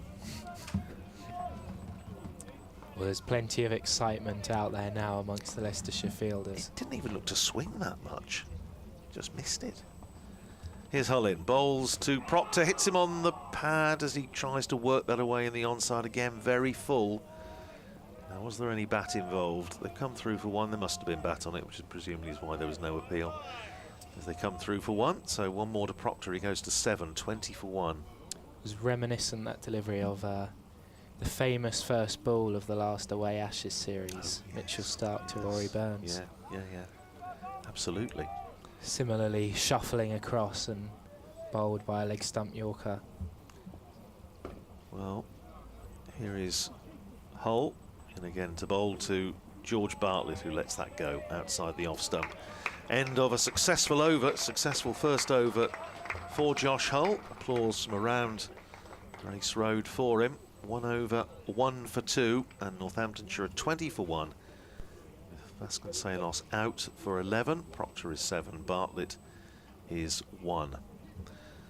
Well, we've seen, when we commented, when we were talking about it at some length yesterday, about the batters on both sides coming a long way across and setting up on sort of off stump or middle and off, which seems to be a bit of a thing these days. But Vasconcelos going so far across and just done on the angle, really.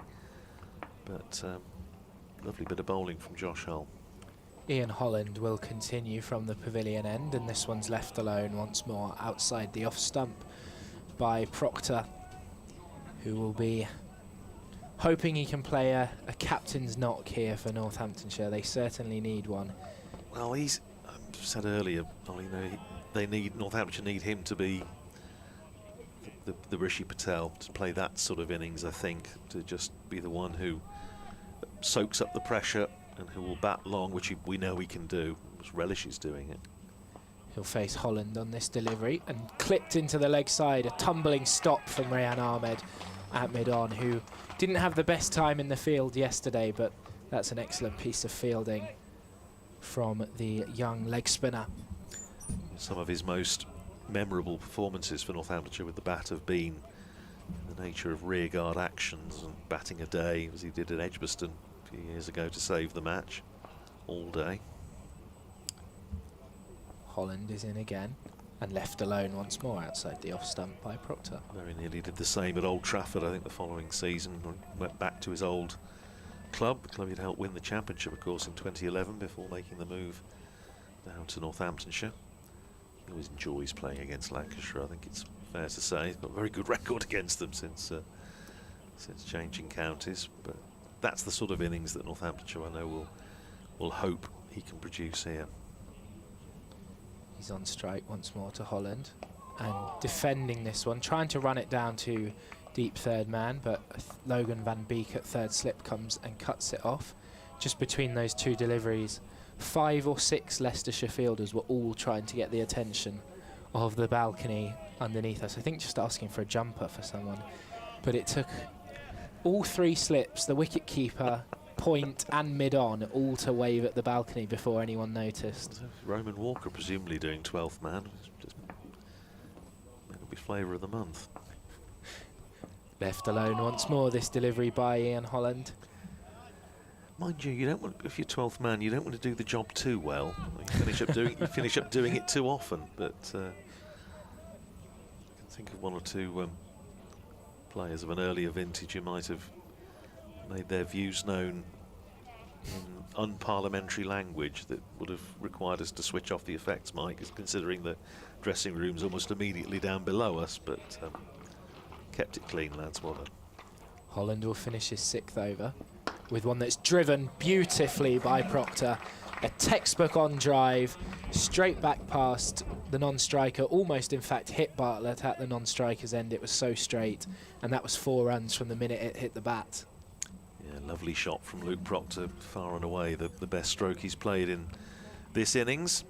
He goes into double figures, and well, Northamptonshire have, I suppose it's one of those instances, I don't know what the mindset is, you just think you've just got to bat and almost put the target out of your mind and think you're batting first and they're just looking to make a total. Easier said than done, of course, but batters have their own ways of dealing with these things. Here's Hull in and bowls down the leg side, and Bartlett not interested, goes through to Ben Cox. I mean, the greatest player in Northamptonshire colours I ever saw, Alan Lamb. He was a great one for chunking things up, as he used to say, 20 runs, 25 runs, 10 overs, however you do it. Just set yourself little achievable goals and keep achieving them, and then you build confidence. And he could play a bit. He could play a bit. Here is Hull, who can also play a bit. He's in and bowls to Bartlett, and Bartlett, again, as we've seen now, all 3 batters in this innings jamming down on one that's bounced, not in that case dangerously close to the stumps, but perhaps a little too close for comfort. Just rolls down for the slip cordon to tidy up. But Hull on a surface that, whilst it has offered help to the bowlers, hasn't necessarily had that much pace and bounce.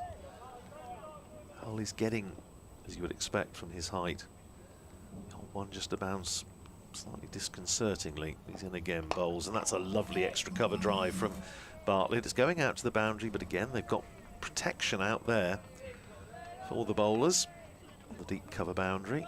The result being that it keeps Bartlett to a single, 2 to him, 25 for 1, and indeed the required jumper has now been brought out.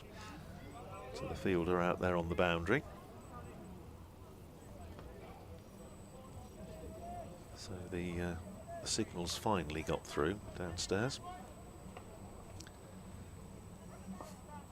Proctor on strike, facing Josh Hull, and that's short, and Proctor cutting it away wide of the slip cordon quite deliberately, quite safely, down to 3rd man for 1. Proctor to 12, Northamptonshire to 26 for 1. Not wholly dissimilar to the situation Northamptonshire found themselves in the first game of the season against Kent, when they were left to score 260, going in just a little bit later on this, a little bit earlier on, in fact the second day. So again, time was absolutely no issue. This is certainly the case here. Hull is in, bowls, and Bartlett defensively pushing it out into the offside. Hull comes across the field and there's no run. On that occasion, Northamptonshire were 44 for 1 and thinking, you know, could be in with a chance here, and then lost it completely against Keith Dudgeon, against South African seamer, who's sadly now injured and gone home. And they were all out for 114, with Keith Dudgeon taking 7 wickets. So they will be hoping that lightning does not strike twice. Here's Hull in again, bowls to Bartlett, and that's a brute of a ball from Josh Hull. And Bartlett's done really well to keep that down. It's spat up off a length.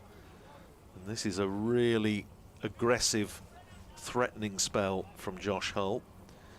And he bowled a couple of overs, but he's already made an impact. 26 for 1 at the end of the over. Proctor is 12, Bartlett is 2, and the announcement that the grateful nation will embrace, which is that the cake stall is open. Friends of Grace Road are open for business. So if you're on the ground listening to us, you know what to do. There's already a queue of 4 or 5 people outside the door. If Richard Ray's one of them, he might be. He's not here, so I'm not sure where he is. He's down queuing for his lemon drizzle or whatever. We are going to have a change in the bowling from the pavilion end, and it is the pick of the bowlers from Northamptonshire's first innings. Ben Green, mentioned already today, but figures of 14 overs, 4 maidens, 3 for 17 in that first innings, and he bowled exceptionally well. Coming on to bowl in a similar sort of situation to this, when Northamptonshire were 1 wicket down, and he removed most of the middle order. He comes in here, wraps Proctor on the pads, first ball, a loud appeal. The slips were convinced by that one, and so was Ben Green, who's got his hands on his knees as umpire Redfern gives it not out. Outside the line would be my guess. Just watching the replay back on the stream. Tight. It's close. It was tight. The reason I say that is not least because Luke Proctor sort of held the pose, didn't attempt to... I think if there's any reason it's not out, it would be that he was outside the line. It was tight. That was definitely worth a shout. Worth a review if the DRS Yes. is in play. Yes, I think they might have had a look at that. That was close. Ben Green making an instant impact with this first ball, comes in again, and Proctor defends this time. He seemed to find the most movement of the Leicestershire bowlers early on yesterday, at least when I was on air yesterday for his first spell. And he was just so disciplined, as we were saying. He just gave the batters absolutely nothing. He's in again off his short run up to Proctor, and this time it's short and wide, and he rather gets away with that. So Proctor doesn't get all of the cut shot, and it goes straight to Rehan Ahmed at point. Probably looser than any delivery he bowled It was. in the I first was just thinking. I mean, am I imagining? I think he went for his first boundary. It was about 11th over, wasn't it? Something like that. When Justin Broad, yeah, 10th or 11th, took a boundary off him. It was deep into his spell. He'll bowl once more to Proctor, and this one's a big booming drive, but missed on the inside edge of Proctor's bat. He was looking to get that one through the big gap at cover, and the cry in I think an Australian accent, so potentially from Pete Hanscom, of "you love to see it." That is, they've left that gap there for a reason, with 3 slips waiting, and Proctor almost fell right into the trap there. As he taps his bat and leaves this one alone from Ben Green.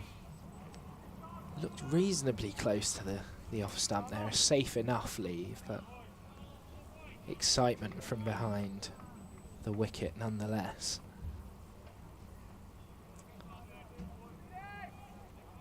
I mentioned that Kent match and the fact that Northamptonshire were 44 for 1 before things fell apart, in that it's one of those familiar ones where it's the hope that kills you. You think that they've actually got a chance here. Green in again, and Proctor defending off the back foot. And no surprises that Ben Green starts with a maiden. No, absolutely not. As you say, he did get away with one there, a short ball that Proctor absolutely leathered, but couldn't get it past the man at point. I shall make way for Michelle in a moment or two, perhaps at the end of this over. Well, Not least, and I think I've spotted it as well, there is cake. There is cake is in the box. And yes, our good friend and colleague Brian Halford next door is on the munch at the moment, so I don't want to miss out.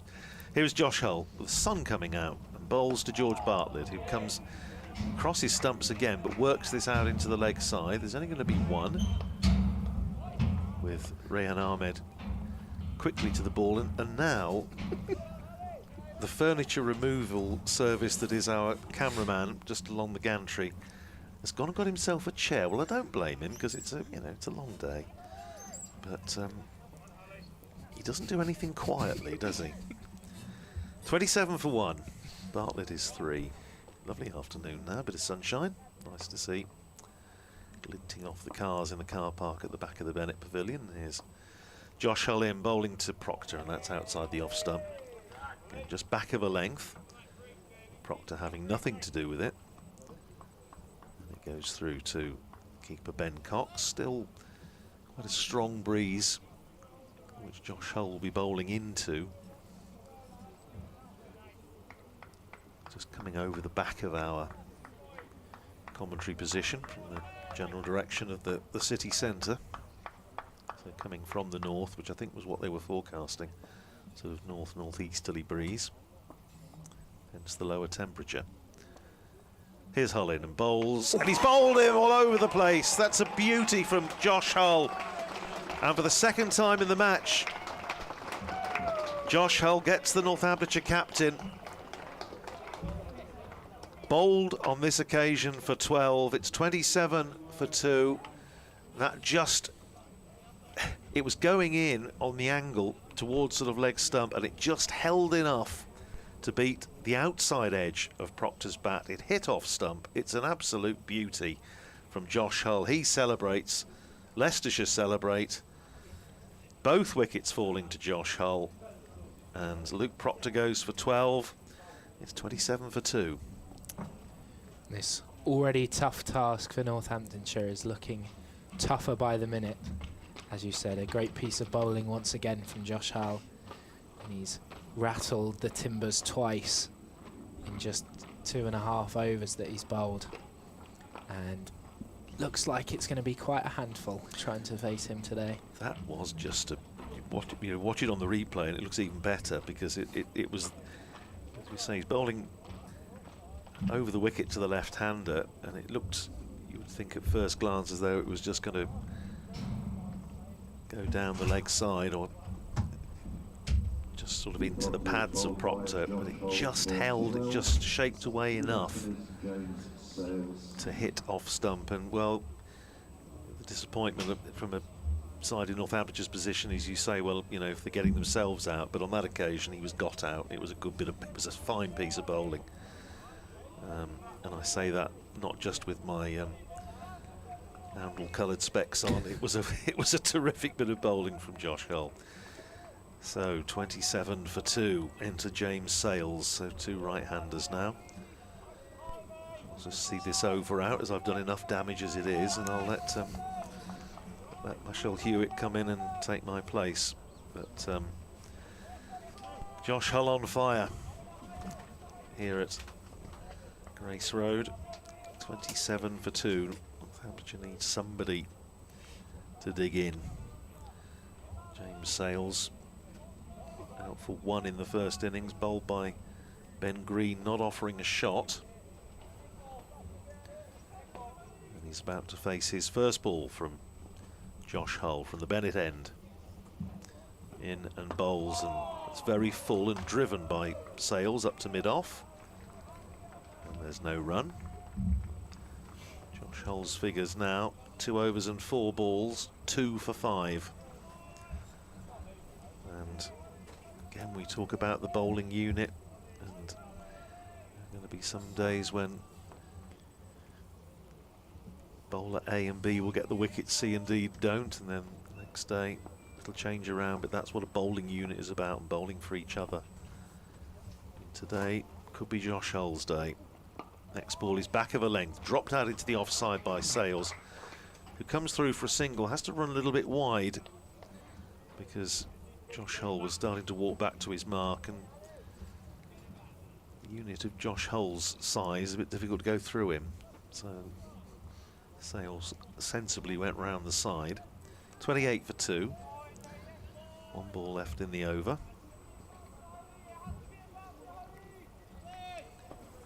And here is Hull. Come on, Hully is the cry.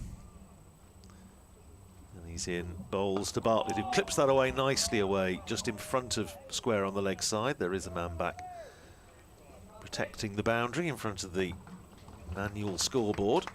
So they come through for 1, and applause around Grace Road for Josh Hull. 3 overs, 2 for 7. Picked up both wickets, Vasconcelos for 11, Proctor for 12, both of them bowled. Northamptonshire 29 for 2, needing another 260 to win.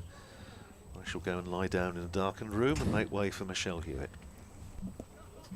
Well, Richard said yesterday that Josh Hull has a knack of picking up important wickets, and of course the first wicket in any innings is going to be important, which he's taken in both of Northamptonshire's innings, but particularly a team with such a strong opening partnership as Northamptonshire.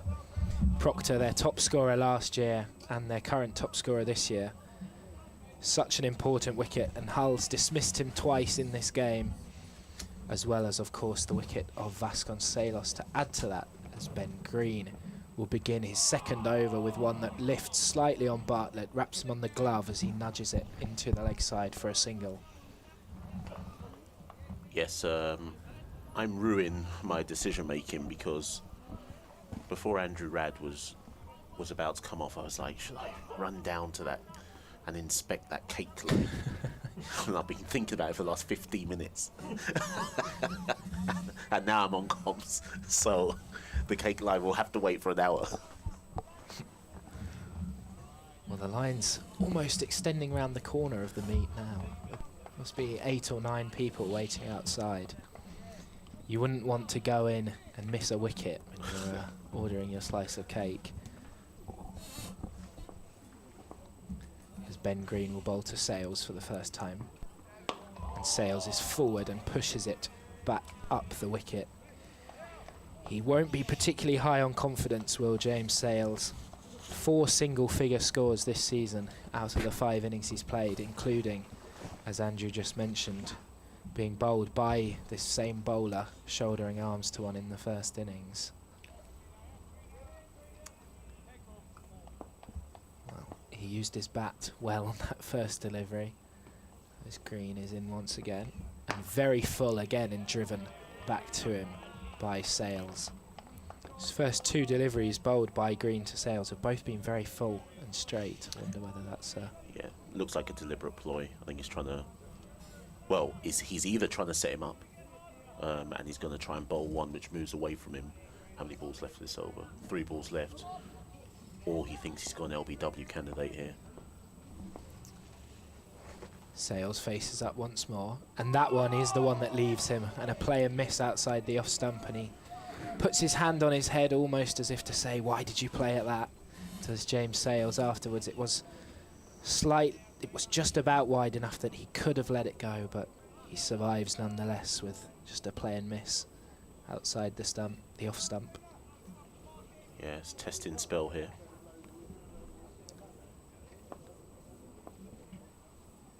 Sales taps his bat with Green coming in very full once again, and a mistimed drive goes back up the pitch where Ben Green fields one-handed in front of the stumps and feigns to flick it back at the non-striker's end, but Bartlett was comfortably in his ground. It's really interesting opening, 15 overs we've had. I'll come back to that point after this delivery. Green off his short run up to finish the over. It's once again full and blocked out to Rehan Ahmed at point to end the over. Another tight, economical over from Ben Green. Yeah, Northants, up until the fall of the first wicket, Vasconcelos, I thought they'd done well. I thought they were playing every ball on its merit. They were trying to dig in. They were trying to put away balls where they could. And for a moment, it looked like, okay, maybe they can keep grinding. But you look at the scores, so Vasconcelos out for 11, Proctor out for 12. And again, it keeps up that trend of no one really scoring above 30 runs. Hole in to Bartlett. And Bartlett's back in defence. There's no run.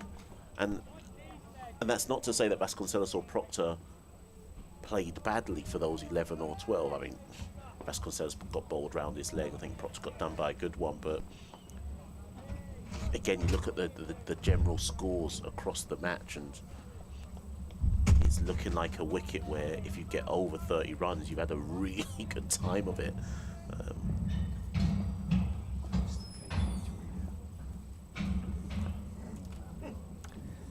Hole into Bartlett.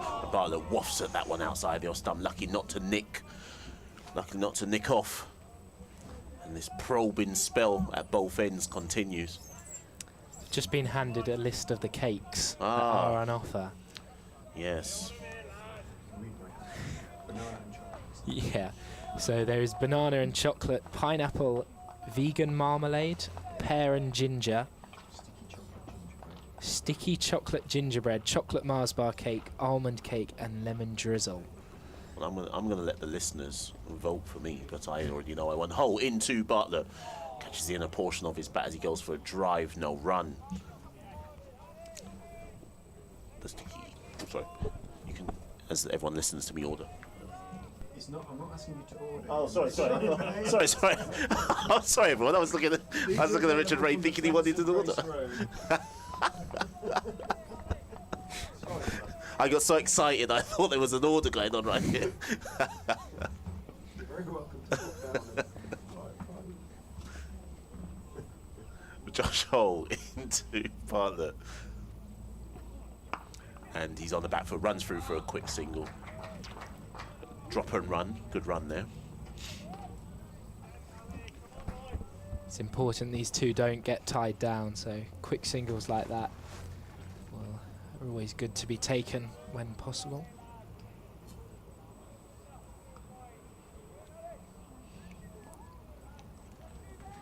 So Josh Hole, his figures, 2.3 overs, 2.4, sorry, got that wrong actually, 3.4 overs, 2 for 8. Into Sales, who's on strike now, bowls him all the way through him. Sales looked like he wanted to go on the front foot drive, and I think that wicket Josh Hole might want to say to Ben Green, you know what, you have the assist. You were testing and probing him the over before. Josh Hole pushes one all the way through. And Northants are 31 for 3, and dare I say, this game could be over today. I'm not sure he'll be too happy with his shot choice there, Will Sales.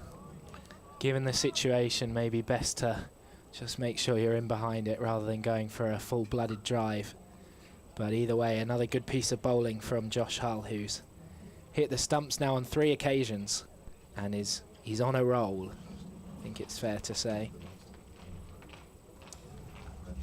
Yeah, I do think that Sales, I mean, you said it beforehand actually, how many single-figure scores? 4? Well, made that now 5 5 now. out of Made 6 innings. Right, 5 single-figure scores in 6 innings. I go back to that over before that you were on comms for, that Ben Green was bowling full to him, and you could tell that Sales was uncomfortable. All 5 of those deliveries, or 6 of those deliveries he faced from Ben Green, he never looked fully in control. And I think Josh Hull has reaped the benefits there. Is just maybe push one through a bit quicker. But like you say, I think wrong shot choice all the same. Yeah, it did come back into him. It did swing, but still, as a number 4 batsman with the score at 30 for 2, potentially not the wisest decision. But it brings Rob Keogh to the crease, who's an experienced man, and I'm sure has been in this situation before for Northamptonshire. So they'll be hoping he can be a somewhat calming presence at the crease. And the noise just picks up, whether you can hear it on the effects mic. Yeah, there's a lot of chirping out there. I think the Leicestershire players definitely sense that. I was about to say 1 will bring 2, but it looks like 3 might bring 4. Josh Hull, 1 more ball left of his 4th over. He's searching for his 4th wicket. He's in to Keogh, and he's happy to leave that alone outside the off stump. And that brings an end to a successful over from Josh Hull. 4 overs, 3 for 8. Northants 31 for 3. Josh Hull will take the applause. Northants still need another 257, but they're very much in survival mode, or will have to go into survival mode up until tea. And as has been the way with this game throughout, when things happen, they happen quickly. Just trying to work out the first innings, there was 5 wickets in the space of 6 overs, or 7 overs in the Northamptonshire first innings. As Green comes in to Bartlett, who defends back up the pitch. And in this one, of course, 3 wickets in the last 7 overs here. Ben Green will be looking to add to it. Rob Keogh made just 9 in the first innings. Bartlett just 8. And would not want to be in Northamptonshire's position right now, as the breeze appears to pick up as Ben Green runs in very full once more and driven to mid-on, not timed by Bartlett. A comfortable stop for Tom Scriven at mid-on, who works hard shining the ball. He's got a big red patch on the bottom of his jumper. I'm sure if he turns around he'll have one. Yeah, he's got one down his right leg as well, from shining the ball that Ben Green will deliver. Again, very full and driven, not fully in control of the shot, but in the gap, and they'll come through for 2. Bartlett speeds up, looks for a 3rd, and they both set off and decide against it, as Ian Holland gets the throw in. Not a confident stroke, but a big gap in that cover region, encouraging the drive that did come from Bartlett. There was a hint of late swing on it as well, which potentially deceived Bartlett, almost like he was through the shot before the hint of swing. Green comes in, Bartlett down the track and turning this one to deep fine leg for a single. Just took a step down the wicket, whether that was to combat that swing that you mentioned. May have been this delivery was back of a length and played easily enough by Bartlett.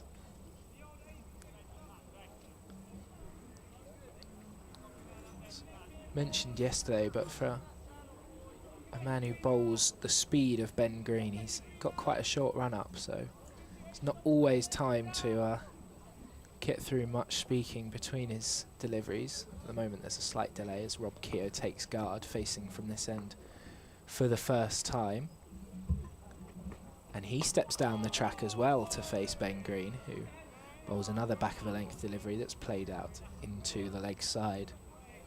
So we've seen a few batters from both sides employing that similar strategy of coming down the wicket. Yes, it's weird, because earlier on I said that Northants need to just survive this passage of play, but you can't.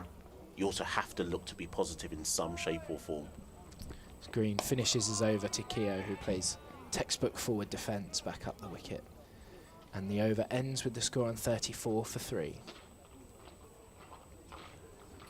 Yes, Leicestershire are on top, obviously, and yes, Josh Hull is 3, but again, if we kind of break down the dismissals, again, I look at Vasconcelos and any dismissal where you get bowled round your legs,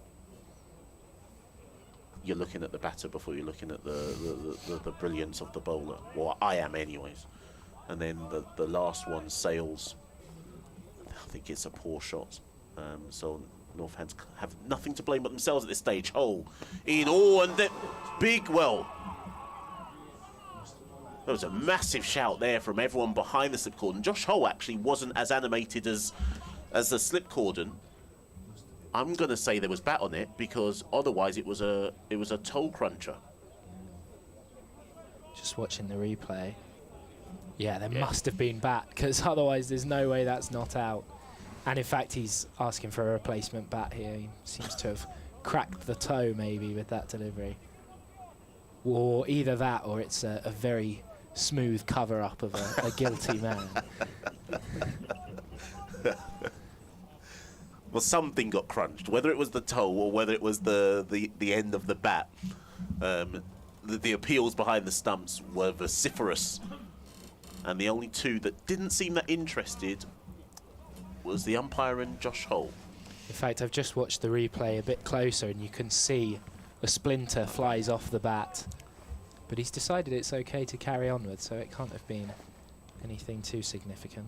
So how will Hole follow up to Bartlett? Bartlett's on the back foot, rides that one, and there is no run. It's a vicious delivery from Hull nonetheless. Did well to get his bat on it, all things considered. And if he didn't, the stumps would have absolutely splattered everywhere.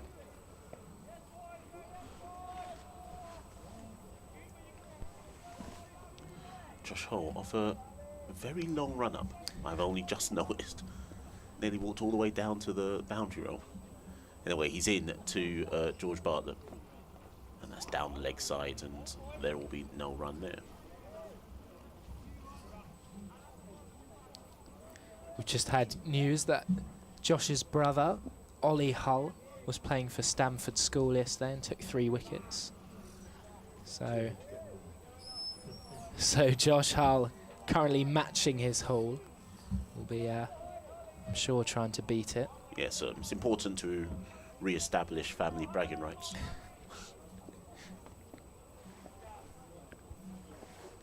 Hole into Bartlett, 4th delivery of the over. And that one is left alone outside the off stump. I've played many village cricket games alongside my brothers. There was one where I've got 2 brothers, and between the 3 of us we took 8 of the wickets. My older brother, the opening bowler, beat the bat about 20 times, and then I came on with my loopy leg spinners and took 4 wickets, so I'm not sure he was too happy about that. The scorecard always tells the truth. Hole to continue. George Bartlett faces up and pushes that for a quick run into the covers. That moves the Northants score onto 35 for 3. Bartlett moves to 10. Yeah, the run rate just under 2 and over tells you how well Leicestershire have bowled once again, as they did yesterday throughout the innings, and as they have really throughout the season. Yep. Foxes, of course, in first place. 74 points prior to this game. Last ball of the over into Keogh. And there's a lot on that. There's a lot of height, bounce. Unfortunately, the direction was a miss. Keogh's able to shoulder arm down the leg side, and there'll be no run there. That brings an end to the over. Northants 35 for 3. Bartlett on 10. Keogh yet to score. And only a paltry 253 more to go for Northants. Looks a long way off. The live stream coverage is telling us that the required run rate is only 1.73. Yep. But obviously, if they are to get over the line, I can't imagine it will take the full overs left in this game. It will be Ben Green, who will continue 3 overs for 4 runs for him. No wickets as of yet, but keeping things tight as Bartlett comes forward in defence out to Ian Holland on the offside. It's been a marked difference, not that I watched many of Leicestershire's games last year, but from having looked through scorecards, their bowling has been obviously massively improved after they conceded close to 700 twice last season, 694 as Green is in and left alone outside the off stump. 694 were hit here by Sussex and then 706 by Gloucestershire. You can't see any team being able to score that amount of runs against a bowling attack as disciplined as they've been in this match. I wasn't at any of those games, but I was at some of those high-scoring Kookaburra round games last year, and that wasn't fun. Green in and left alone outside the off stump once again. Some away swing there provides some excitement for the slips, but was slightly misdirected and a comfortable leave. Yes, and if it wasn't fun for you watching, you can only imagine how it would have been for the Leicestershire fielders or for any team, as there were many high-scoring draws last year across the championship. As Green will come into Bartlett, who again is stepping down the track and defending. They're just not giving any freebies at all. There's no loose 4 balls to just ease the pressure in any shape or form. Even to just get the ones where they're having to like drop and run, they're few and far between. Yeah, we saw that from Ben Green in the first innings as well. As he's in for the 5th ball of this over, left alone outside the off stump, but we're seeing it from Josh Hull as well here, who can often prove quite expensive. He was the most expensive out of the Leicestershire seamers in the first innings, going for 4.8 and over. But here, as well as those 3 wickets, he's also only conceded 9 runs off his 5 overs. And it's just that added pressure that means the score's 35 for 3 rather than 65 for 3. As Green will finish his over to Bartlett. A bit of swing and slightly outside edgy down to 3rd man, was pretty much all along the floor and comfortably wide of the slips as Josh Hull fields, and a single to Bartlett means the score is 36 for 3 at the end of the over. Whilst I don't think so, Hull will continue for sure. It wouldn't surprise me if Green doesn't continue at the other end and that they bring Tom Scriven in just to change things up slightly. But Leicestershire are fortunate in that they have a cadre of bowlers that can pose different questions. And Richard Ray joins me. I'm loath to take Ollie off commentary after picking up 3 quick wickets there, but Hull. Was he commentating, or are you on Hull? I'll continue with Hull here as he's in to Keogh at the start of a new over, and Keogh just rides that and turns it round the corner for 1. They want 2, in fact they'll come back for 2. That's very good running. Potentially Rehan should have been quicker in off the boundary, but they come back for 2. That full delivery of Josh's that does tend to swing late is I've seen him take a lot of wickets with it one way or another. Got Cameron Bancroft with a similar delivery at Bristol last week. Pinned him a leg before. So Bartlett on strike to Hull, and I was about to say he beats the diving fielder at point, but he doesn't. In fact, it's well fielded. There's no run. The value of the sort of a varied seam attack being shown here, because his whole sort of extra little bit of pace and that late swing is making a difference. The ball isn't moving around off the pitch as much as it has done on the first 2 days for the likes of Holland and Green, but Hull has slightly different dimension, different qualities. Bartlett on strike again to Hull. This time he's Forward in defence, no run. Yeah, and I was thinking about Josh's spell thus far today. And it feels like a cliche to say it, but because of, I guess, his physical dimensions and what he can bring, when he gets it all right, you kind of see why he's got so many eyes on him from the higher levels of cricket, because somebody with those dimensions and that ability, raw ability, if you can harness it. Into Bartlett. Oh, well, that one lifts and leaves Bartlett. Again, it's one of those deliveries where Bartlett's probably saying, how did I not nick it? He's got his tail up now, hasn't he? And that was a beauty. Turned him inside out, in fact. This is lovely to see, really, because obviously he had a tough winter sort of recovering from injury, and then he missed the sort of first couple of games of the season. Came in against Gloucestershire, didn't bowl as many overs as he would have liked, but they've given him his head here, and he's coming down the slope and really enjoying himself.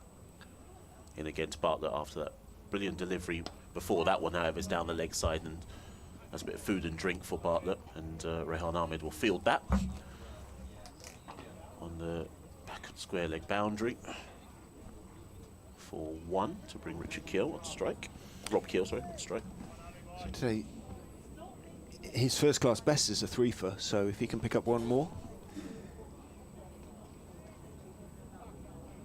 he will set another little benchmark for himself. It's amazing he's only had a 3-for.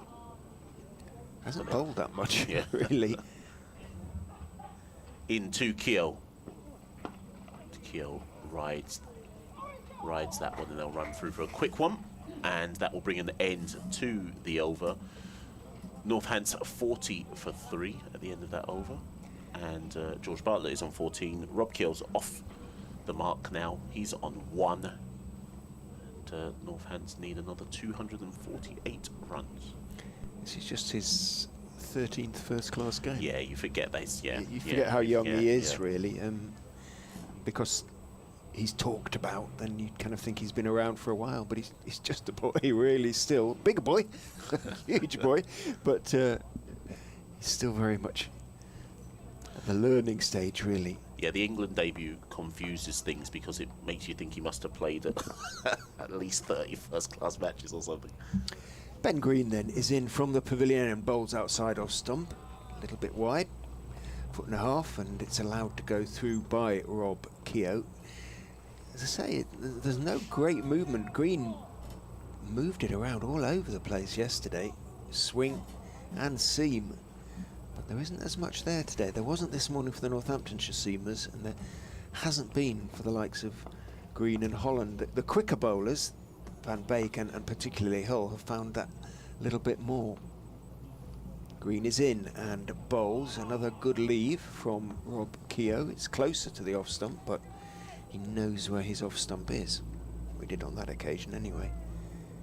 Sun comes back out, whether it's the cold temperatures, colder temperature today, much colder than the first 2 days. The humidity isn't there. It was a little bit humid on days 1 and 2. Green in, bowls straight, looking to leave, I think, there, Rob Keogh, and he was a bit late in so doing, so much so that it hit the blade of the bat pretty squarely, and it runs out to Ahmed at point. No run. The 3 slips, understandably, still very much in place. Yeah, there's not a plethora of runs being scored in this passage of play, so could even add a 4th if you wanted. Green is in, bowls on off stump and fiddled, really, slightly nervily out into the offside by Keogh.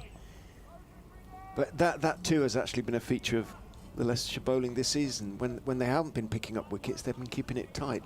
You know, the scoreboard's never gotten away from them, and it's under 2s at the moment. 20.4 overs, 40.3. If the scoreboard's going nowhere, the captain's in a nice position. Green is in. Keogh is squared up, thick outside edge, squirts it down through gully, down towards Holt, and one is taken. Got about 35 minutes to tee. I think that's just got to be Northampton's next target. Tee will Oh, it'll be a while yet, I'm afraid. Sorry, what have I got the time wrong? No, it's because it's when 32 overs are remaining. Oh, sorry, I wasn't even looking. Oh, do you know? I was just looking at the time. I wasn't even looking at the scoreboard to check. The days when we used to, it's scheduled for 20 to 4 as Green goes in and bowls, and Bartlett is solidly forward on that occasion, pushing the ball out to mid-off, and there's no run. On day 4, it's sort of set in stone, but day 3, this is still.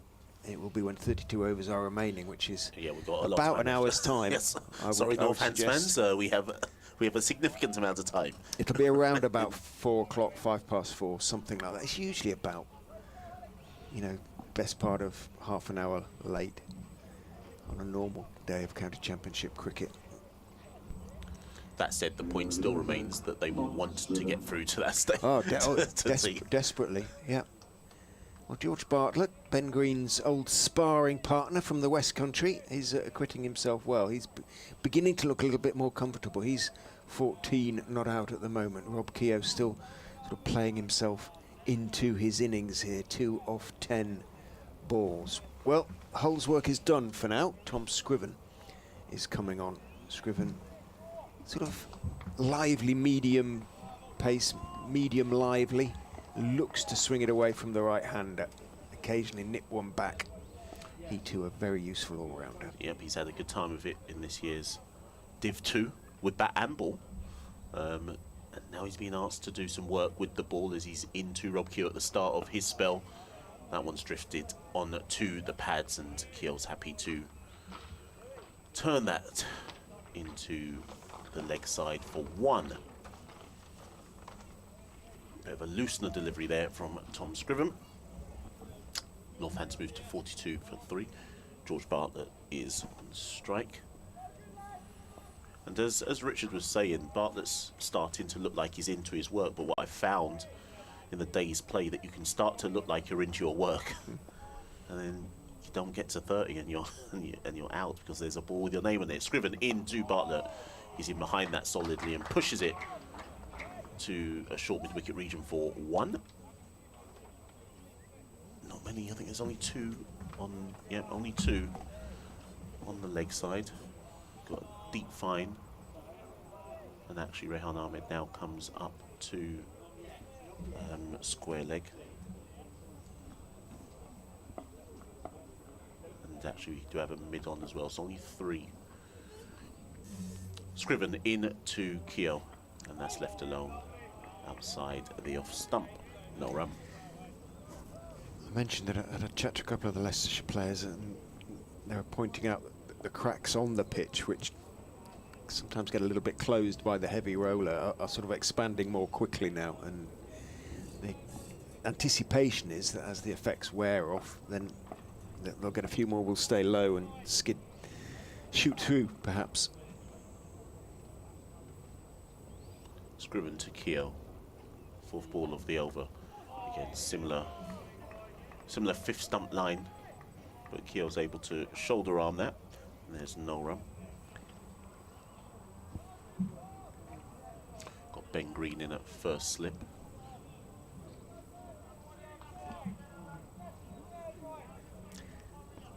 The 5 for 46 he took at Old Trafford was Tom's first class. Maiden first class 5. Scriven back in once more to Keogh. This one's a bit straighter, but Keogh is forward in defence. Pushes that to mid-on, no run.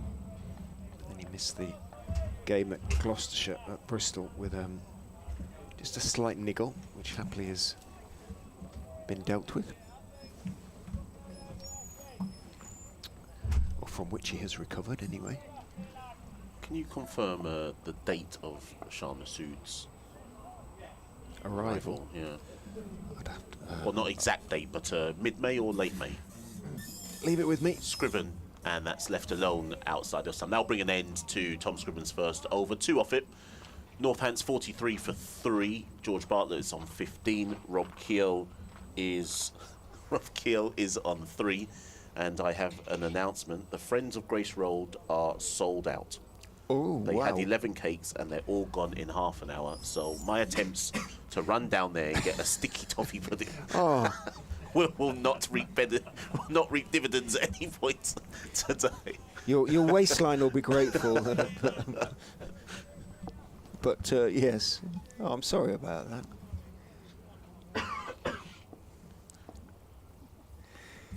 In goes Green and Bowles, looking to drive firmly is Bartlett.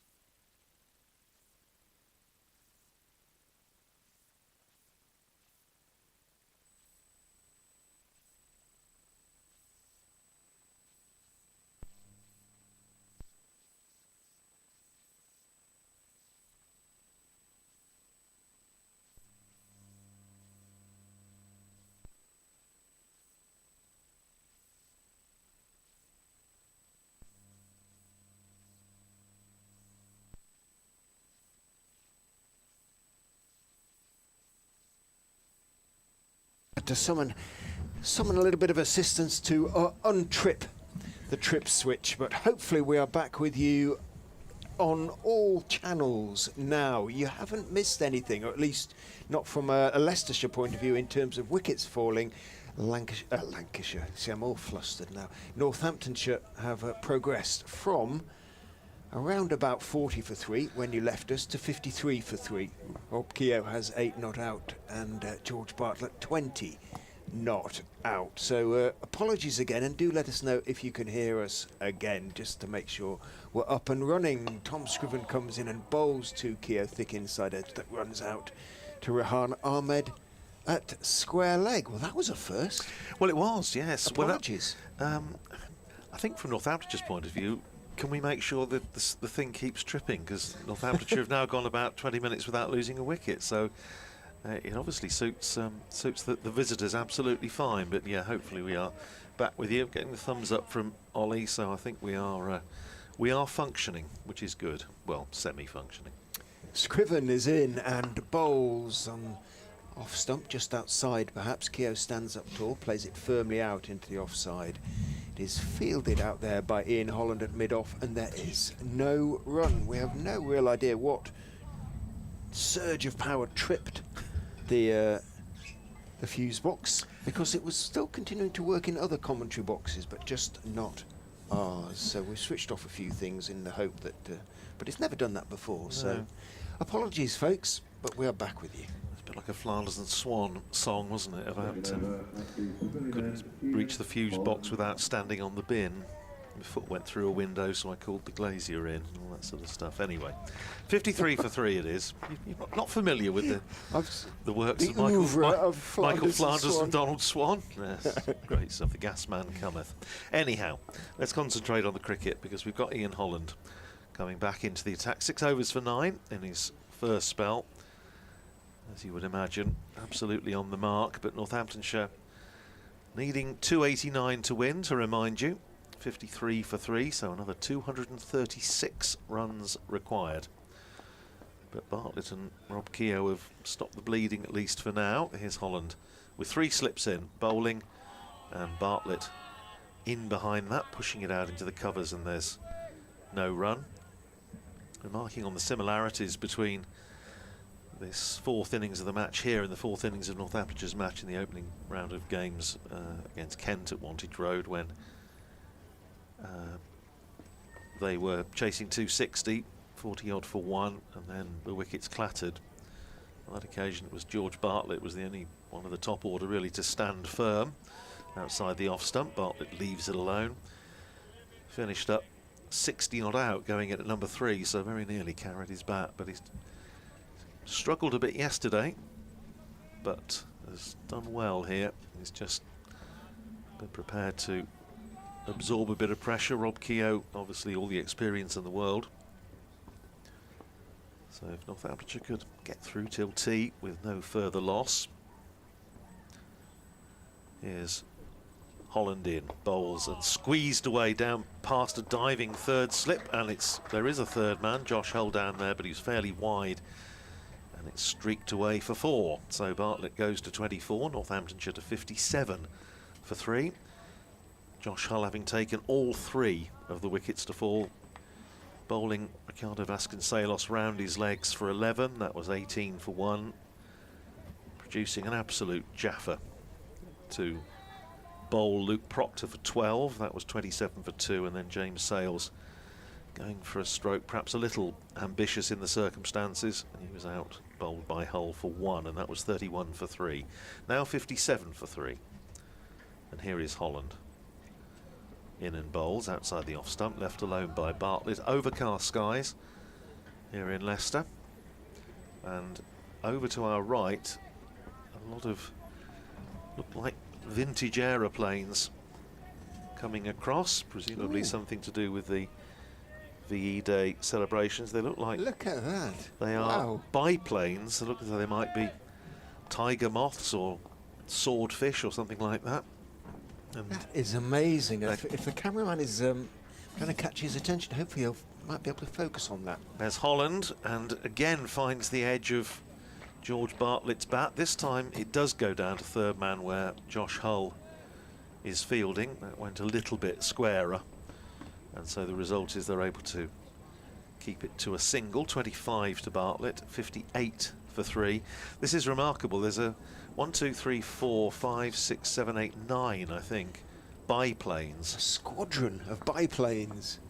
Just flying over towards that's towards the south, isn't it, of us where we are sitting. Here's Holland in bowls to Keogh, hits him on the pad, on the thigh pad, and there's no real appeal. A little bit of excitement from behind the wicket. 58 for 3, Bartlett's 25, Keogh is 8. You sort of feel the cricket should stop, or we should all we should be looking at the biplanes, but that is extraordinary. They're heading from sort of west to east. There's 3 at the front, and then a sort of second wave of 3, and then 3 further back, and they flying almost ridiculously slowly. And you think about the stories of when fairy swordfish, the biplanes, attacked the Bismarck, and they couldn't. The guns were calibrated. Torpedoes, yeah. The guns were calibrated to attack planes moving all that much quicker. But that is a remarkable sight, and again, I'm assuming it must be something tied in with the VE Day celebration. That's very special. Tom Scriven is in from the Bennett end bowls on off stump, dropped out into the offside by Bartlett, fielded by Budinger, coming in from point. Hopefully it can at least hear them in the effects mic, and maybe somebody will point a camera at them. They're heading away now to the east, where they're based. I know there's a memorial flight based, used to be based at Scampton, didn't it? That's right, Battle of Britain Memorial Flight. We used to see them flying over Stamford sometimes. In goes Scriven, bounces and leaves Bartlett, but he too leaves the ball in turn, but there's a little bit of a way swing there for Scriven. They are tiger moths, apparently. Tiger moths. And yes, as you say, I mean, it may be a deliberate thing, but they're flying terrifyingly slowly to think that they were weapons of war at some stage. Not difficult to track. In goes Scriven and bowls on off stump, and a studious, solid forward defensive from Bartlett. The ball bounces back down to Scriven. In turn, throws it to his fielders to polish. Looks as though they've come up from an airfield somewhere, according to the flight tracker thing which I've got on my phone. So they might have come up from somewhere down near Hampshire, northern Hampshire, so Winchester way. I wonder where they're heading. Did it tell you? Doesn't flight tracker? Doesn't tell you that. Ahmed's been sent out to deep square as Scriven comes in. Bowls to Bartlett, very straight, playing slightly across the line, pushing the ball slightly wide of mid-on.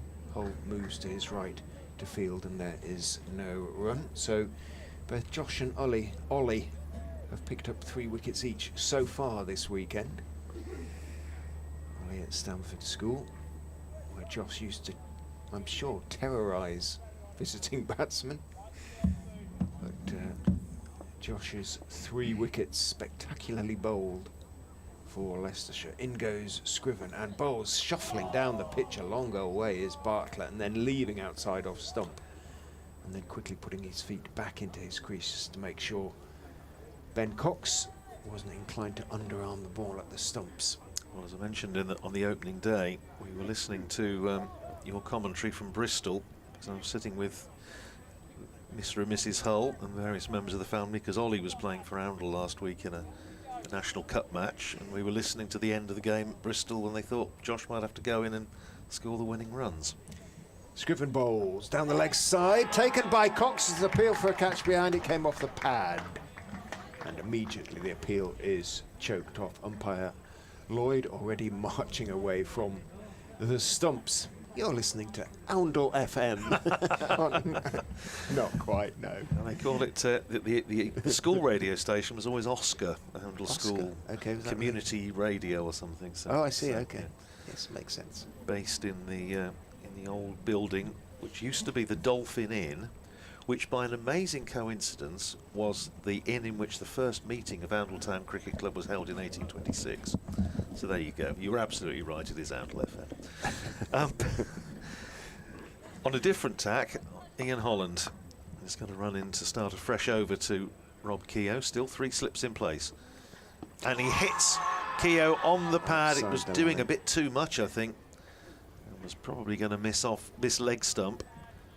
Might have been a little bit high as well, but it and he was outside the line. Other than those 3 things. Apart from that, it was a very good shout. It was a good ball. It nipped back in. It just did a bit too much, I think. First, it hasn't been doing too much for Holland, but that one really did. Breeze starting to get up again. You can see from the trees around the ground and the various flags around the ground as well, as Holland is in bowls very full and driven without any timing by Keogh, fielded by Holland off his own bowling. We have 8 overs to go until tea after this one.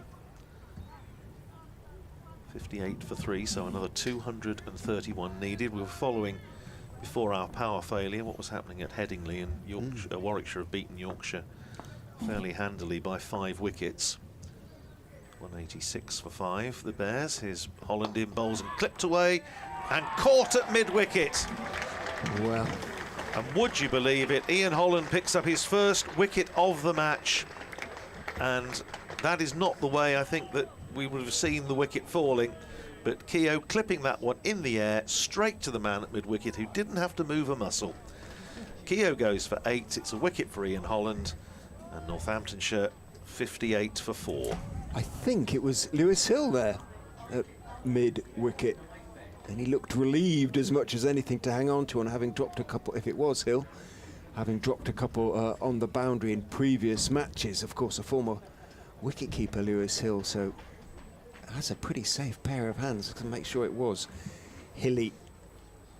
I say, he just didn't have to move a muscle, did he? Just hit it straight to him. But that's it's a remarkable dismissal in a way. It was Lewis Hill, because this partnership was just beginning to build for the 4th wicket. Bartlett's looking more comfortable with each passing over, and Rob Keogh starting to look as though he was getting in. 38 balls faced, just not to get on top of it like that. The ball was unremarkable, really. Well, it is going to be Saif Zabe who's coming out to join George Bartlett. Saif Zabe, Northamptonshire man in form, made hundreds in each of the last 2 championship matches. Made 19 in the first innings here, caught at 4th slip off Logan Van Beek. But after all the battling away that these two have done to try and, as we said, stop the bleeding a bit, for a wicket to go in that manner was just a bit of a surprise. And I'm sure a disappointment for Rob Keogh and a disappointment for Northamptonshire supporters. 58 for 4. Stephen Roberts is suspicious on email. He thinks it's because the cake ran out. we pulled the plug in protest. But no. Honestly, Stephen, it wasn't. Well, no, it wasn't. Not officially, anyway. Through gritted teeth, we were grateful the cake ran out because it saved us from ourselves. Well, it was the pear. It's when you mentioned pear and ginger, I was almost out the door because your favourite combo? Two of my favourite things, but anyway, I didn't get to try it, so I'm sure it was very nice. So clearly it was. Everything's gone, yeah. Every but isn't it piece. wild to say £700 they raised yesterday, the Friends of Grace Road? It's just a fantastic thing they do, and well done to them. Saif Zabe is going to face his first ball from Ian Holland, bowling round the wicket, 3 slips in place. And that is an absolute snorter from Holland. It's lifted, it's left him a little, and Saif Zabe having to jerk his head back and get everything out of harm's way before it goes into the gloves of Ben Cox. What a welcome to the crease. Holland in his 8th over, 1 for 14, so his 21st championship wicket of the season. The umpire, Graham Lloyd, just going across from point to square leg. Oh. Edged and into the ground in front of slip. In fact, I'm not even sure he got bat on it. I think it might have been pad. Bounced in front of the slip cordon anyway. Obviously, Graham Lloyd hadn't quite twigged that Saif Zabe's a left-hander. So he had to go across from one side to the other. But my goodness, that was those 2 deliveries from Holland to Zabe, certainly testing his mettle. To finish the over, here's Holland round the wicket to Zabe, outside the off stump. Zabe leaves it alone. End of a successful over for Leicestershire, and for Ian Holland, as mentioned, his first wicket of the game, surprisingly. 58 for 4, Bartlett's 25. Zabe yet to get off the mark. Northamptonshire need another 231 to win, and I have to say the demise of Rob Keogh makes that prospect look ever more distant, but nevertheless, as Northamptonshire supporters have spent the last 150 odd years saying, while there's life, there's hope. Huge partnership now in the context of the game. Safe Zabe, and who has been the man in form, and George Bartlett, who's got himself in. Taking over at the Benetton, Logan. If these two are parted before tea, Leicestershire really will fancy their chances of a 3-day win. As you probably heard, Logan van Beek is replacing Tom Scriven at the Bennett end.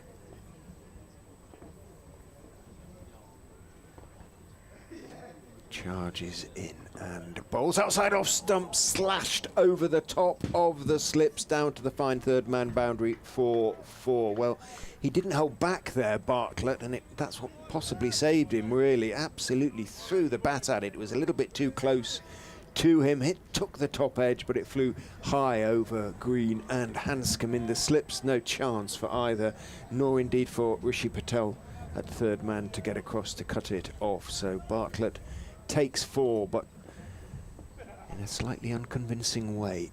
In goes Van Beek, bowls again, dug out rather, but rather well by Bartlett as he went back to that one and played off middle leg wide of mid-on, and he takes the single, moves on to 30, 63 for 4. Played nicely here last year, didn't he? George Bartlett made 100 in a badly rain-affected game where temperatures for the whole game were broadly similar to what we have today. But as ever, your memory impresses me considerably. I can barely remember what I did yesterday. Well, it was his first. It was his first. Remember, it was his first Championship 100 for Northamptonshire, so it was quite a significant innings for him. Van Beek's going to go round the wicket to Zabe, who gets the delivery on off stump. He drops it out into the offside and takes a couple of quick steps down the wicket, calling no as he does so, which is not what your partner usually wants to hear. He'd taken a step or two in return, George Bartlett. As I've said before, Safe Zabe is a wonderful player, wonderful cricketer. If he has a little chink in the armour, sometimes his running between the wickets can be a little harum-scarum. In goes Van Beek, and he's driven. It's a full delivery on off stump, and Zabe tucked in. Didn't try and overhit it, punched it away. Got his weight through the ball, out to, well, almost wide long off, really. It was wide of Scriven. Scriven dived to his right at mid-off, couldn't get there. And that is a lovely way to get off the mark. A shot of a man in form, I would suggest. Indeed. I say the 200s he made were very different innings, but the one at Derby was astonishing, and he just went in and Northamptonshire were looking to build a lead quickly, and he just smashed it. 100 off 89 balls on it. Van Beek bowls to him, looking for the Yorker. Gets to Zabe on the full. It's a low full toss. He is slightly discombobulated by it. He was looking to work it away through the leg side. It rather floated down to him, whether it was an attempted slower ball as well. Then it all went a bit awry, and in the end he sort of spooned it almost out towards mid-off. Looks down at the bottom of his bat. All goes down in the book as a dot. In goes Van Beek. Bowls and edged and caught. Dropped at second slip. Went for the drive straight into Hanscom's hands, and Hanscom put it down. Van Beek can't believe it. Leicestershire can't believe it. That would have been huge. That might have been the the final nail in the coffin. That would have been. I think that might have been game, set, and conquers if that had been held, but it wasn't. And now, Safe Zabe needs to make Leicestershire pay handsomely for that.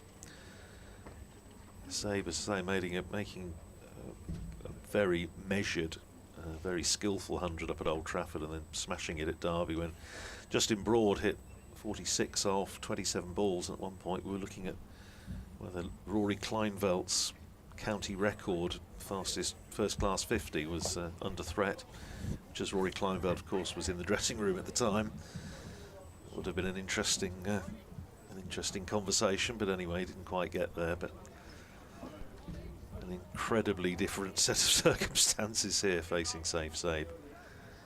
And of course George Bartlett, who's 30 not out, facing Ian Holland, starting his 9th over, and clipped away by Bartlett nicely. It goes to, my goodness, it goes to Lewis Hill, who held the catch to dismiss Rob Keogh a moment or two ago. And George Bartlett was, I don't know, 2 or 3 paces down the pitch thinking about a single. Zabe sent him back very sensibly.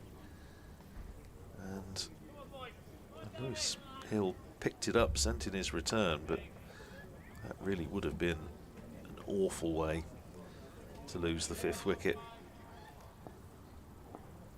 As it is, no harm done.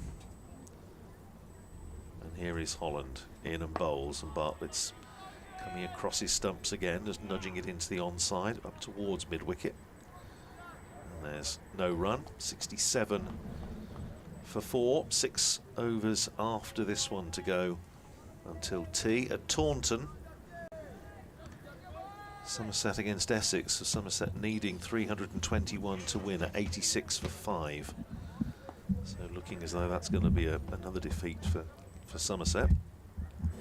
Here's Holland in and bowls to Bartlett, who again is coming right across his stumps, shapes to try and play it down to fine leg, doesn't get anything on it. Good leg side take by Ben Cox. Bartlett goes for a little prowl out towards square leg. Plenty of bubble out there at the moment. Leicestershire would dearly love, as Richard was saying, to split these two before tea. Bartlett, bat raised, facing Ian Holland, and that's another savage brute of a ball from the old spitting cobra from Holland that bounces, and Bartlett does well to keep it down and play it into the ground just in front of second slip. Goes for the obligatory prod of the pitch. You were mentioning earlier, Richard, about the fact that there were maybe 1 or 2 cracks opening up. Just adds to the flavour of the occasion. Here's Holland in and worked into the onside again by Holland up to mid-on, where Tom Scriven fields. And there's no run. Still overcast, but the cloud is high. There's a little hint of blue sky here and there. Don't think the weather is going to have any say here, apart from maybe just the overhead conditions, but there's certainly no question of any rain. Holland is in, bowls to Bartlett, takes a step down the pitch and then lets it go. Outside the off stump, through to Ben Cox. Holland 9 overs, 2 maidens, 1 for 14. Bartlett is 30, Zabe is 4. And Northamptonshire 67 for 4, leading another 222 to win.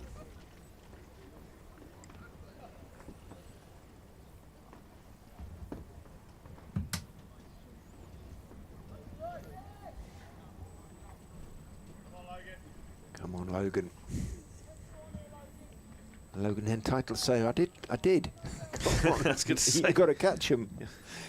It's not a bad game, has he, overall? No.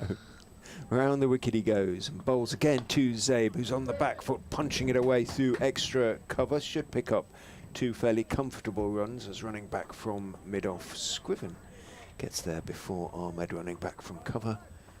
And indeed, Zabe does take a couple.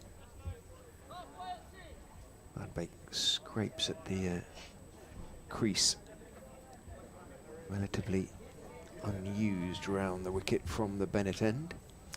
At Sophia Gardens, Glamorgan in their second innings against Derbyshire, 20 for 3. Blair Tickner's picked up a couple, so they are 101 runs on, 7 wickets in hand. Van Beek bowls, good delivery on off stump. Not quite of a length that brings Zabe forward. Blocks it back down the pitch, it bounces high, taken by Van Beek, jumping to his right, in his right hand. At Old Trafford, Lancashire 450 all out. Gloucestershire now 425 for 5. Ollie Price 177 not out.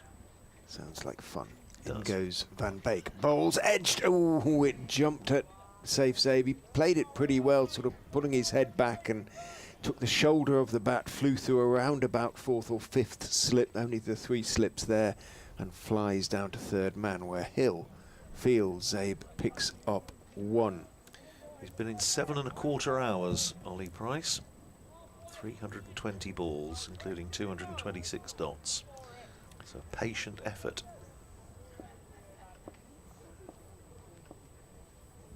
Back over the wicket goes Logan Van Beek. Bowls. Bartlett gets a good delivery on off stump. Doesn't do too much though, and he can defend it on the back foot. Slightly closed bat face, so it runs out on the on side. And at Lords, terrific fight back from Kent, who in their second innings against Middlesex are 434 for 8. So they're 325 ahead. Daniel Bell-Drummond 190 not out. Some rather concerning black smoke is emerging from in the far distance. In goes Van Beek, and bowls turned off his legs by Bartlett. Should be just, no, it's going to take 2 because Hull has a lot of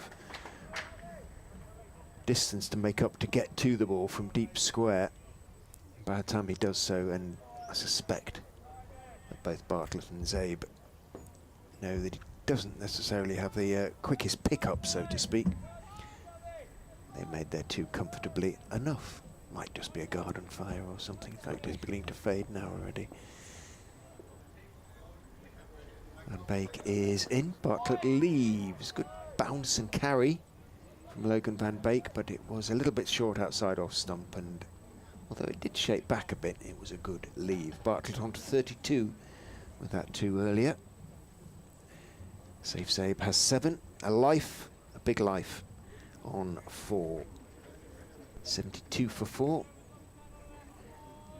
217 more. And the umpire's having a chat. Yes, I'm not quite sure what they're looking down towards the meat. They can only be saying, are they trying to tell us that the cake has gone and we didn't get any? But they're going back to their respective positions. Sue Redfern at the bowler's end, and Graham Lloyd at square leg. So whatever it was has been resolved. Sue Redfern picks up Ian Holland's sweater, which has been obligingly left. She's folding it up now, you see.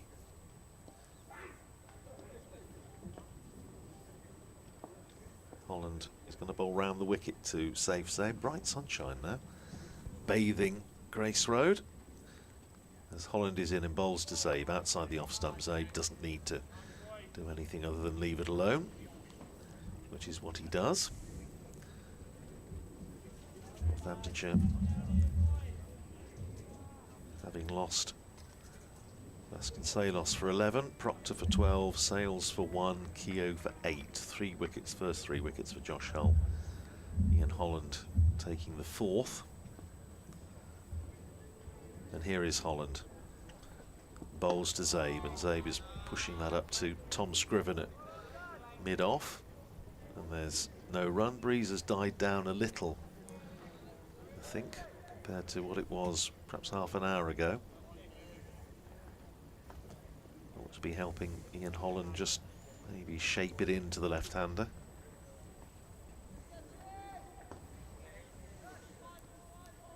Encouragement from around the field for Dutchy Holland, who is in, bowls, and played down in the gap between point and 3rd slip for a single down to 3rd man by Safe Zabe, who examines his bat just a little ruefully, but one more to him. He goes to 8, and Northamptonshire to 73 for 4.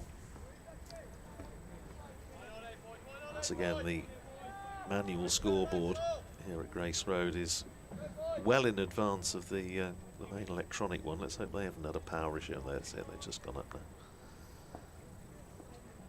Field changing over for the right-handed Bartlett, but still 3 slips in as Holland bowls outside the off-stump Bartlett. Shoulders arms, and lets it go through. Bartlett's innings of 60 not out against Kent, which we were talking about earlier, while the wickets were tumbling at the other end, his only innings of note so far this season in the Championship. 13 and 60 not out in that game, 16 at Old Trafford, 24 at Derby, 8 in the first innings here, and 32 not out at the moment, and still there as he lets that go through outside the off stump to be taken by Ben Cox. Closing in on tea, 4 overs or so to go. Very pleasant afternoon now with the sun out.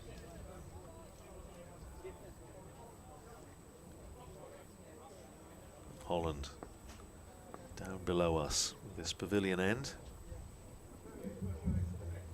Into bowl to George Bartlett, who's turning that up to mid-on, comes through for a sharp single, shy at the stumps for Tom Scriven, and hits them. Cracking bit of fielding. Well, not out, says umpire Sue Redfern, who was running in the other direction with the back to it, so he wasn't out. No. I hasten to add, he'd made his ground, but it was a wonderful bit of fielding. It's the second time I can remember that Tom Scriven has hit the stumps in this match. Anyway, Bartlett gets the single. He goes to 33 at 74 for 4 at the end of the over. 215 more runs required, and 4 overs to go until tea. I wonder if we might see an over from Rehan Ahmed Justin, but the pitch is not conducive to leg spin, as Mr. Harrison sort of demonstrated. Really, perfectly good leg spin, but it didn't turn. Didn't really offer him any help at all. The turn was pretty slow, so well, you never know, but I'd be very surprised. Logan Van Beek continues. Bowls to Bartlett. It seems back in. It's far too high. That can't be given out, and isn't. But ow, that must have hurt. He's flexing his left knee. I think it sort of got him on the inside of the knee, maybe away from the pad. But I would have been very surprised to see umpire. Yeah, it was too high going down the leg side as well. Just did too much. Umpire Lloyd is too good an umpire to give that one. In goes Van Beek and bowls again outside off stump, goes straight on this time and is allowed to go through. Sort of unpleasant thumping noise. It sounds like the bass from a sort of car stereo or something like that, that may be on Milligan Road somewhere. Friends of Grace Road have sold all that they're celebrating, selling all their cakes. Having a rave down there. A bit of drum and bass. In goes Van Beek. And bowls. Bartlett drives, and it's a brilliant piece of work in the field from Sol Budinger, because that was travelling, and it was travelling extremely quickly, and Budinger is getting all sorts of congratulations from Ahmed and now from Ben Green. Low fives all round, because boy did he save 4 there. Was on him in a flash, but he flung himself to his right, got his right hand to it, picked it up cleanly as well. They're quite good, these boys, sometimes, you know. They are. That was Bartlett nailed these that. Professional athletes are actually quite good at what they do. In goes Van Beek. Oh, bowls on, what a leave from Bartlett. That snuck back, and it didn't get up that much, and it... Well, I think the off stump is still quivering in fright, if not from actuality. I'll tell you what I think they will be doing in a little while, and that's getting the lights on. A big dark cloud up there, and it's far too dark. Bring them off. It's light behind it, isn't it? And it's moving tolerably quickly, so might spoil sport. Wait until post tea. In goes Van Beek and bowls. And after all the excitement of the previous 2 deliveries, that's a line and length delivery. And Bartlett leans forward and blocks it out to Budinger. I was even just having a little optimistic look at the weather radar, and there's There are a few little light showers in the vicinity, but I don't think it's going to worry us here. Well, there's 35 overs after this ball to go, and that's just today. Van Beek is in, bowls, tucked off his legs by Bartlett. Puff of dust from the crease as his feet move quickly into position. Tucks it around the corner and takes one. 75 for 4. Another 213 runs. And Northamptonshire are level. Encouragement coming from on the field, from off the field as well, I think.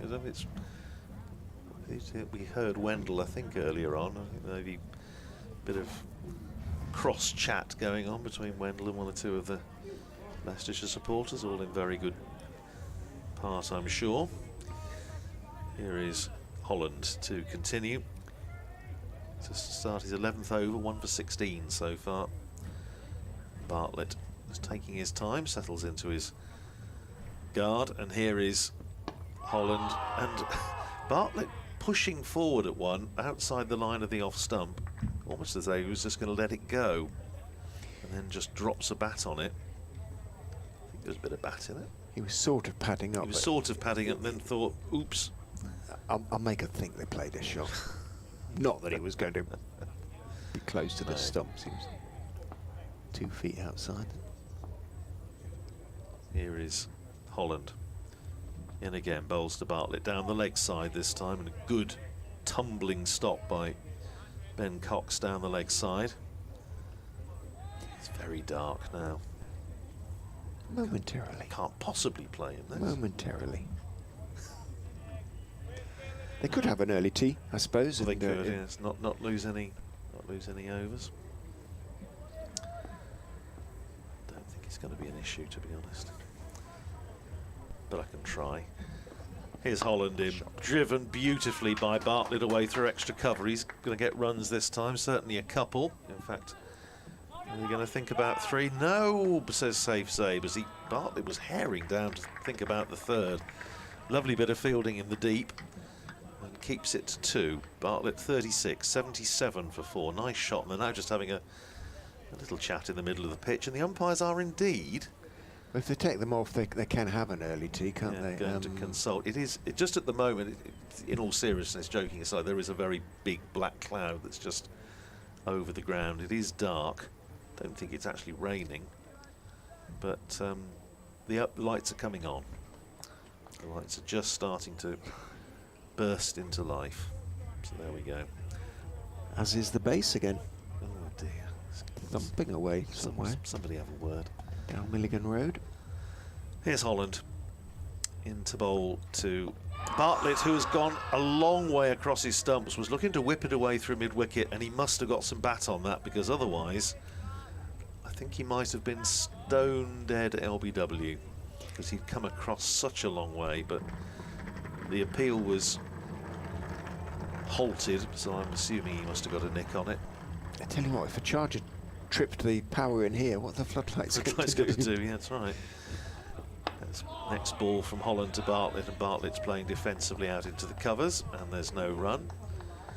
Sue Redfern's having a look over towards Graham Lloyd. Perhaps just looking to see what the time is, how many overs to go, because the lights are obviously not really having an effect, and it is really quite dark out there now.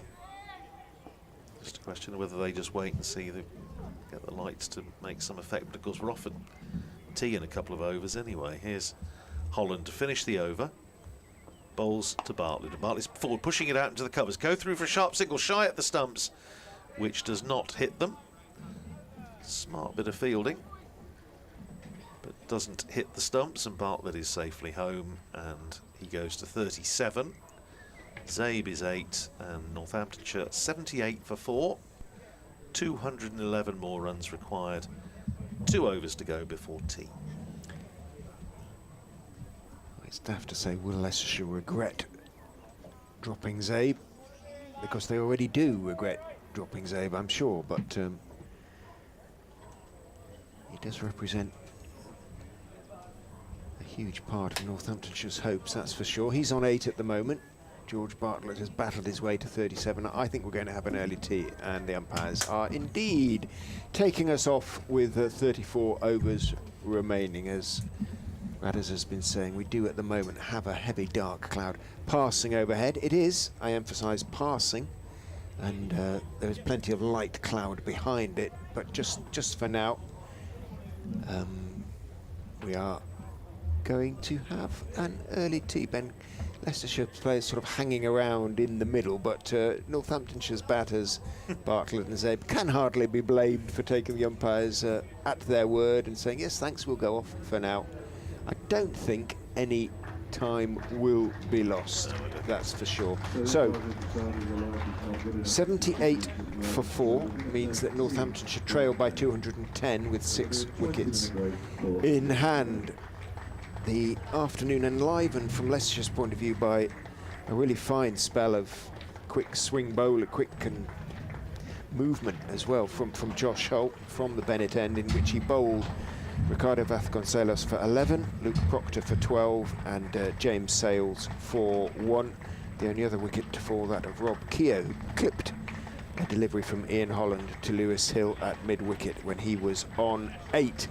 Zabe was dropped by Hanscom at second slip, driving at Van Beek when he was on 4.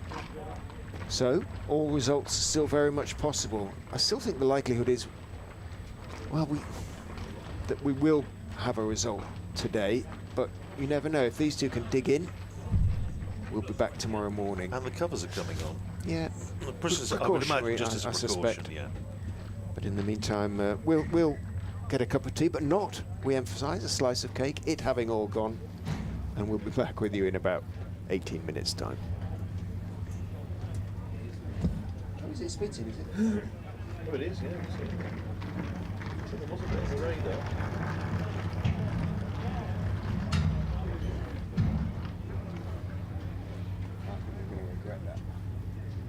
Says it's expected to stop. So it's just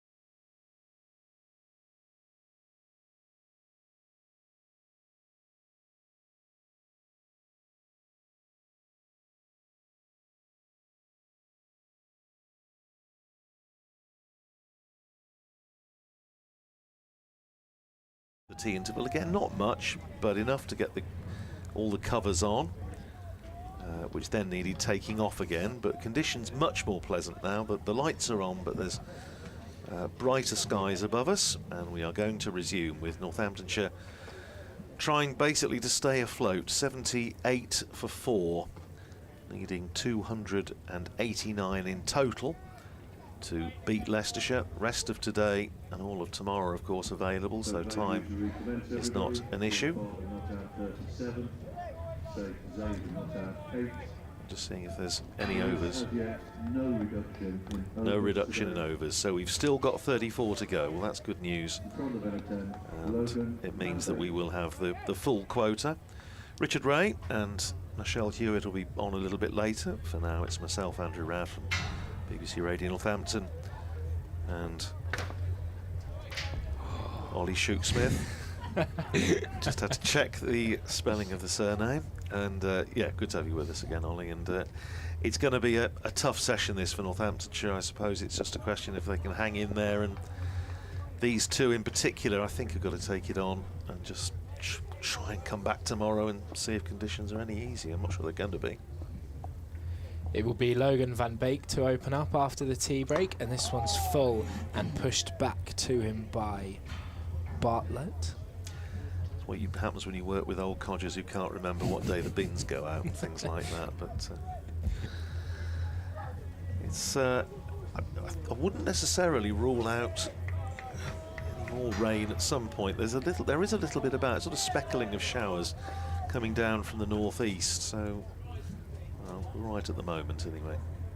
Van Beek in again, and this one defended. He looks rather uncomfortable after playing that one, does Bartlett? Hangs 1 foot in the air and takes a hand off the bat. Maybe a bit of extra bounce from the overseas quick bowler.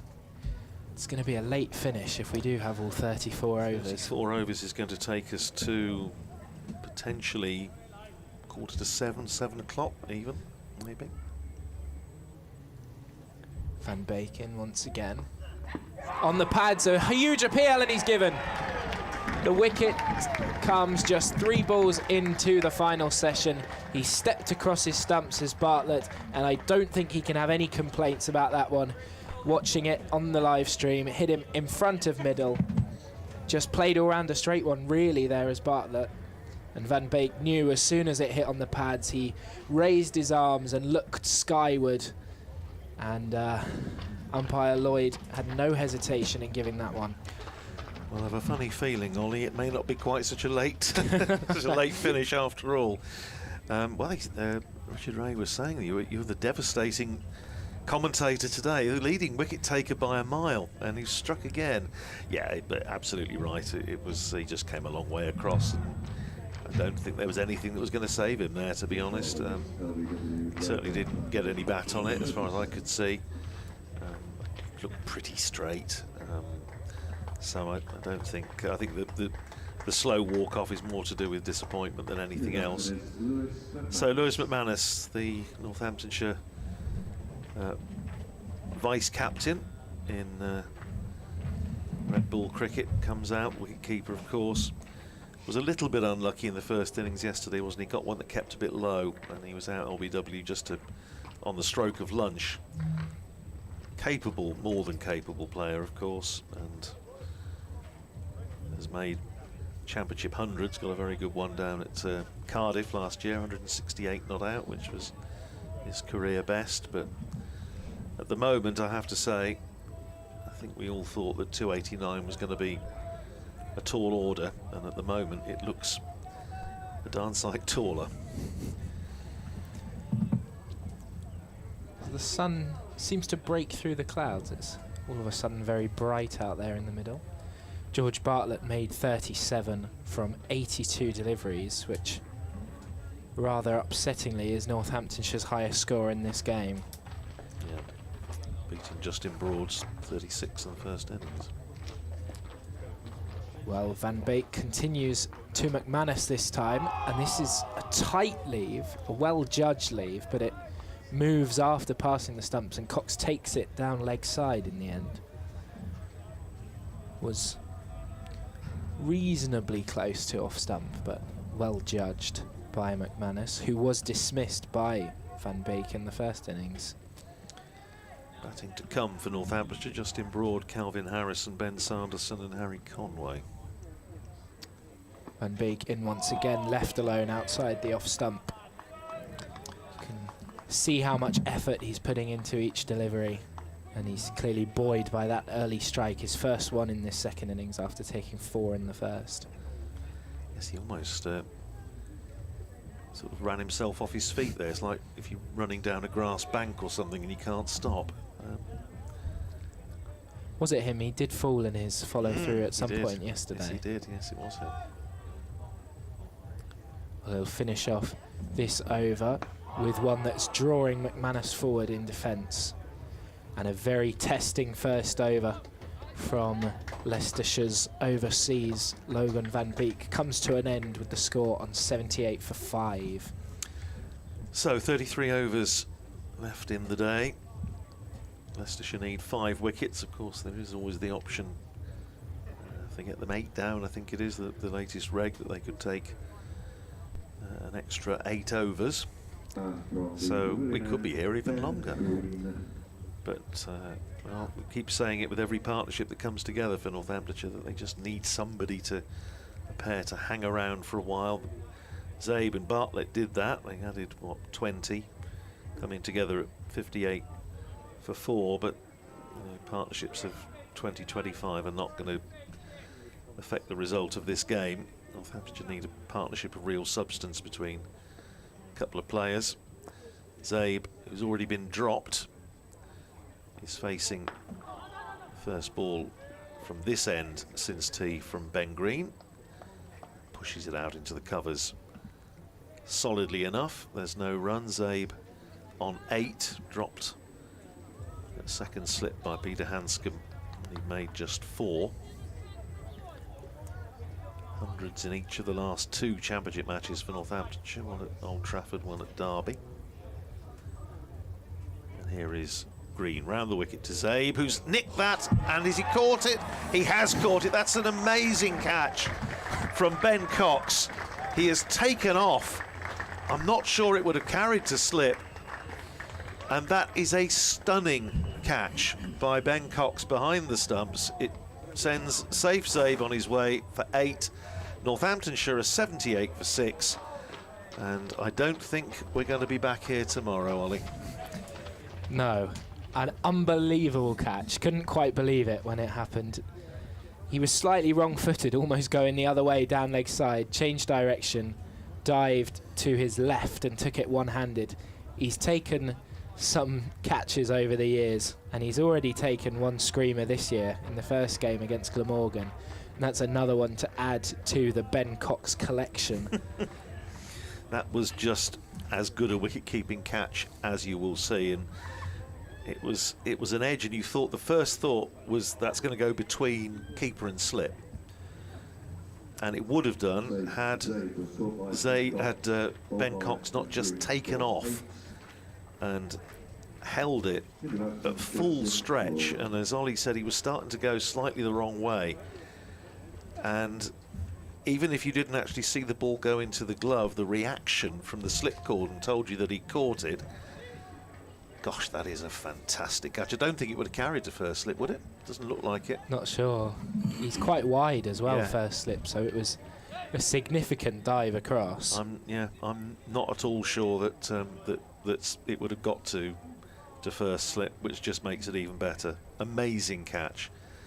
Sort of catch that deserves to win a game of cricket, in a sense. Northamptonshire now just feeling that everything that could go wrong today pretty much is going wrong. Zabe was dropped early. He would have been wanting to obviously make Leicestershire pay. It wasn't a particularly poor shot. I think he had to play at it. It was a good ball from Green, just doing what he did yesterday. But an absolute screamer, world-class catch from Ben Cox. And Green now coming into bowl to the new batter, Justin Broad, who is beaten first ball outside the off stump. And batting out there at the moment looks well nigh impossible. Yeah, that's a tough ball to get first up for Justin Broad. As you mentioned a moment ago, he was Northamptonshire's top scorer in their first innings, but nigh on unplayable, that one from Green. Yeah, he's having a pretty good season all round, but tough circumstances these, as Green is in bowls and he's caught behind. Second ball, and this game is hurtling towards a very early conclusion indeed. Broad goes second ball for North, straightforward outside edge. Ben Cox not having to fling himself anywhere this time, just took a regulation catch. Green has taken 2 in 3 balls. Northamptonshire are 78 for 7 and plummeting to defeat, you feel. Well, we may need to call Richard Ray back. He's not in the commentary box at the moment, but looks like it could be over within 10 or 15 minutes at this rate. 3 wickets for no runs so far since tea in just 10 deliveries. And as I say that, he steps into the commentary box. Well, that was again having softened Broad up a little bit with a brute of a ball first up. It wasn't quite as threatening a delivery, but again I think he probably had to play at it and just getting an edge through. And there's a bit of a delay before the new batter appears, because presumably it's a question of a scramble to get the kit on. Going to be Calvin Harrison, I imagine. It is indeed, as he makes his appearance. No, put it this way, there's no question of crossing on the field. It's an interesting one, that, isn't it? Because he actually, you say he had to play at it, he was set up, as we've been saying, so far across that he probably did have to play at it, given where he was taking guard. But anyway. Yes, had he had a more conventional middle stump stance, yeah, he exactly. may have been able to comfortably leave it. But from where he was, he probably did have to play at it. So 78 for 7. I think probably need to get Richard in. So if you want to go in there, Richard, and I'll keep talking while Ollie comes in here. But I think the game is hurtling towards a conclusion that I think you need to be on for, Richard. So well, adaptability is always the key to success. Ollie's wicket-taking skills are such that I'm loath. I'm sure Leicestershire listeners are loath to... I will make way. Don't worry, I'll make way for him now. Has he been on comms for Ben Green? But I'll pick up this delivery while the exchange is made. Green is in, and oh my goodness me, drifts an outswinger past the outside edge of Harrison's bat that misses everything by nothing. It almost flicked the edge of the bat, it almost flicked off stump, and suddenly Green is making it talk. Yes, it's been 5 pretty much unplayable deliveries in this over. Extraordinary stuff.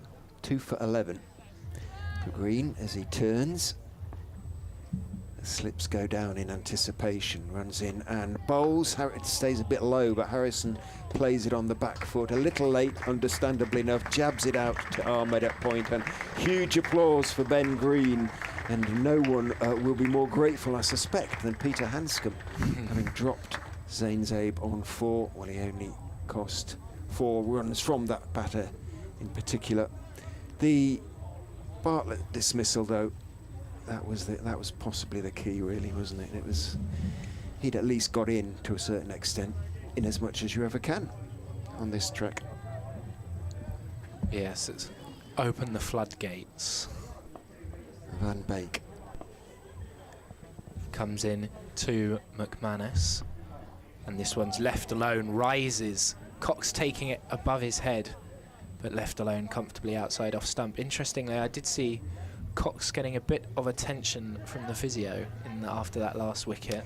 Well, he was hit at Bristol, and he had to go for a CT scan. There was some concern about, because he was hit sort of above the chest pad, really, and the lung was bruised. There was bruising around the lung and possible contusion. Come back to that. It's Van Bacon again. And this one makes McManus play out into the offside, where Rehan Ahmed picks up. No run. And he was deemed fit to play in this game, but he has been struggling. He said it is sore and it is stiff and it is hurting. And when he dived back on himself to take that catch, I think he landed on that side. So he's probably jarred all the bruising. There's not much the physio can probably do other than give him more painkillers, really, is there? But he is carrying on at wicket-keeper as Van Beek is in again, and McManus comes forward and defends back down the track.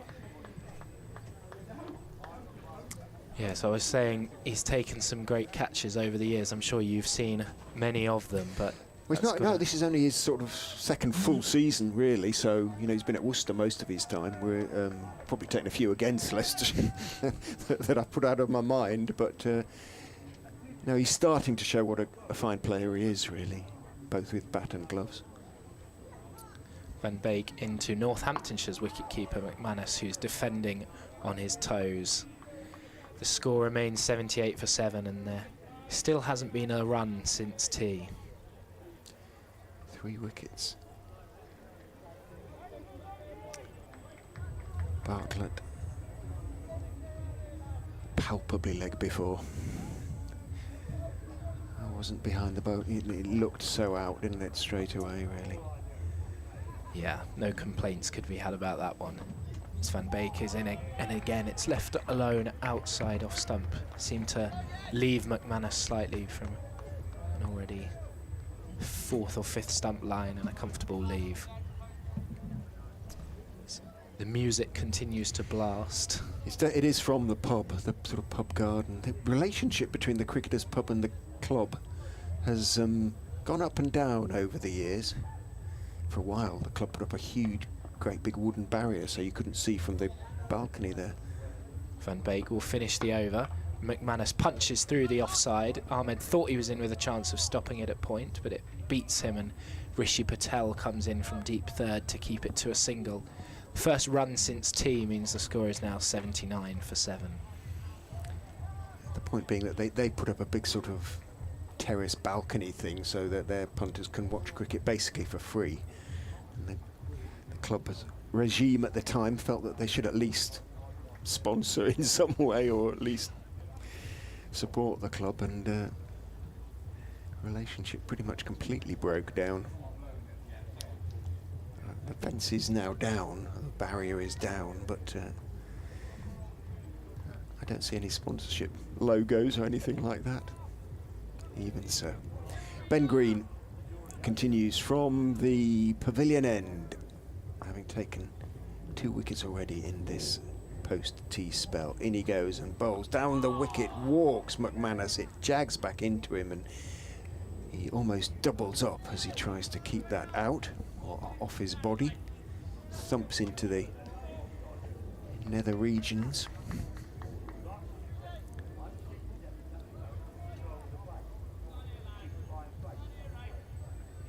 He's definitely found his best form in this game as Ben Green. He has. Jogs in and bowls an outswinger that started wide, went wide, and McManus let it go through. But, you know, as I said to him after his bowling at Bristol, you know, 25, 26 first-class games to his credit, that he's just enjoying bowling, and the more you bowl, it tends to be that you get better at it. It's, you know, it's not kind of rocket science. He just didn't have, he has had so little red ball sort of bowling, long spells. In he goes, bowls to McManus, outside off stump, outswinger that is left by McManus. But you'd think he was, in many respects, the ideal sort of red ball county seamer in that respect. He can go forever, swing it both ways, seam it. No great pace, but there's plenty in the action, isn't there? And he gets the occasional one to hurry on and bounce and trouble the batsman, and he gives very little away. In he goes and bowls, and that is a nicely shaped outswinger onto off stump, but doesn't do quite enough, and McManus is forward, pushing the ball out to mid-on, where Scriven, with that big red splash on the bottom of his jumper from ball polishing, is there. Who wants to go off? Lewis Hill. Hasn't been a back out there that long. Wants to be substituted as Green is in. Oh, lovely shape too, that one. I thought that was going to sneak through onto the pads. Took a thick outside edge. He will pick up 2, McManus, as it runs down towards Josh Hull at third man. Has to come in quite a long way to meet it. And McManus takes 2, moves on to 3.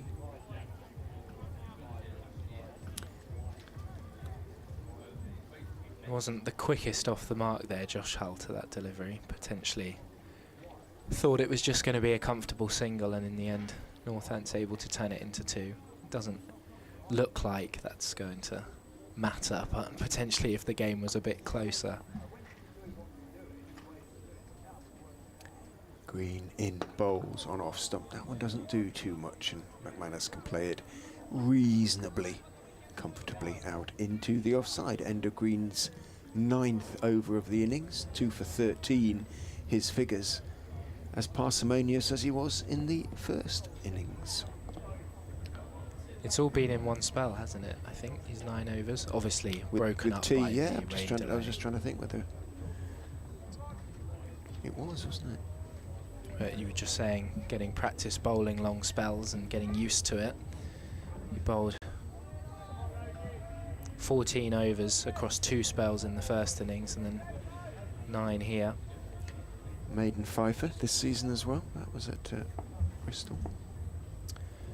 And it will be Logan van Beek to continue alongside Green. This hits high on the pads. A loud appeal, but it did look quite high to me. Yeah. The Leicestershire players seem quite miffed that it hasn't been given out, but in the meantime, a good diving stop at from Budinger at third slip to prevent a leg bye.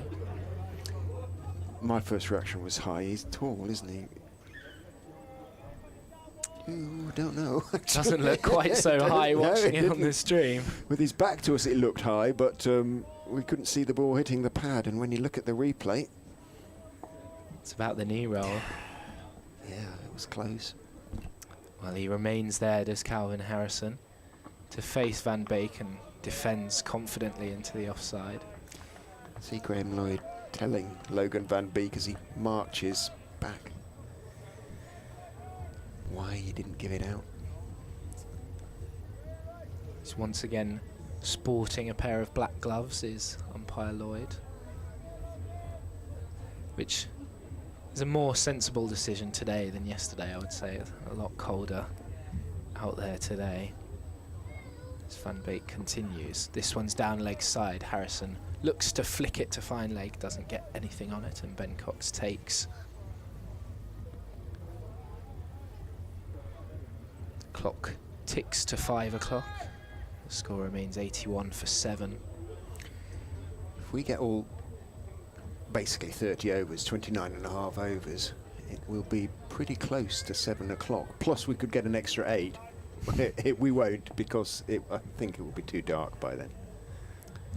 Well, Leicestershire will be hoping it will be all over by then anyway, as this one is left alone outside the off stump, shapes away from Harrison, and is once again good carry through to Cox, who takes it just above his shoulders. No signs of the life dying from this ball or pitch. 40 overs into, well, in the 40th over of the Northamptonshire innings.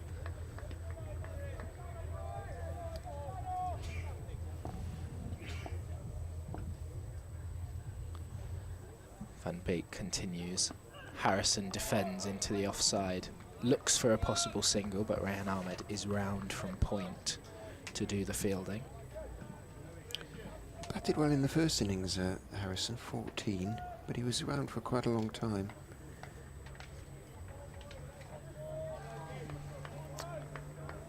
He was in partnership with Justin Broad in that innings before the 2 wickets of Broad and Harrison fell in 3 balls, as 2 wickets fell in 3 balls to bring Harrison in this innings.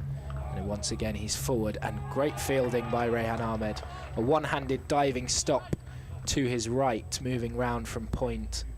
I'm not sure the ball was going quick enough to have gone too far past him anyway, but definitely saved a run or maybe 2. He has a great sense of the theatres, the spectacle, Rehan. I'm not suggesting for a moment, you know, he does it sort of on purpose. It's just sort of part of his makeup, really, and he can't resist flinging himself around, and usually looks pretty good doing it. Well, there were definitely moments yesterday when he was overplaying the theatre as the ball slowly rolled to him. He got down in the perfect long barrier to stop the ball that hardly reached him. Green continues from the pavilion end, bowls to Lewis McManus, who is forward on off stump. McManus and Grace Road have a checkered history.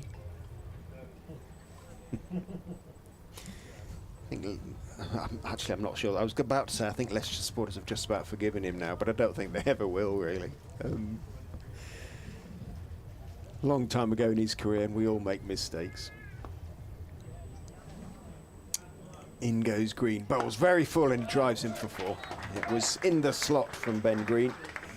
Swung a bit, but it was right out there, and a relieved McManus tucks in. Picks up 4.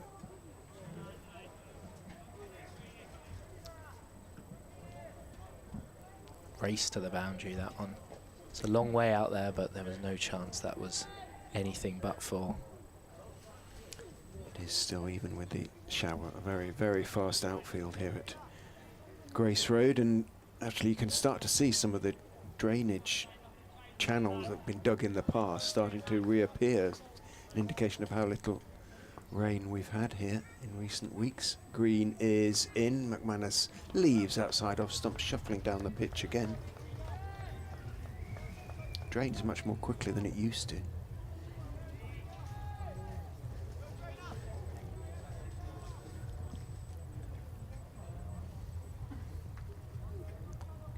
Sure, Andrew perhaps wishes that the drainage wasn't quite so good and we would have had a longer delay for the tea break after that rain. Green bowls. Oh, it jumps up towards McManus, or at least makes him take his bottom hand off the bat handle as it hits it the top part of the bat. He flinches, having stayed on the back foot as it jumped up. 7 off 19 for him. Harrison yet to get off the mark. Stands with his hands on his hips, the bat leaning against his leg. Calvin Harrison. Not really giving a sense he's comfortable at the crease. In goes Green and bowls on off stump. McManus is forward. Ball doesn't do anything out of the ordinary.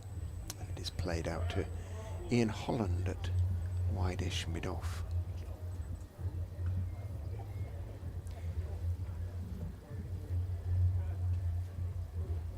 Don't know whether they're having some sort of concert or something at there, but it's not a great accompaniment.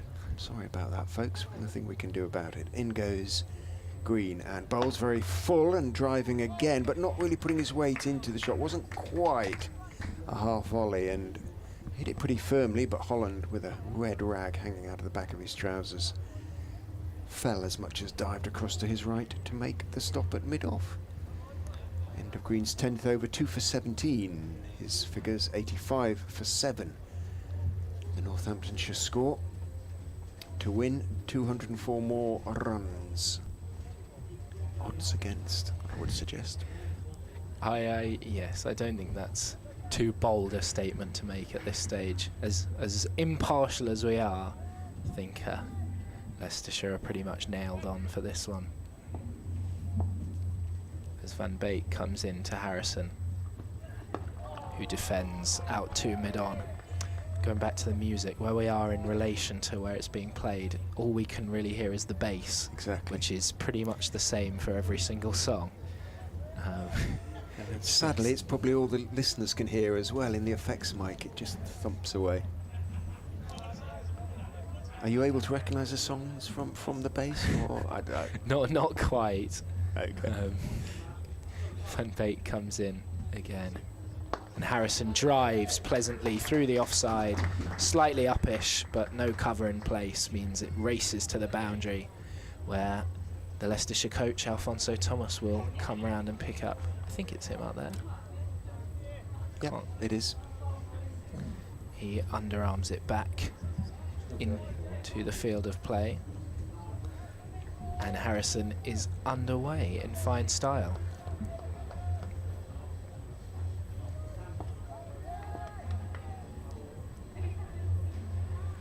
Van Beek comes in once again, and this one's left alone by Harrison. Been informed that they can hear the bass, but it's not overpowering on the stream. So we're still coming through loud and clear. Good stuff.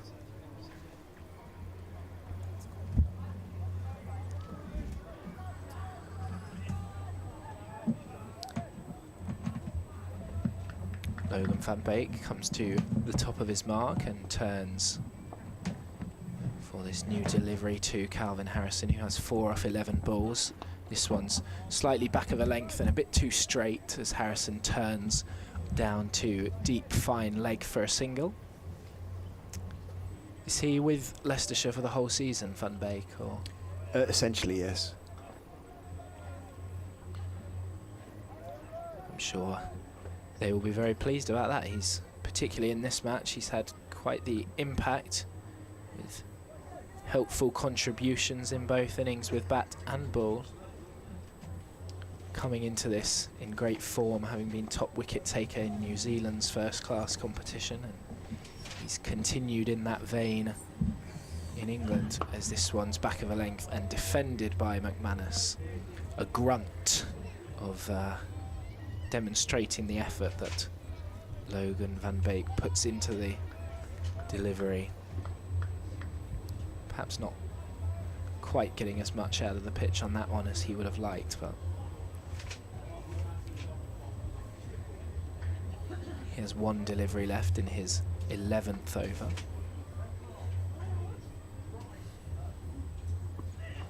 And McManus comes forward, drives to mid-on, straight to the fielder. And he has 7 from 23 deliveries now. Van Beek's figures 11 overs, 3 maidens, 1 for 34. I think now, to add to the music, there's the tinklings of an ice cream truck. A rather more familiar sound to the denizens of the Uptonsteel County Ground. It has been the same tune, there's probably the same ice cream van throughout my time behind the mic here. 11, 12 years. Probably for years before that. Might be the same ice cream man / woman, I don't know. Driving it. Green is in. Bowls. Bounces a little bit on Harrison, but he plays it nicely. Tall right-hander and gets on top of it. Blocks it out to Ahmed at point, and there is no run. I've never sampled any of its wares yet. You don't see it very often, you hear it, but it rarely sort of parks outside the ground. Yes, I think I heard a glimpse of it yesterday and looked around to try and see it, but as you said, I couldn't locate it. Green bowls, and again on off stump. Harrison is staying on the back foot by and large, but blocking it out into the offside. Scriven is starting to warm up, dancing to the base. Hill has been sent back from sort of square leg or just in front of square to deep square. Trying to remember that Harrison did take it on a couple of the short balls, I think, so he might be prepared to try and pull a couple. Green is in, bowls, oh beauty, full, and just swings away a touch and beats the outside edge of Harrison's carefully proffered bat.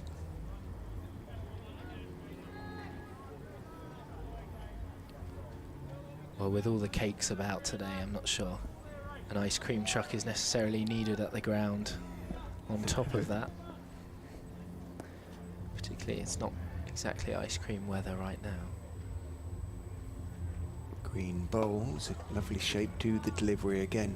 What is the difference before, you know, before tea when it wasn't really moving, and now it is all of a sudden? The ball's older. They weren't really swinging it too much, not quite as late, but suddenly it starts to go again. A little bit of extra adrenaline perhaps helping Green as he turns, runs in past umpire Redfern, bowls, and that's got to be close to leg before wicket. No! What was that missing? He was barely forward, and I have oh, goodness. I'd given it. Yeah.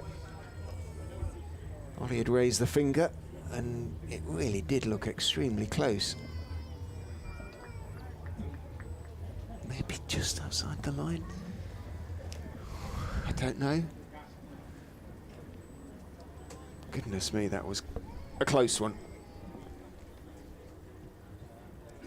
You can see leg and just a bit of middle as green is in, bowls, and right back on his stumps again is Harrison. A little bit of shape to it, but he plays it solidly enough. Green takes his sweater from umpire Redfern and cap, and he's just been tossed.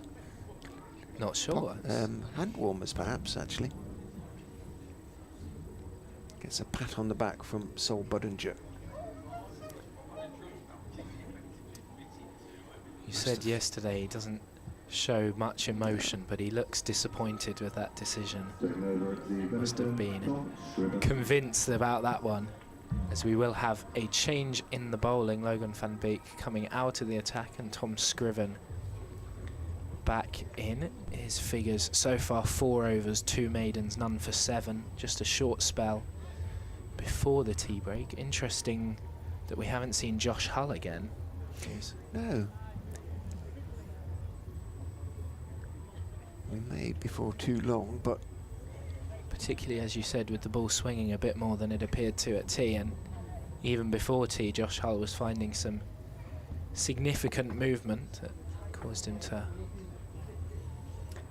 Whether he's only allowed to bowl so many overs, I don't know, but he hasn't bowled many anyway, so I'd be very surprised if there are any restrictions in that respect. For now, it's Scriven, who is a bit too straight, and McManus clips it off his pads. It's not quite going to reach the boundary, but they should come back for 3, as Van Beek, I think it is, does the long chase back from mid-wicket. There's been a few of them that have just stopped in front of the square leg boundary, and both fielders, the one at deep fine leg and the one at short mid-wicket, have had chases of 30 or 40 yards to haul the ball back in. 3 runs to McManus, who goes into double figures. He's an athlete, Van Beek, isn't he? Ran like a proper runner. Do you know, if that doesn't sound silly, but he looked like he'd been taught how to run. Scriven into Harrison, who defends into the onside. Not quite off the middle of the bat, but played confidently enough. Yeah, you could. I'm not sure you would blame him if he didn't quite give 100% on the chase, just coming off the back of a spell of bowling, but he still put full effort behind it and was able to reach the ball in time. Scriven once more to Harrison. Once more, Harrison comes forward and defends into the onside.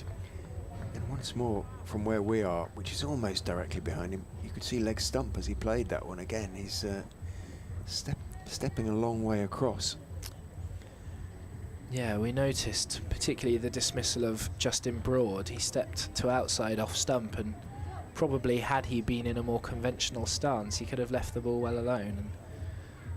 But it seems to be a clear tactic nonetheless. Despite that dismissal, Harrison still employing it, as this one appears to keep low as he defends it into the leg side. From everyone's reaction, hands on heads behind the stumps, and Harrison sinking to one knee.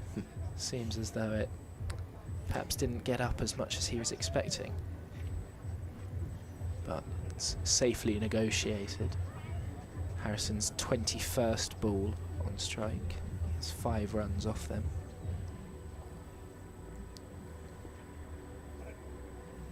He'll tap his bat before facing Scriven once again, and an almost identical ball as the previous 3 have been. Again, defending into the onside. He's making him play every ball here, is Scriven.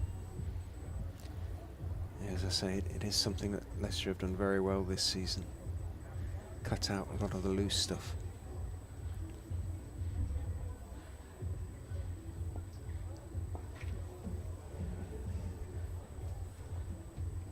Scriven will close out his 5th over, figures of none for 10 so far, and this one's left alone by Harrison. Cox takes. And that will be it from me, so... For now, we could yet be back tomorrow. Let us not get ahead of ourselves. 25 overs left for these Northamptonshire batsmen to survive. Today, there is another day in this game scheduled. Lights are beginning to sort of take effect a little bit. Get him off, comes from behind the box. The spectators alongside us on the Morris Burrows terrace beginning to look rather like Arctic explorers. There's huge padded jackets and hoods up and gloves on as Ben Green goes in and bowls outside off stump. McManus dabs it down behind point and takes one. Moves on to 11.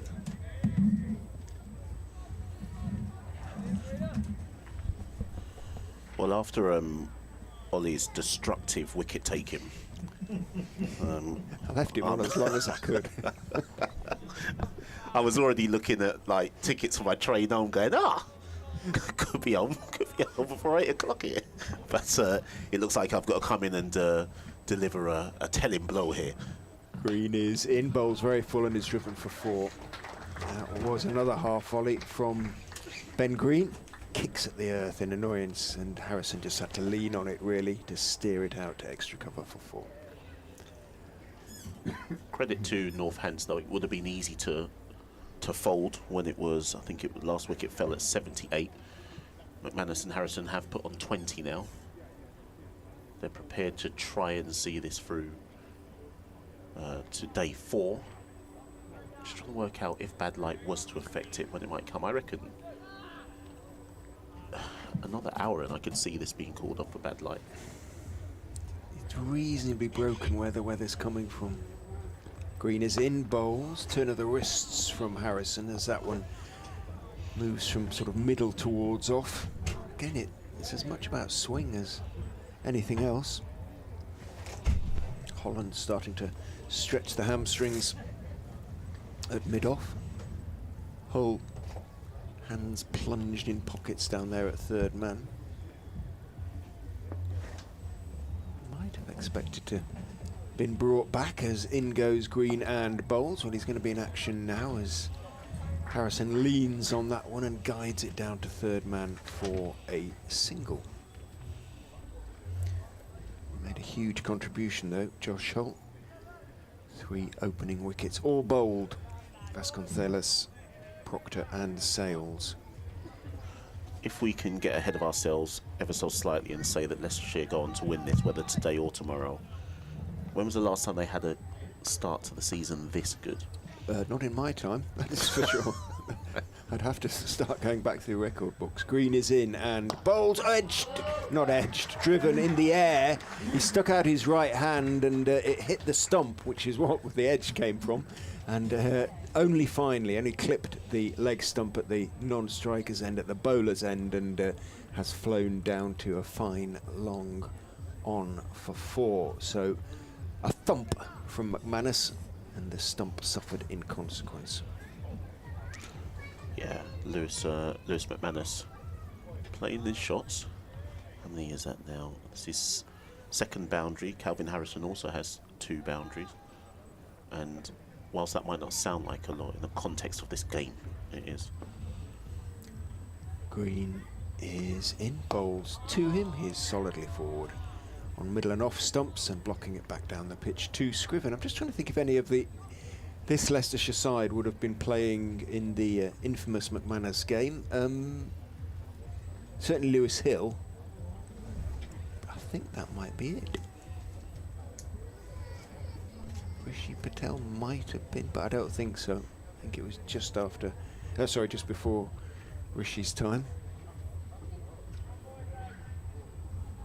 So it looks like Tom Scriven will continue. So I thought I understood why Josh Holt wouldn't have come on yet, because I thought maybe they want the bowlers they believe can swing it at lower pace, so to speak. The pace off is the answer. But given this partnership's now 25, I begin a bit frustrated with this a tad. But Scriven into Calvin Harrison. And Harrison's behind that. That's defended down to mid-off for no run. I don't think that they'll get impatient. You know, they know there's a lot of time left in the game. They know the forecast is okay, and they know what's worked for them so far this season. And that will have been a message from, and has been a message from, Alphonso Thomas. Don't get frustrated if there's a partnership. Keep doing what has brought you success. Well, this is Scriven trying to do exactly that, and he's in and he gets the edge, but it's past a flying first slip. His two split. They've got the split. Well, why have they got fielders Green at leg slip? Which I'd only noticed that after that ball had gone. If Green was where he possibly should have been at second or first, it would have that's been right just a down regulation. It's a regulation catch, but they had the exactly that. split slip fielders, a leg slip and a first slip. Peter Hanscom. He pulled out goalkeeper dive, but that was a second slip catch, and they'll probably put the slips back in now. Yes, they do. So Green will now go to first, Hanscom to second, and we still will keep the leg slip in. See what the tactic will be here from Tom Scriven. Induce the edge the previous ball in again, and Harrison is able to tuck that into the mid-wicket region. They'll come back for two. There's nobody in the deep to come off the boundary. I'm not sure why the leg slip fielder is in at this stage. I'm sure there is a tactic brewing, but Leicestershire could have done with just two regulation slip fielders that 2 balls ago, and Northampton would have been 8 down. Mm-hmm. Well, assuming the catch was taken. Yes, Hanscom has shelled one.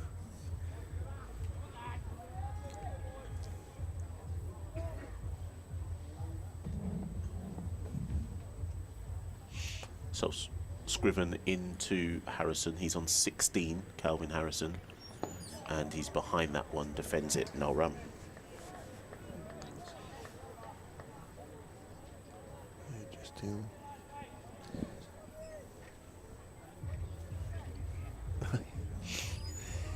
Yes, Radis has pointed out that 2 Leicestershire players were playing in the McManus match, Lewis Hill, but also for Hampshire, Ian Holland. Scriven to Harrison. Harrison kind of wraps him on the top of his bat and his gloves. It's turned fine for 1. To bring, moves Harrison to 17. It brings Lewis McManus back on strike. 1 ball remaining of this over. This is Tom Scriven's 6th over. He's none for 17 at this point.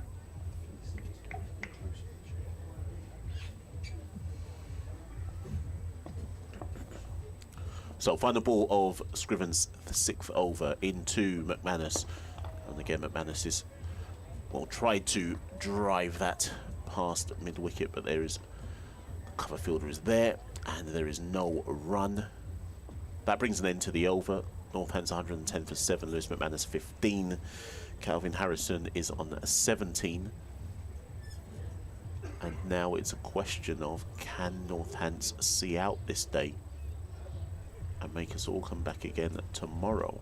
The partnership is 32, which in the grand scheme of things since the first innings is probably, I'll have to look in a second, but it'll rank up there as one of the higher partnerships in the match, which really kind of puts the scores in perspective across these 3 days. Green to continue from the pavilion end. In he goes, bowls to Harrison just outside off stump, and Harrison, who's already batting out there, so to speak, dabs it down behind point. Ahmed runs back, picks up and throws, but a straightforward single for Calvin Harrison. He moves on to 18, partnership up to 33.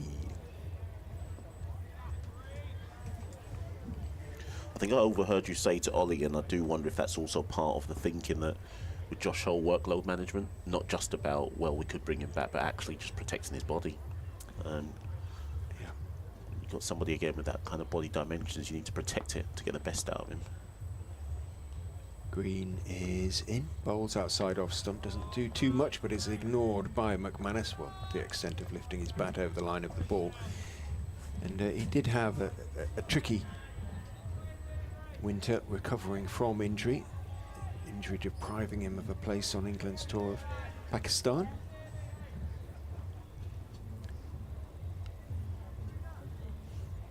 But those 3 quick, bold wickets will have, I'm sure, been noted in the right quarters. Outside off stump and full and inviting the drive. McManus had to reach for it a bit in trying to drive and didn't quite get there, and it went past his outside edge and it looked a little bit airy.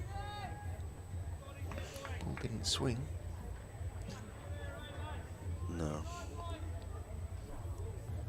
Just a misjudgment by the batsman. Now again, they've taken the 3rd slip out and put him in at leg slip. See a catch taken there. Green is in, bowls on off stump just outside perhaps, and defended on the back foot by McManus out to Holland. Yeah, now I'm back on comms. I can really hear that bass line. I don't know, it seems to be picked up in our headphones more than it perhaps it does when you're out there, but I think the volume is being altered from time to time by the DJ or whomever is operating it. Green is in, bowls outside off stump, swings a little bit but from wide, and McManus let it go. Yeah, you wouldn't like to be trying to sleep next to it, would you, or anything? Absolutely not. Although maybe it's worth interviewing the players afterwards and ask them if it was an inspiration. Yeah, for the performance today. The chaps might love all this. Yeah, we want more of it. Green is in, and bowls, nice shape to it, played off the stumps by McManus, and a single is taken because Scriven took his eye off the ball as he almost walked up and leant down with his right hand. It bounced and sort of hit his hand and went 5 yards back, and he's going to have to apologise to Ben Green there. He throws him his pocket warmers, his hand warmers that fit in the pocket, but he's going to be bowling again at McManus. 111 for 7, so maybe Nelson will help Leicestershire. 5 overs here is the cry. All over in 5 overs. Yep. Scriv has been given the plan. If 1 wicket goes, we've seen that the others tend to follow, don't they? These sort of little partnerships. So Tom Scriven, with the plan in mind, comes into Calvin Harrison, start of a new over. Harrison, quick single there. Take down this man at mid-on, and they rush through. Josh Holt doesn't take a shy at the stumps. Lots of players with hands in their pockets, and I can't blame them because I'm actually commentating with hands in my pocket as well, and I'm in more comfy surroundings than them. We're out of the wind, but they aren't out there. It's distinctly chilly. Scriven in again to Harrison. Behind that defends no run. Rehan Ahmed fields that at point. The first innings, Harrison was caught at second slip by Hanscom off the bowling of Green. McManus went leg before wicket to Logan van Beek. Scriven turns at his mark. Will run in once more. Calvin Harrison is on strike, and he leaves that one well alone outside the off stump. And there are the 2 men who put together a very solid last wicket partnership, still to come, of course. Ben Sanderson and Harry Conway. Indeed. So when Radders came off about, what, an hour ago, he thought the end was nigh. Felt that way, didn't it, with those 3 wickets falling without a run being added, but... He's getting his hopes up again at the back of the booth, but Tom Scriven trying to extinguish that, and Striven down to mid-on. Misfield by Josh Hole, but they not enough for them to run on it. I'll tell you what we'll do, Leicestershire supporters, we'll get Radders back on.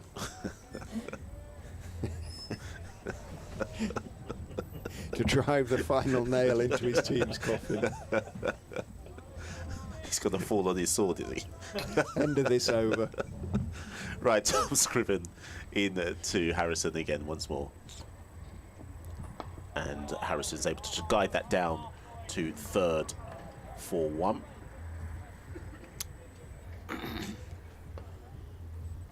That will bring Lewis McManus on strike, fielded by Rishi Patel down at third.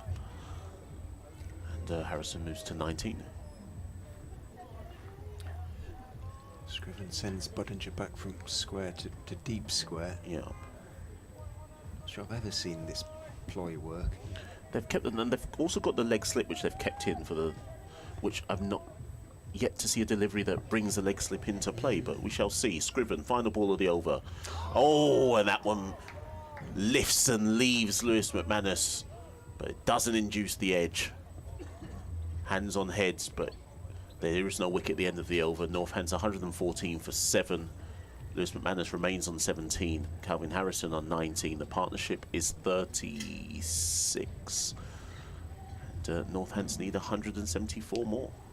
I'm guessing that they're putting him there because both batters are sort of shuffling right across and having to sort of Shuffle it flicker balls round the corner sometimes just to get something, or instinctively will play it balls sort of onto the legs and has to do so. But as you say, at the moment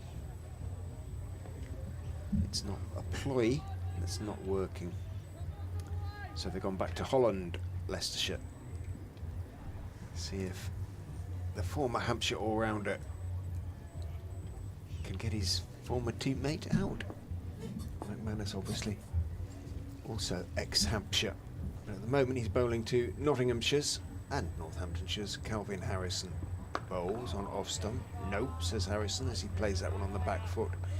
Defensively, a little sort of skip that Ahmed does often before he throws, actually. Even when he throws underarm, he sort of does this odd little skip. And he did it then. Is that James Taylor talking to Josh Hull? James famously not so tall, Hull famously tall. About elbow height, I would say. In goes Holland and bowls very straight on off stump, but Harrison very careful in defence.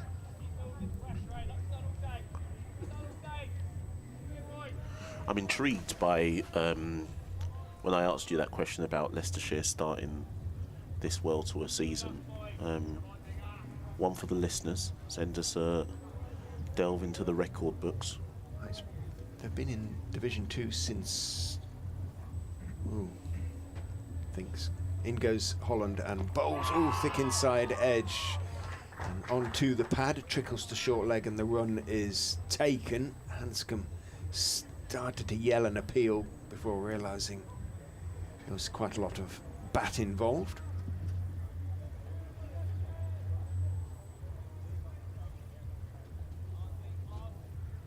Partnership extends to 37.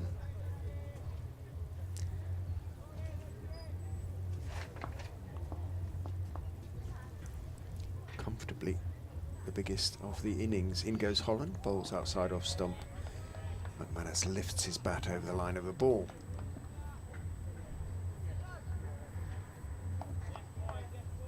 Yeah, a bit of a loosener over this from Holland, still keeping it tight, but just I think when you've been out in the field for this long on a, I don't want to call it a cold day, but certainly a hands in pockets day, take the body a long while to just get back into motion. Holland bowls too wide, drag down almost, and taken by Cox running in front of first slip. Umpire Redfern is generous.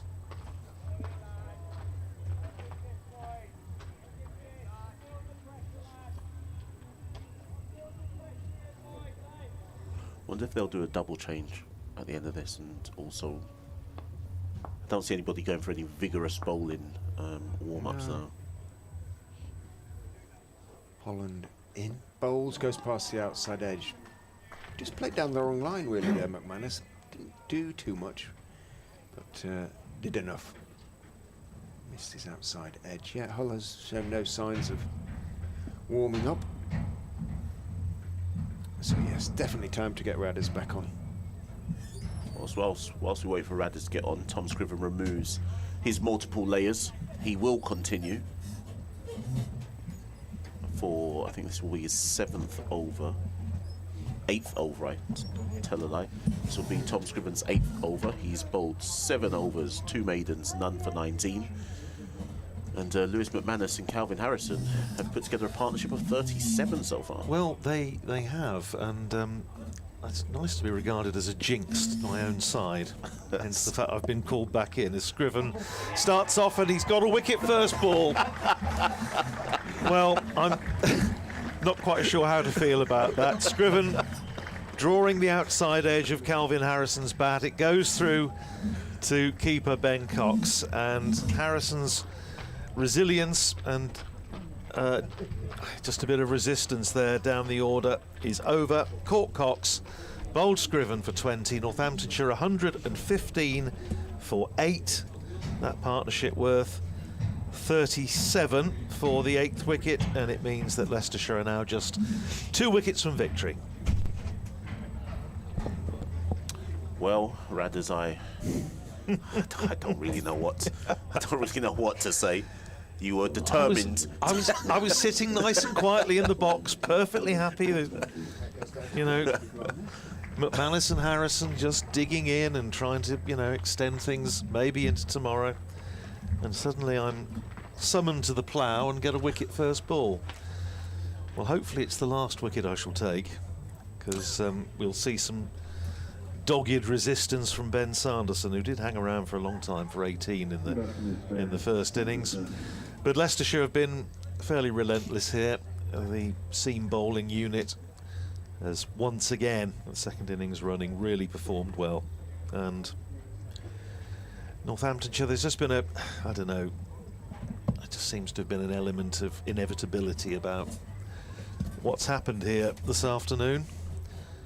We always knew 289 was going to be difficult to get,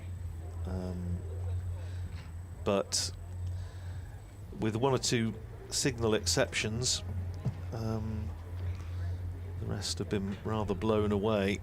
We saw a decent start, and again the similarities to the game against Kent, first game of the season, chasing 260, 40 for 1, and then it all rather went Pete Tong. Talking of which, has anybody thought to tell them to turn that down a bit? Well, I think Richard was right in that it definitely goes in peaks and troughs in terms of the sound. Because until you mentioned it, I'd actually zoned it out again. But then, well, it's not Petula Clark, is it? Unfortunately, or Matt Monroe. Now you see, at Wantage Road on a Sunday afternoon, we have the band concerts over the road in Abington Park. So here's Scriven, running into bowl to Ben Sanderson. Sanderson gets one on his hip, but he just nudges into the onside, and he's off the mark. First ball with a single, it's 116 for 8. Ben Sanderson yesterday, of course, going past 1,000 first-class runs in his career, having been stuck on 999 since last August, I think. He's obviously been preying on his mind over the winter months. Yes, the band concerts in Abington Park have now started, so next Sunday afternoon, when we should be at Wantage Road, hopefully we shall have something pleasant coming from the bandstand. I think the Rushden Town Band are playing today from my part of the county. Here's McManus facing Scriven down the leg side, goes for a little flick down to fine leg. I think Ben Cox got a bit of something on it just to halt its progress. And in fact, it was off the pad anyway, so 2 leg byes onto the total. 118 for 8, only 171 more needed. Leicestershire must be getting a bit anxious now, I think. Well, they're closing in on a win that will stretch their lead. I just need to see, let's look at the scores around the country in a second. Yeah, 13 points clear going into this round of matches. His Scriven in and bowls, and a big appeal for LBW, and he's out. That's nipped back. It hasn't bounced a great deal, and Lewis McManus is trapped in front, and his resistance also ends, and I've picked up another wicket. 2 in the over. Dear oh dear. Well, two in what, 10 balls? LBW to Tom Scriven for 17. Northamptonshire are 118 for 9, and only the bats of Ben Sanderson and Harry Conway stand between Leicestershire and victory. And just do a quick bit of musical chairs, because Richard needs to come in, and we'll just change ourselves around a little bit while Harry Conway marches purposefully to the crease. Well played, Radders. Well played, sir. But I'd like to take a bit of credit. I'd like to take a little bit of the credit there as well for making the change, like a good captain. Well, I just can't believe that I was actually fool enough to obey your orders, Richard, but there you go. No. It was, you know, it's inevitable, isn't it? It's been inevitable, I think, from fairly early on in the piece, but nothing can detract from what's been a very, very fine Leicestershire performance here, and Northamptonshire just haven't been up to the task of prolonging this, unless these two do something very remarkable in the next hour and a half or so. Yeah, it is so difficult to make a big score in the fourth innings of a game, isn't it? And yeah, it's so rare that you see it done, really, especially on a pitch offering the bowlers anything, really. They don't tend to get better, obviously. Sometimes you flatten out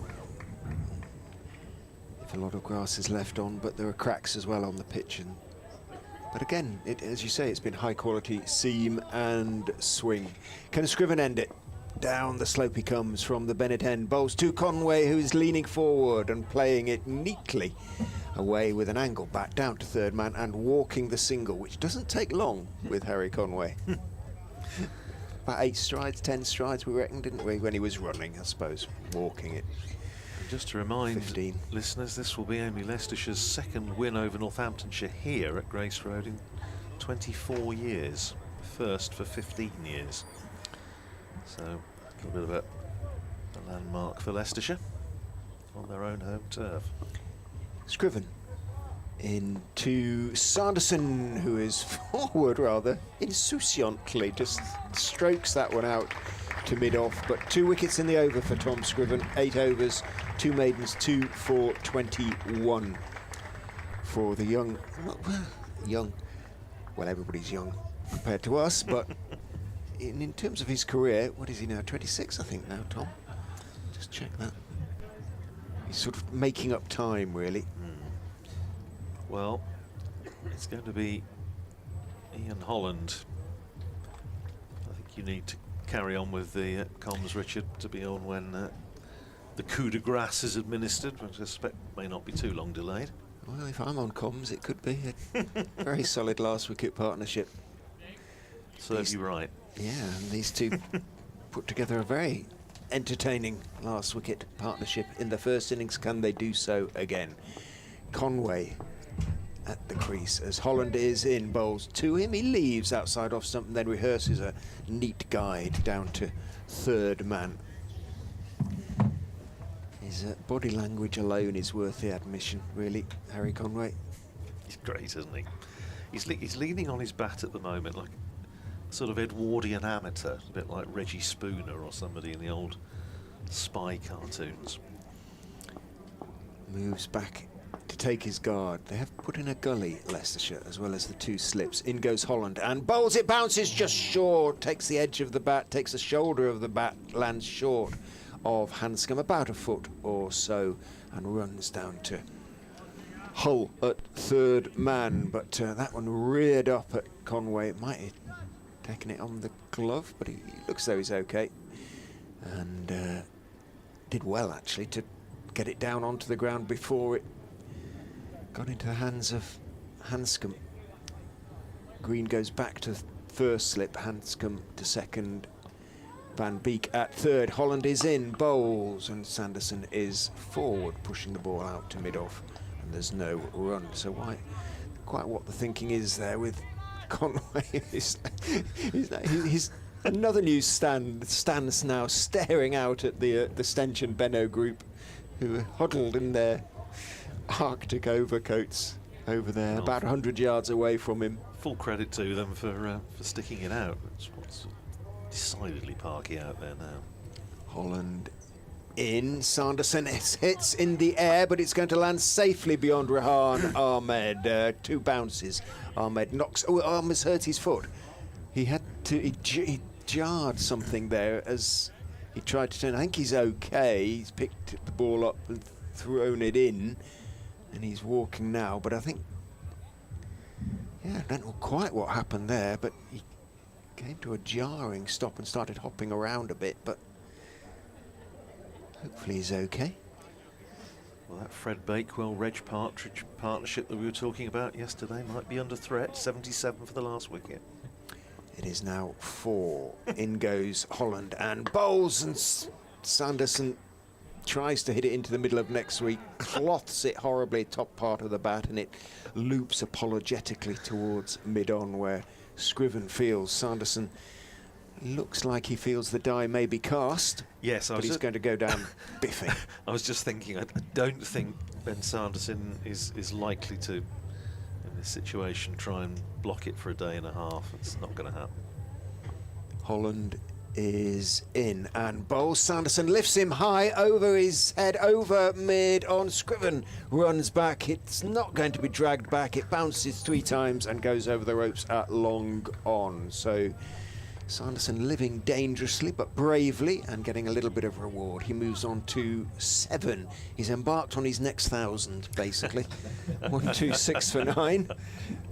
And another 163 to win. Well, his first 1,000 took him a while, so if he's still playing when he's sort of 50, then he might be somewhere close. But no, I don't think he's going to hang around too much. I can't see either of them doing so. It's a totally different situation if there was sort of monsoon forecast tomorrow, the sort of situation that Northamptonshire had at Derby in the previous round of matches that they played in, when it was forecast to be rain on the last day, but it's fine forecast for tomorrow, so they're just going to have to go and knock off the 163. That's all there is for it, unfortunately.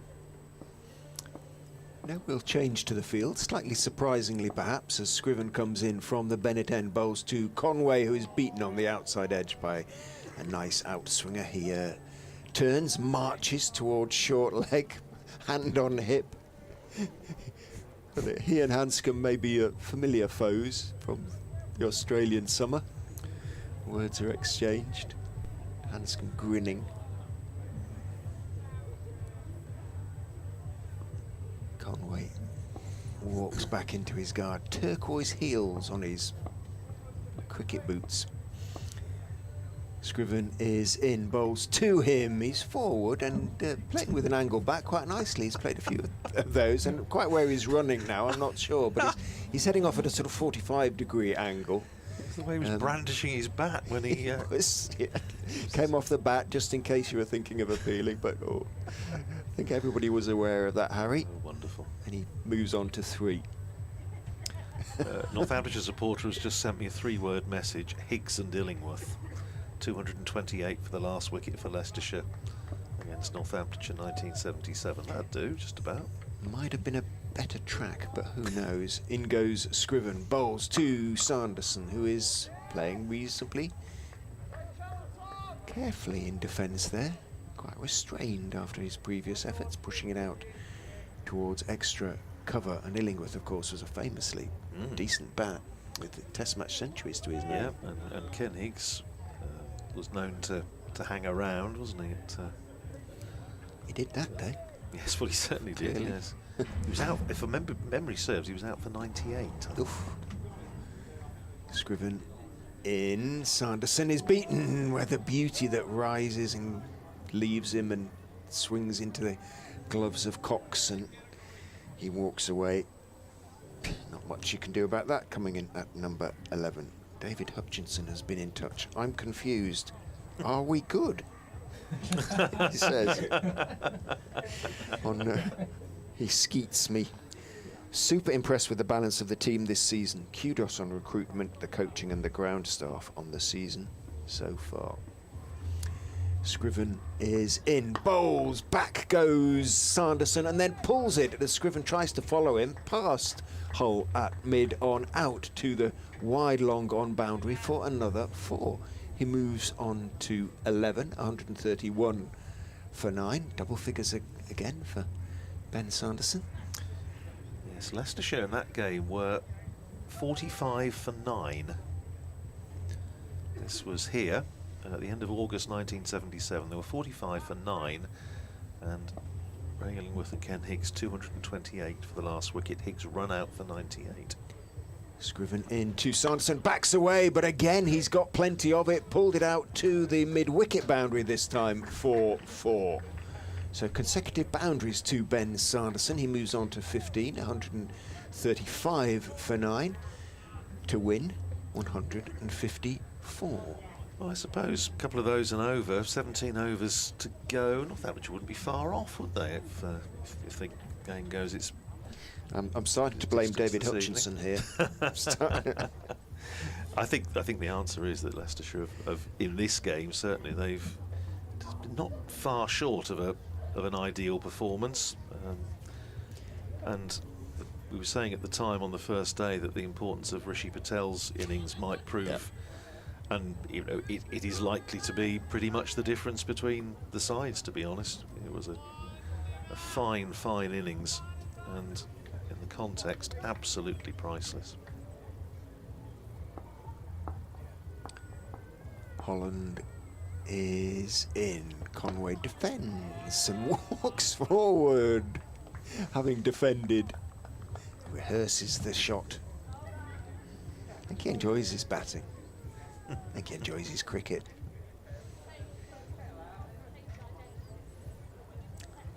What 3-5 for 9. Message from Stephen Roberts that there's a silence on the BBC Sport website, so I'm not quite sure, Stephen, what's going on there. I will make calls in due course. In goes Holland, bowls a bouncer that Conway ducks and then walks away and just short leg and rehearses a sort of swat. I know we're going out of various outlets. I'm just wondering whether, consequent to the loss of power, it was cut off in the studio. In goes Holland and bowls. Conway defends, pushes it out into the offside, and there is no run. I might have to call the studio to find out. It is a Sunday afternoon, which in local radio land in these days of hubs and what have you, with all the programmes coming from one area, whether there's still somebody there to reconnect it, I'm not sure. Holland is in. Conway gets the ball on the legs that is going down the leg side. It's swung in too much. Thumped into the pad. It wasn't going over, tall man though he is, but oh, no signal. So a little bit of inside edge as well, perhaps. And Conway pointedly wipes off his bat. Moves on to 4. Come on, Chewbacca. I'm sure that's what he said.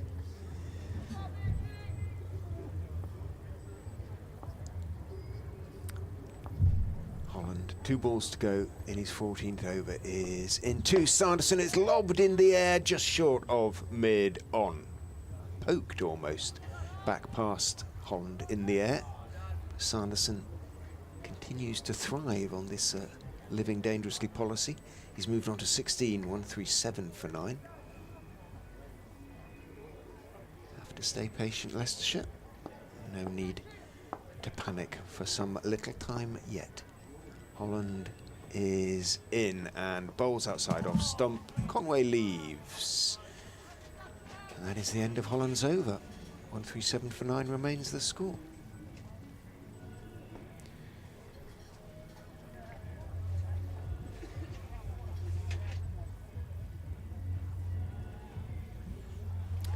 I can hear more than bass now. I can hear sort of singing. Sort of singing.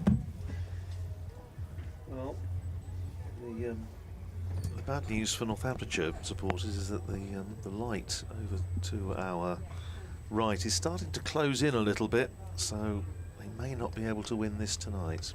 Northamptonshire may have to come back tomorrow. Scriven will continue from the Bennett end. Runs in, bowls to Ben Sanderson, who tries to flog him away through the offside as he backs away and misses, bounces over the top of his bat. Why not? It's vocalist now, isn't it? I can hear notes as well as thumps.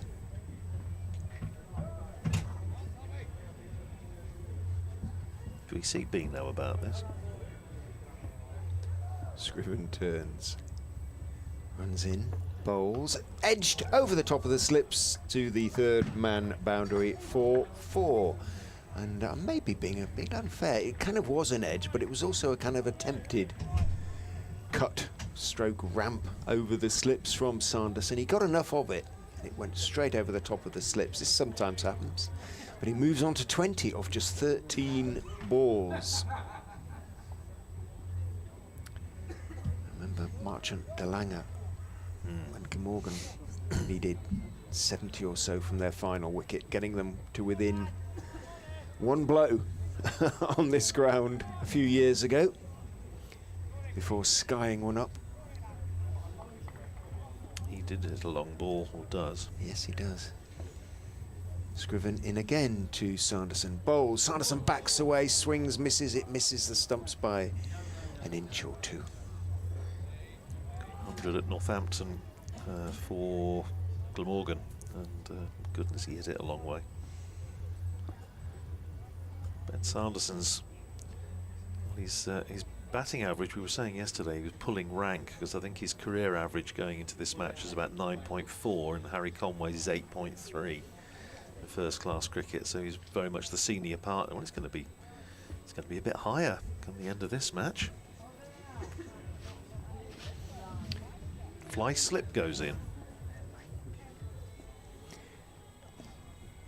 Backward square goes out as Scriven is in and bowls, thumped back past him, flat batted back past him by Sanderson, threw mid off for 4 more. He moves on to 24, 145 for 9 to win 144. Well, they're over halfway now, so that's a psychologically significant moment. More than half the runs have been knocked off. I don't know if anybody's told Ben Sanderson, I'm very unlikely to do interviews with him twice in successive evenings. Did him last night for his bowling. Don't really think I can do him for his batting tonight. Well, let us see. In goes Scriven, bowls, a huge mowing swipe from Sanderson, which, as you'll have gathered from the complete lack of reaction on the field, did not connect. Could have gone anywhere. Well, he's looking at the top scores, and Ollie made the point when we were on together that George Bartlett's 37 in the second innings is Northampton's highest score of the match so far. Sanderson 24 not out. Scriven is in, bowls to him. Oh my goodness me, he tries to loft him over the leg side. It goes between the batsman and the stumps. He, having just made a little bit of room, snaked past leg stump. So again, Sanderson's aggression paying off, not without a little bit of good fortune, but he's moved on to 24. The partnership 20 out of a partnership of 27.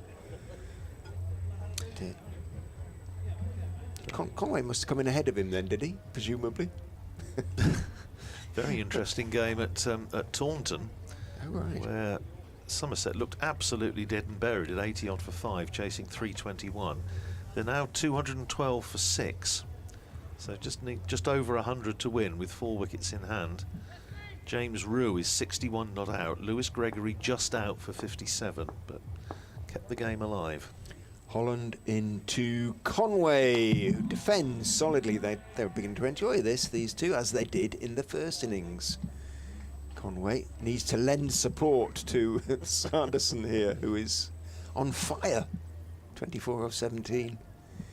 Conway 4 off 11. pivotal all-rounder now, isn't he, Ben Sanderson? Well, you can point to this match with some pride. Holland is in, bowls, Conway tries a big swing, wants to take the run, having just edged it out into the leg side. The throw comes in from Hill, hits the leg stump, rebounds out. Conway thinks about taking another attempted single, runs back in. He and Hill exchange a few jocularities. Cirque du Soleil out there at the moment, isn't it?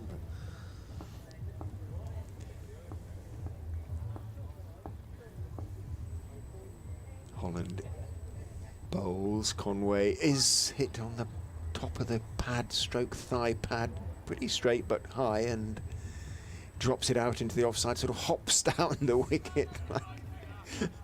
Well, I don't know, like Harry Conway. I think he's inimitable. Well, as I say, the home supporters haven't had a chance to enjoy Harry Conway yet. They will do next week, and I think the Montrose faithful will very much enjoy him. Holland in again. He defends that one, drops it out towards mid-on, and again there's no run. I think if Ian Holland doesn't manage to pick up the final wicket in this over, we'll have to get you back on, Radders, at the other end. I'm serious. I'm serious. I think we've all had enough now. Speak for yourself. Yes, you'll be enjoying this. Holland, 2 balls to go in his 15th over, just 1 for 29 at the moment. Runs in, bowls 2. Conway looking for the full Yorker, and Conway manages to get back down on it and indicates with his right hand. It was almost sort of bowled out of the back of Holland's hands. He can do that. Ahmed is. Oh yes, now that would be just swinging his arms. That could be fun. Van Beek is too, though. I'm guessing Van Beek might be the likelier of the two to whom Hanscom turns. Holland is in and bowls very straight, but Conway is straight, batting it back up the pitch for defensive. End of the over. We go on. 14 remain today. Excuse me, plus 8 possibly. Yes, it could be 22, couldn't it? But I think we might struggle to get, even with the lights on, I think we might struggle to get 22 in, to be honest. But we're going to have a change of bowling, are we? Nope, still Scriv. No, still Scriv. Still Scriven. Just thought, I saw Josh Hull loitering there, and I thought they might find something for him to do, but not yet. You serious? Yes, I think so. Well, it's going to be Tom Scriven, whose last over I commentated on yielded 2 wickets. They only need 1, Leicestershire, to win. 145 for 9. 144 needed for Northamptonshire. And Scriven from the Bennett end bowls to Ben Sanderson short. And Sanderson, almost, in trying to get out of the way of that, manages to trip over his stumps, and he does a little dance around it. It's the sort of thing that you'd have seen last week on May Day. One of the Morris dancing teams around Northamptonshire, Brackley Morris men or something. There we go, whee, round the stumps. Wonderful. Man of so many talents, Ben Sanderson. Here's Scriven in again and bowls to him short, and he's pulled that away out through mid-wicket. 2 fielders out there, neither of them will get close to it, and it's gone for 4. 28 Sanderson, 149 for 9. Sounded like a rifle shot, didn't it? That very absolutely creamed it. Yes, there's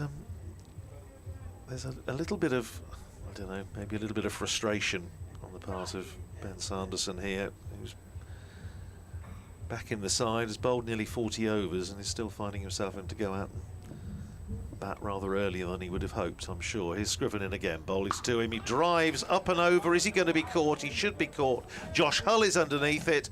It's swirling in the air and he's dropped it. It's gone down. Sanderson, they complete the single. It went up a long way. Hull was underneath it. And somehow, Richard, money was always on the ball there. Yeah, it was never quite convincing that he was going to. He ran towards it, seemed to be under it, then suddenly had to retreat and was reaching backwards. And I'm not even sure he got anything on No. it, to be honest. Single to Sanderson, he goes to 29, 150 for 9. Field changes, now 2 slips in for Conway. And they're reinforcing the offside field with a backward point, a cover and a mid-off. And Scriven's in, bowls to Conway, who drops it down in front of him and then almost sort of sets off for a single and rather belatedly holds up a hand to inform Ben Sanderson there wasn't a run there, a fact of which I think Ben Sanderson was aware and had been aware for some time. 29 to Sanderson. The pair have now put on 34 in the first innings, 32 so far in the second. Here is Scriven. Into bowl to Conway, who drives back past the bowler, runs for him here, and he acknowledges the non-existent applause with a little raise of the bat as he was setting off for his first run. Come back for 2. Conway is 6, 152 for 9, and their partnership now equal with what they put on in the first innings, 34. He's a lot of fun. He is a lot of fun to watch. Last ball of the over, Scriven in and bowls to Conway, who just very calmly gets into line, pushes it out towards mid-wicket. That's the end of Tom Scriven's over, and I've gone through an entire over without getting a wicket, which is It was a very good attempt, though. something of a first. Well, it was better than Josh's attempt, actually, in the end. 152 for 9. Oundle's Josh Holt. Well, yes, it's, I mean, I've It's Leicestershire's when he's taking wickets. absolutely. But it's Oundle's when I've he's doing it. already taken stick this afternoon from a couple of people at Oundle saying I'm not quite sure whether you're enjoying this or not when I was on when Josh was taking the wickets early on. But anyway, 152 for 9. There are 13 overs left in the day, plus whatever might still be necessary, although I don't think Leicestershire are going to be panicking just yet. Not yet. Sanderson's 29, Conway 6, and we are going to see a bit of leg spin. Yeah, it is not, you wouldn't say it was a gamble on the part of Hanscom, but one assumes that Sanderson will take it on, 29 off 20. And if he gets hold of a couple, we could be in the game up here on top of the pavilion. Ahmed, his first bowling of the match, didn't bowl at Bristol either. And he would love to take this final wicket, I'm sure, and feel he'd made a contribution, because he hasn't had the greatest of games one way or the other. Bounces in from the pavilion end and bowls to Sanderson. It doesn't really get up or turn, and Sanderson on the back foot sort of slaps it out towards the covers. There's no run. There is a slip. There is, of course, a long on and long off. Ahmed is in, bowls flat. It bounces a little bit up on to Sanderson, who pulls it, not convincingly, out to deep mid-wicket, and one is taken. But if they wanted Ahmed to toss them up, neither of those two were tossed up. Conway on strike now as Ahmed is in. Conway goes back, flicks it off the stumps, or off his pads in front of the stumps, out towards mid-wicket, where Scriven fields, no run. Ahmed is in and bowls. Back goes Conway. It bounces a little bit on him. He jabs it down towards short leg. Cox runs around and fields, and there's no run again. What's Hanscom signalling? Not quite sure. Something at the 12th man. As Ahmed is in, bowls. Back goes Conway and comes down on a ball that stays a little bit low, again in front of the stumps, but again he's down on it just in time.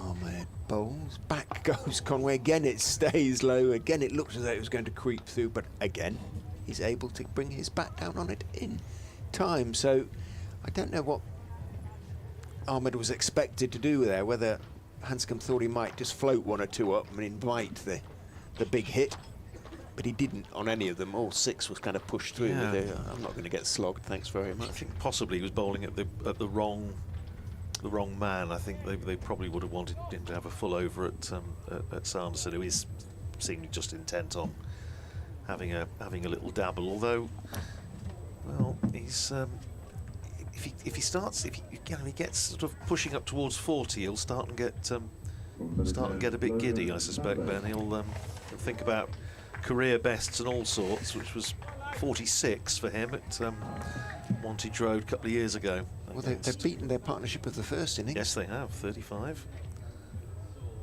And we have a change of bowling. Logan van Beek coming into the attack. From the Bennett end, in he comes and bowls short, pulled around the corner, but it's going to be bouncing twice before it reaches Scriven, who finds himself at deep backward square. Throws to Cox, who slips a little bit on the long grass at the end of one of the uncut pitches, the longer grass. Might still be a bit of damp around from that shower we had around tea.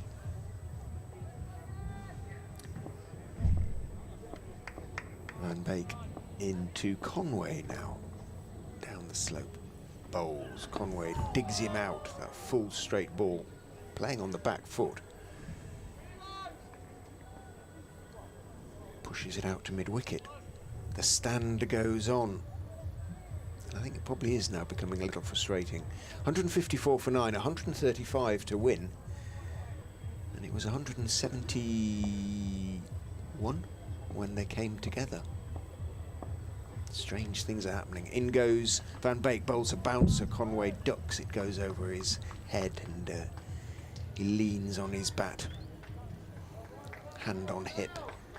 Well, according to the radar, there's a shower roughly over Melton Mowbray at the moment, so that could be heading our way. It's that sort of general direction the weather has been coming from in this. Certainly it's where the breeze is coming from, although the breeze isn't quite as strong as it was. Still cold though. Van Beek in, bowls. Conway, oh, not sure. I was expecting the bouncer and it didn't come. It was short enough for him to stay on the back foot. Somehow he managed to keep it out. It's pushed it out towards extra cover, then started to run, realised that it had just been pushed out to extra cover and Budinger was closing on it. there are a lot of moving parts, aren't there, in Harry Conway's batting. 6 runs off 26, and heaven knows how many kcals expended in energy. In goes Van Beek, bowls to him again. Oh, he just comes down on that one in time as well and squeezes it out to third man. Patel throws, and Van Beek will have 2 deliveries at Sanderson. The field spreads.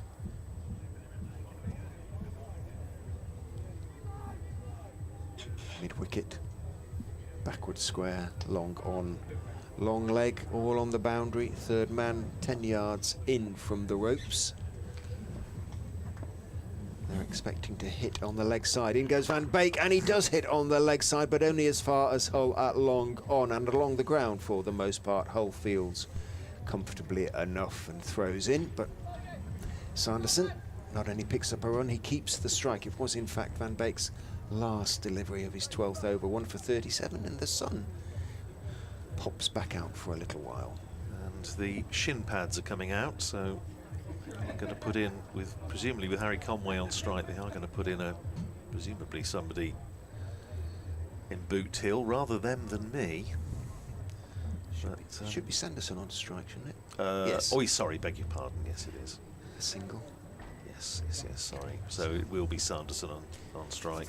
Warm your hands, here we go. Well, you see, I don't know. I just have this funny feeling that if Ben Sanderson looks at the scoreboard, sees he's 32 not out, right, he's never made a first-class 50. This might be a very good opportunity for him. He's explaining that to Ben Cox. Yes, that's right. Yes, Ben Cox saying, "Come on, Sando, for heaven's sake. Bank holiday tomorrow, you know." It's,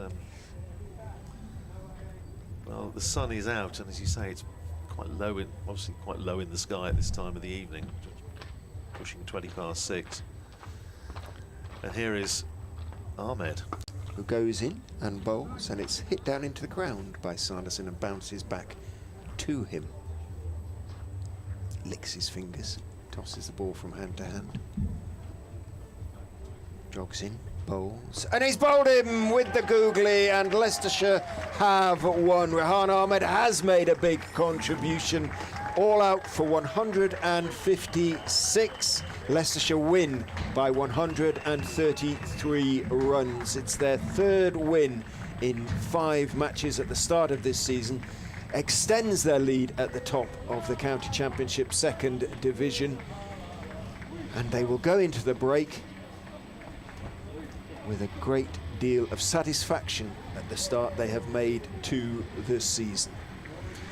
Yeah, well played Leicestershire. As we say, it's been not far off the perfect performance in terms of scoring, I think, above par on the first day. I think by common consent, talking to the Northamptonshire players, I think 304 was more than they had been bargaining for. And then Northamptonshire struggling in the first innings against some outstanding seam bowling. Ben Green was absolutely top class, Logan Van Beek as well. Second innings, Ben Sanderson making the headlines, 4 wickets in 9 balls, but 289, I think, with those useful runs added this morning, was always going to be a tough ask. So it has proved, and Leicestershire beat Northamptonshire in a championship match here at Grace Road for the first time in 15 years. I hope you've enjoyed our coverage here from the Uptonsteel County Ground. Apologies for the interruption this afternoon when we lost power. But hopefully it hasn't spoiled your enjoyment of what has been another excellent game of county cricket. Applause for the Leicestershire team, led off by the skipper, Peter Hanscom. Again, everybody made a contribution. A lot of big smiles out there among the Leicestershire players. They really will enjoy their week off. We'll get our interviews, make sure that they're available to everybody. Our thanks to the umpires as well, Graham Lloyd and Sue Redfern. They had it all on, the umpires, really, because the pitch, and I'd like to thank the ground staff for it, offered the bowlers plenty of assistance. But Leicestershire now have a week off. Northamptonshire Start a game against Lancashire at Wantage Road on Friday. Of course, we'll be on air with Scott Reed, myself and Georgie Heath. Our thanks to Machel and to Ollie, who've helped us today on commentary. They've done an excellent job as ever. Look forward to their company again before long, and of course to yourself, Radders. We shall see you again, well, for the T20s, etc., etc., but at the end of the season. Yes, that's right. Yes. The very last game, Leicestershire, will be at Wantage Road, and let's hope we have as much entertainment there as we've had here over the last 3 days. But for now, from the Uptonsteel County Ground, Grace Road, from us all up here in the commentary box, it's a very good night to you all. Good night.